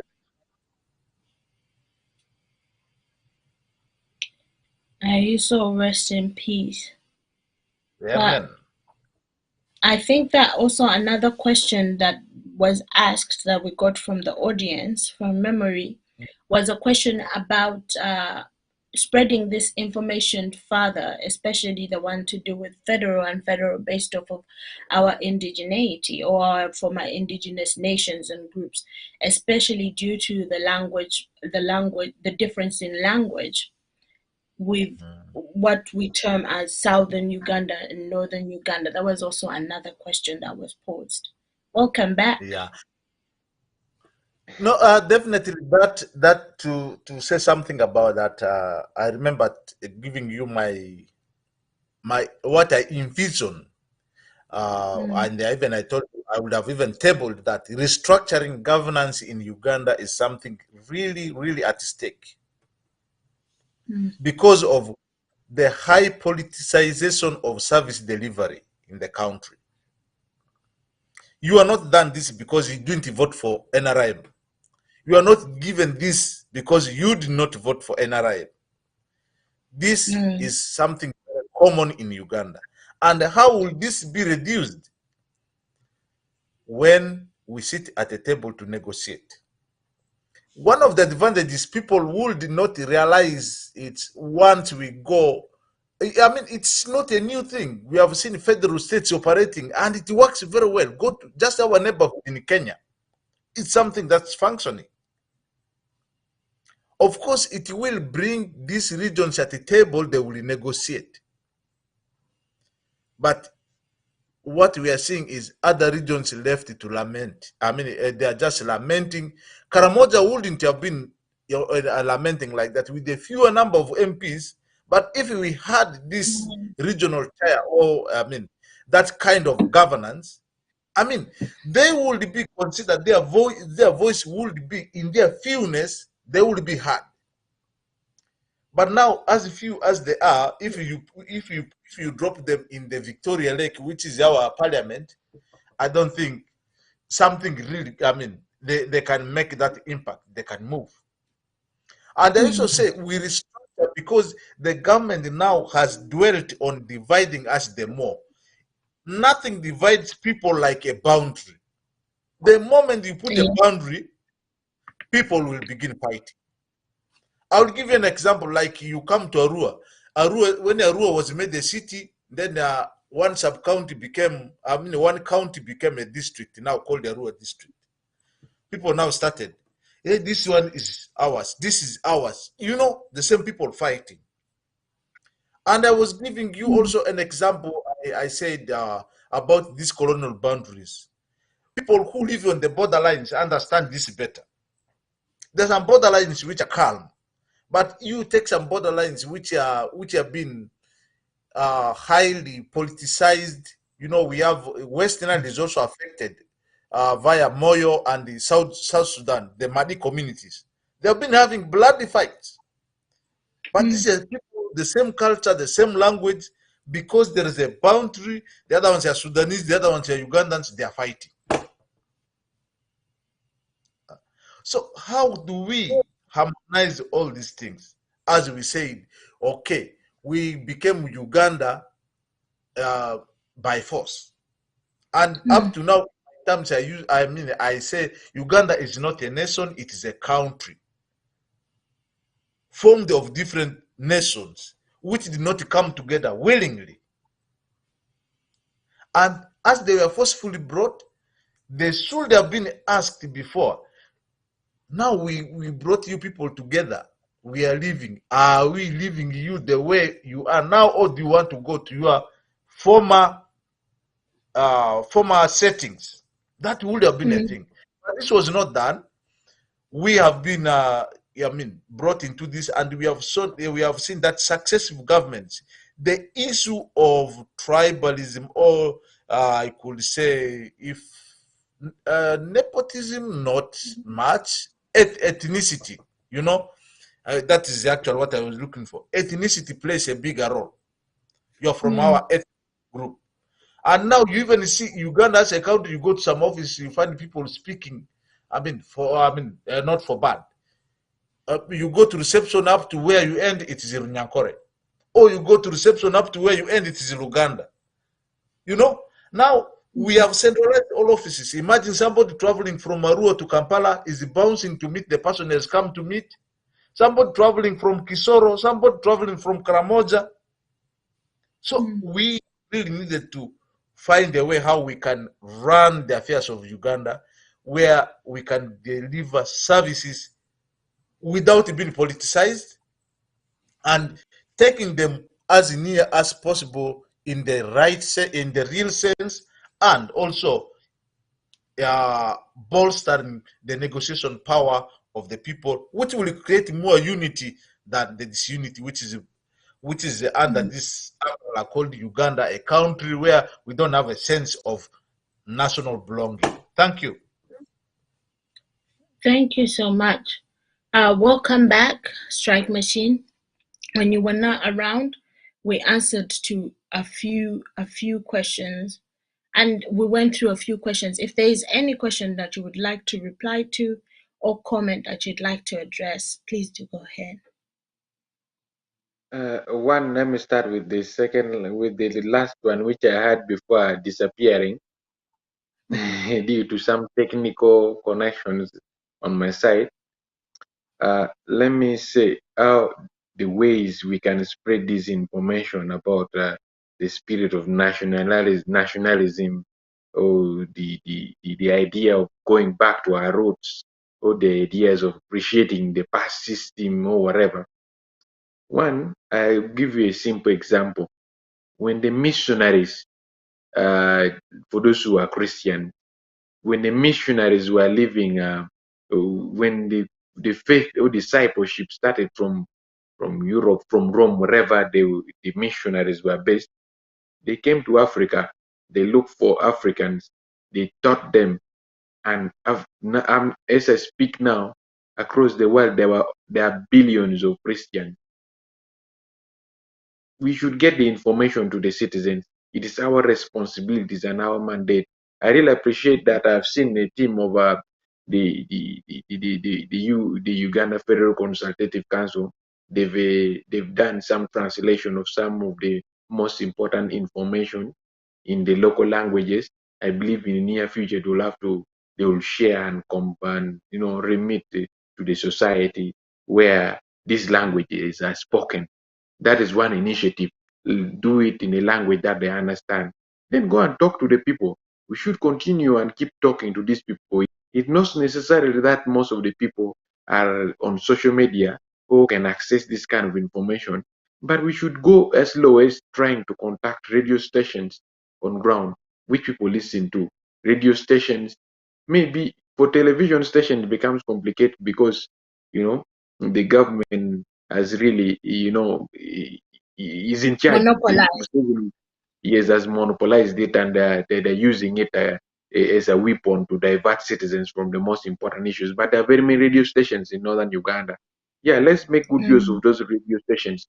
We can buy airtime, pay for airtime, we go and have radio talk shows about these particular issues. Of course, it is not going to yield fruit immediately, but with the time, every time we have radio talk shows, at least 1, 10, 20, 50, then sooner or later you will realize maybe 1,000 or 5,000 or 1,000,000 are following the program and will want the program. The issue is we need to take the hat and take the mantle and go and start it on ground, take it to the people. That is how I can answer you in regards to this. Somebody asked me, Raymond from Germany. He asked me about the results of the previous elections in comparison with what the Electoral Commission stated and what National Youth Platform stated. One, I must say that there was rigging, of course, serious rigging, as everybody stated. There was serious rigging. People voted 10 times, others were, and all those stuff. People voted a lot. You find people repeating votes and all those stuff. Then number two, I must also say that opposition wasn't given, Robert Kyagulanyi and the team didn't do enough mobilization. We did not do enough mobilization on ground, because if you had to see prior to the election, Robert Kyagulanyi, people like National Platform was not allowed to have access to the society. There was this Public Management Order Act, so that one frustrated a lot the activities of whoever wanted to contest on National Platform. Somebody says that he asked me, Raymond, that why is it that some places you find they voted the NRM MP, but you find for the president are voting for Kyagulanyi? I need to tell you in summary that Ugandans are very frustrated and people are very desperate for change, for something that can work for all of us. That is what people are desperate for. People are very, very desperate that even if it was not Robert Kyagulanyi Sentamu, anybody who will come and people will look at him as somebody who has the capacity of kicking Museveni out, because that is what politicians in Uganda have made Ugandans believe. that if Museveni goes, your problems will end. Yet is alive, but anybody who comes across and champion and prove to the society that is capable and he has a capacity to host Museveni out, even right now, even as I speak right now, people will follow that passion. Ugandans are very desperate for change. People really are tired. People want a better life. People have died. People feel they need to have something to live for. That's why initially I told you that Ugandans right now are not cowards. The issue is Ugandans have not found what is worth dying for, what is worth sacrificing their lives or their time for. Because the politicians are not giving direction to the citizens of Uganda what we should do. They are all lamenting, but they're not giving direction. And citizens are losing trust in the politicians based on the acts, what the members of parliament are doing. Right now, they're all quiet because they're licking their fingers, they're eating honey. Now, we wait in 2024 when elections are nearing. You'll see all of them making noise, all sorts of noise. Why? Because that is how politics is. So the more we keep in this kind of trap, the more our problems will continue, the more, and all those stuff. So somebody tells me, then another thing, there was serious blackmail of Robert Kyagulanyi Ssentamu and Nup, of course, in northern Uganda. Serious blackmail that, this Nup is Uganda thing, Nup is Baganda thing, and also Vili has always been there. And you see, Museveni has been keeping Kyagulanyi in Kampala, doesn't want him to go to north and all those stuff. There has been serious blackmail. But let me tell you, one is still in the same capacity with the rigging that took place and with whatever evidence that we had. You saw Kyagulanyi went to court and later he withdrew from court. And so the thing continues normally. Besigye went to court several times because Besigye won elections all the time, the times that he contested. But his elections were always rigged. And he went to court. Court did not deliver the justice that he asked. And to make matters worse, that he wanted. And to make matters worse, right now we have a Supreme Court which has now 21 justices. I believe you know that. That was a law now. It has been passed and they've already brought in those justices. Now you can imagine 21 justices listening to an election petition from a presidential candidate. If the few who are listening, is it the 7 or the few who are listening to them? It was 6. The 6 was not enough. 21. Others were saying their documents were stolen, their document was banned, some of their offices were closed and all those stuff. Now we have 21 sitting on a table waiting for your electoral petition. So the issue is, if this year Robert Kyagulanyi went to court, the other time Robert Kyagulanyi went to court, that elections were rigged, were properly rigged, were seriously rigged by Museveni, and people were intimidated and all those stuff. He went to court and withdrew from court. In 2026, when we go to contest again, will Robert Kyagulanyi Ssentamu go to the same court? Or will he go back and sit home after the elections gets rigged again? What will he have to do? Because if this is the norm now, that basically did it for 4 terms and nothing happen. You make noise, you go around. The issue is we should take the mantle as citizens of Uganda. If we know election cannot lead us to wherever we want to go, then it's better we don't participate in election. It's better we look for, like I'm answering this question here, like what should we do if at all now the elections should we really continue with election? If at all in there is what we call in Newton, is it Newton's law of motion? Any action should be, there is that positive feedback. Yes, action and inaction. So the issue is, if you are acting, if you go to vote and the impact of votes are not seen in you, or the results doesn't come the way you, then why do you go to vote again? It's a wastage of time.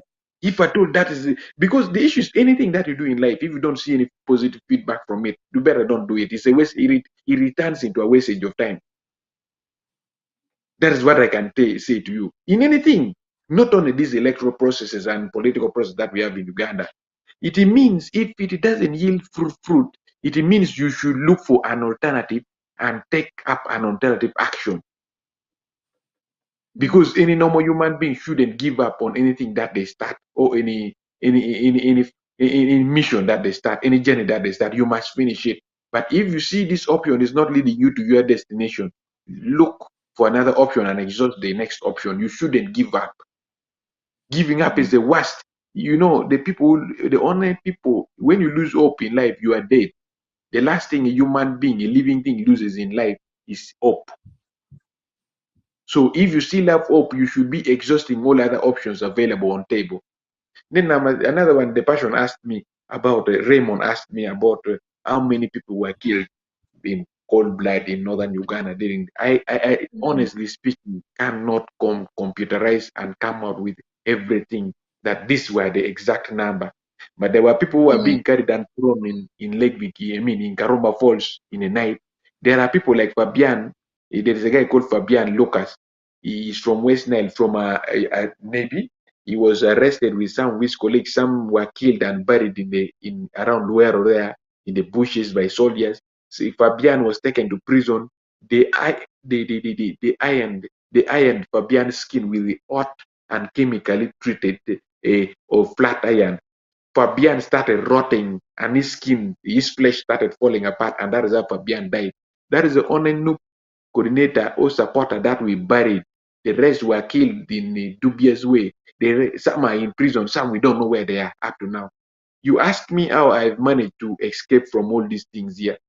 Once man's luck might not be the other person's luck, but the issue is you need to know that I was already on a certain level of leadership that is recognized countrywide, nationally. So I am known that if anything happens to me, just a bribe like kidnap, people will make noise for me.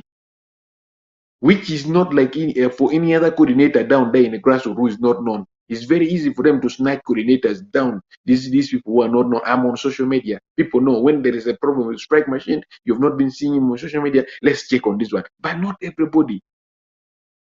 So the issue is, these people fear, they also know where to press and where not to press. So you get the point in that regards. And also then to what the picture of NUP in northern Uganda. That's the last thing in northern Uganda.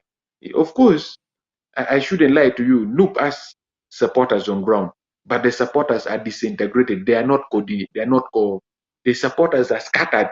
They are not consolidated.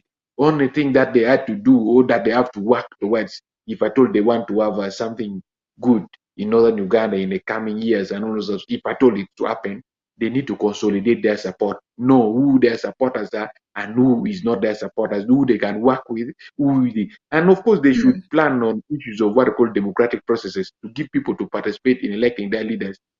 We should stop appointing leaders into positions. This is a political party which is a democratic, according to the constitution and according to what we say, it's supposed to be composed of democratic processes.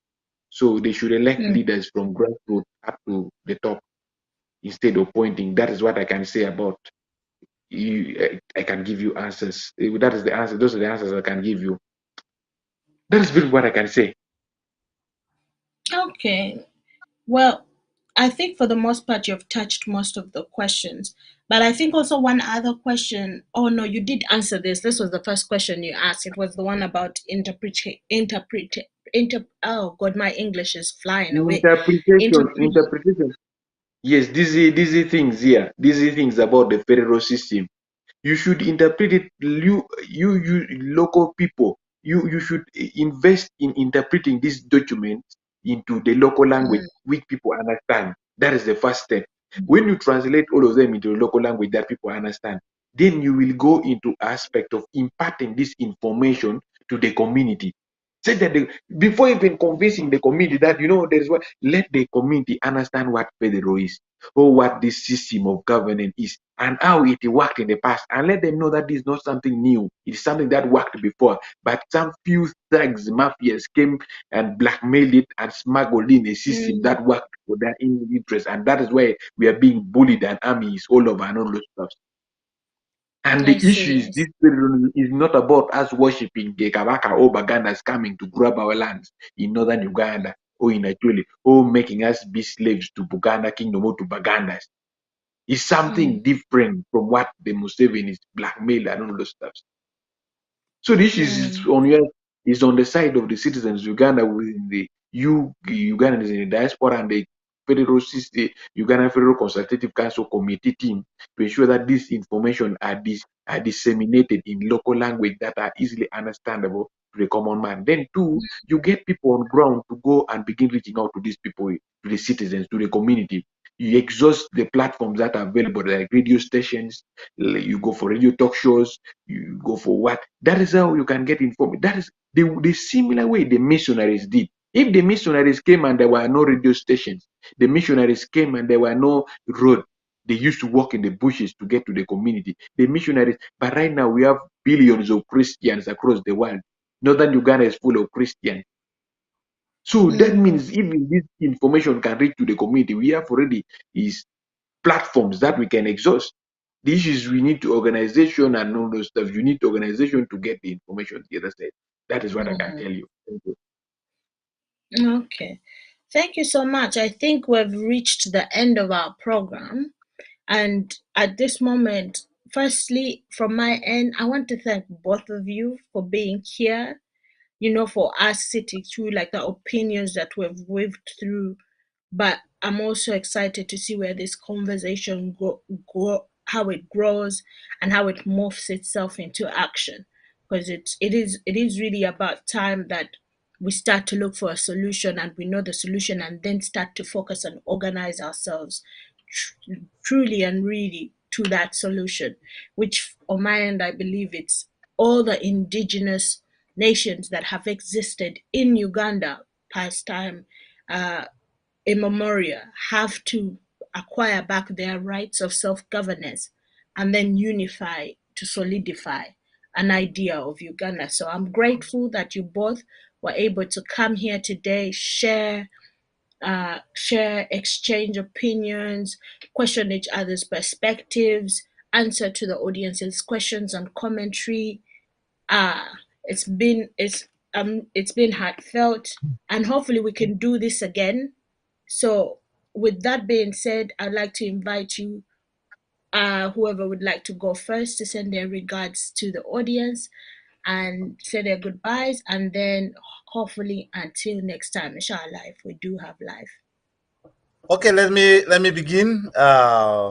It was really nice to be with you, to have the platform at least to reach the people. And I just want to re-echo something which Comrade Samuel said about, how we can re-energize or strategize the struggle. It's something we must put it to finish.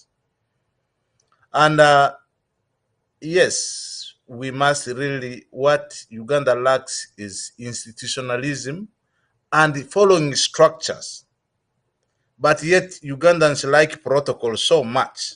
Those who are already in position, they will want the protocol to be observed.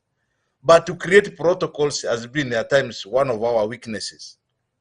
So we're saying you can't send somebody who sits in Kampala to go and act on behalf to do grassroots mobilization. You bypass the set structures. So that said, really people should elect their representatives, don't impose on them, and then we will really have a formidable struggle. Then to fellow diaspora, you said something, I don't know how others feel. I've lived in this country. Oh, yes, it's comfortable. People always saying, yes, we have good roads, we have this medical and whatever, education is free. But how much are you paying every month on your salary, which has been cut to go for this? You're not getting it for free. But the problem in Uganda is we pay taxes here. We are remitting money back home. We also have taxes which go there. But how to hold those guys who are messing up with taxpayers' money? You know that in these countries where you're enjoying, you feel comfortable.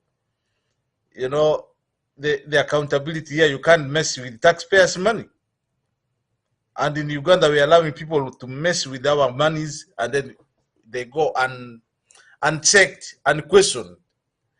That and then too, the question, exactly, Desire did say that, the problem of, I don't know, you call it racism, but for me, I also look at it from the positive side. They are nationalists, you know.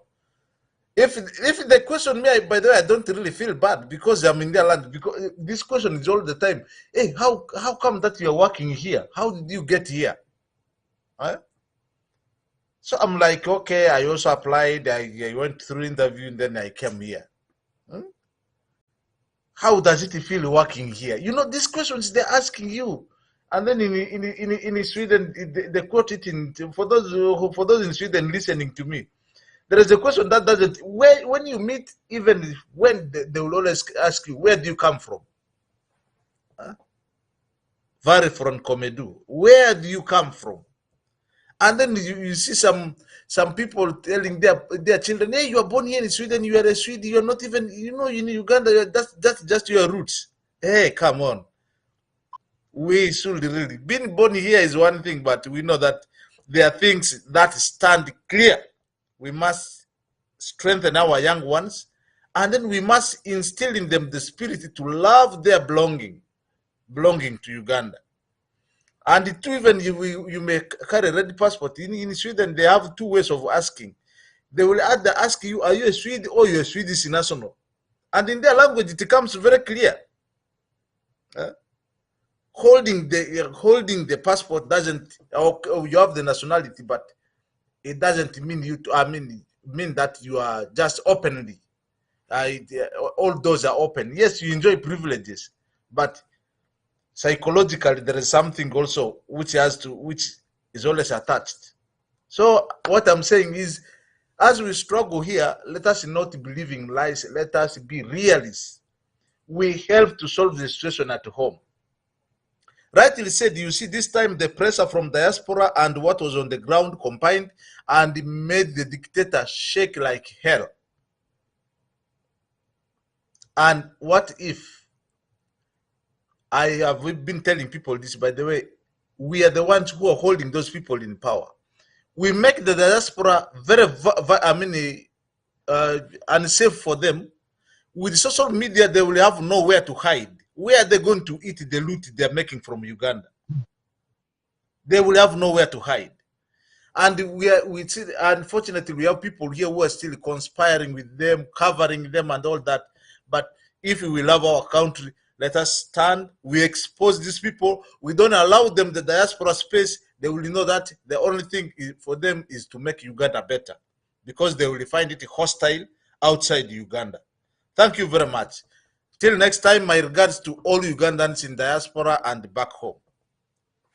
Thank you so much. Until next time, Strike, could you please go ahead? So now we remain.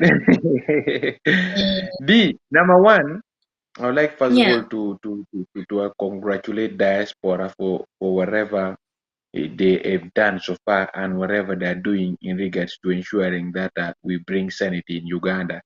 Actually, since I got into politics, 2021 was the year. 2020 was the year diaspora really proved to the world that they are concerned about what is happening in Uganda. Before, diaspora was very reluctant; they were not concerned.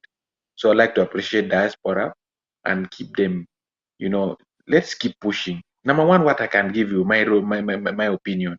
Number one is that I think diaspora should play a very strategic role, and I told this to politicians who met and colleagues that we should isolate Museveni from the international community.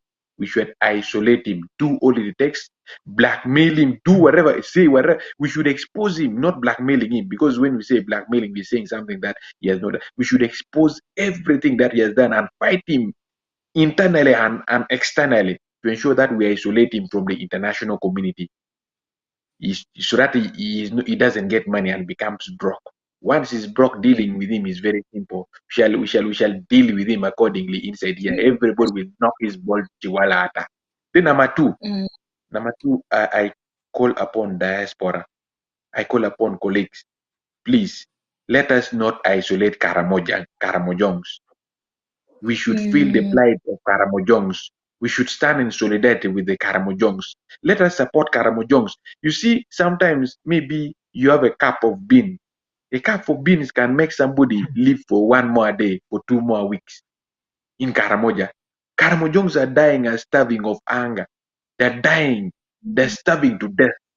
But do you know that a cup of beans, if you go through the right channel, a cup of beans can help save somebody's life down there in the grassroots?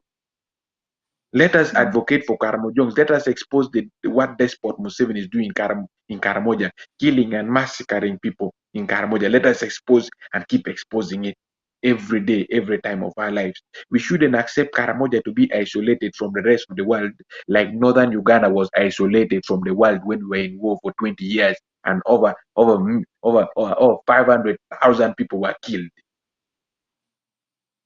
Number 3, as I must conclude, is that we might do something today and we do not get the positive results that we expect today or now. But that doesn't mean that we should give up. Consistency in our actions, in our deliberations, in our ways of doing things will yield a long-lasting fruit in regards to whatever we fight for or whatever we believe in.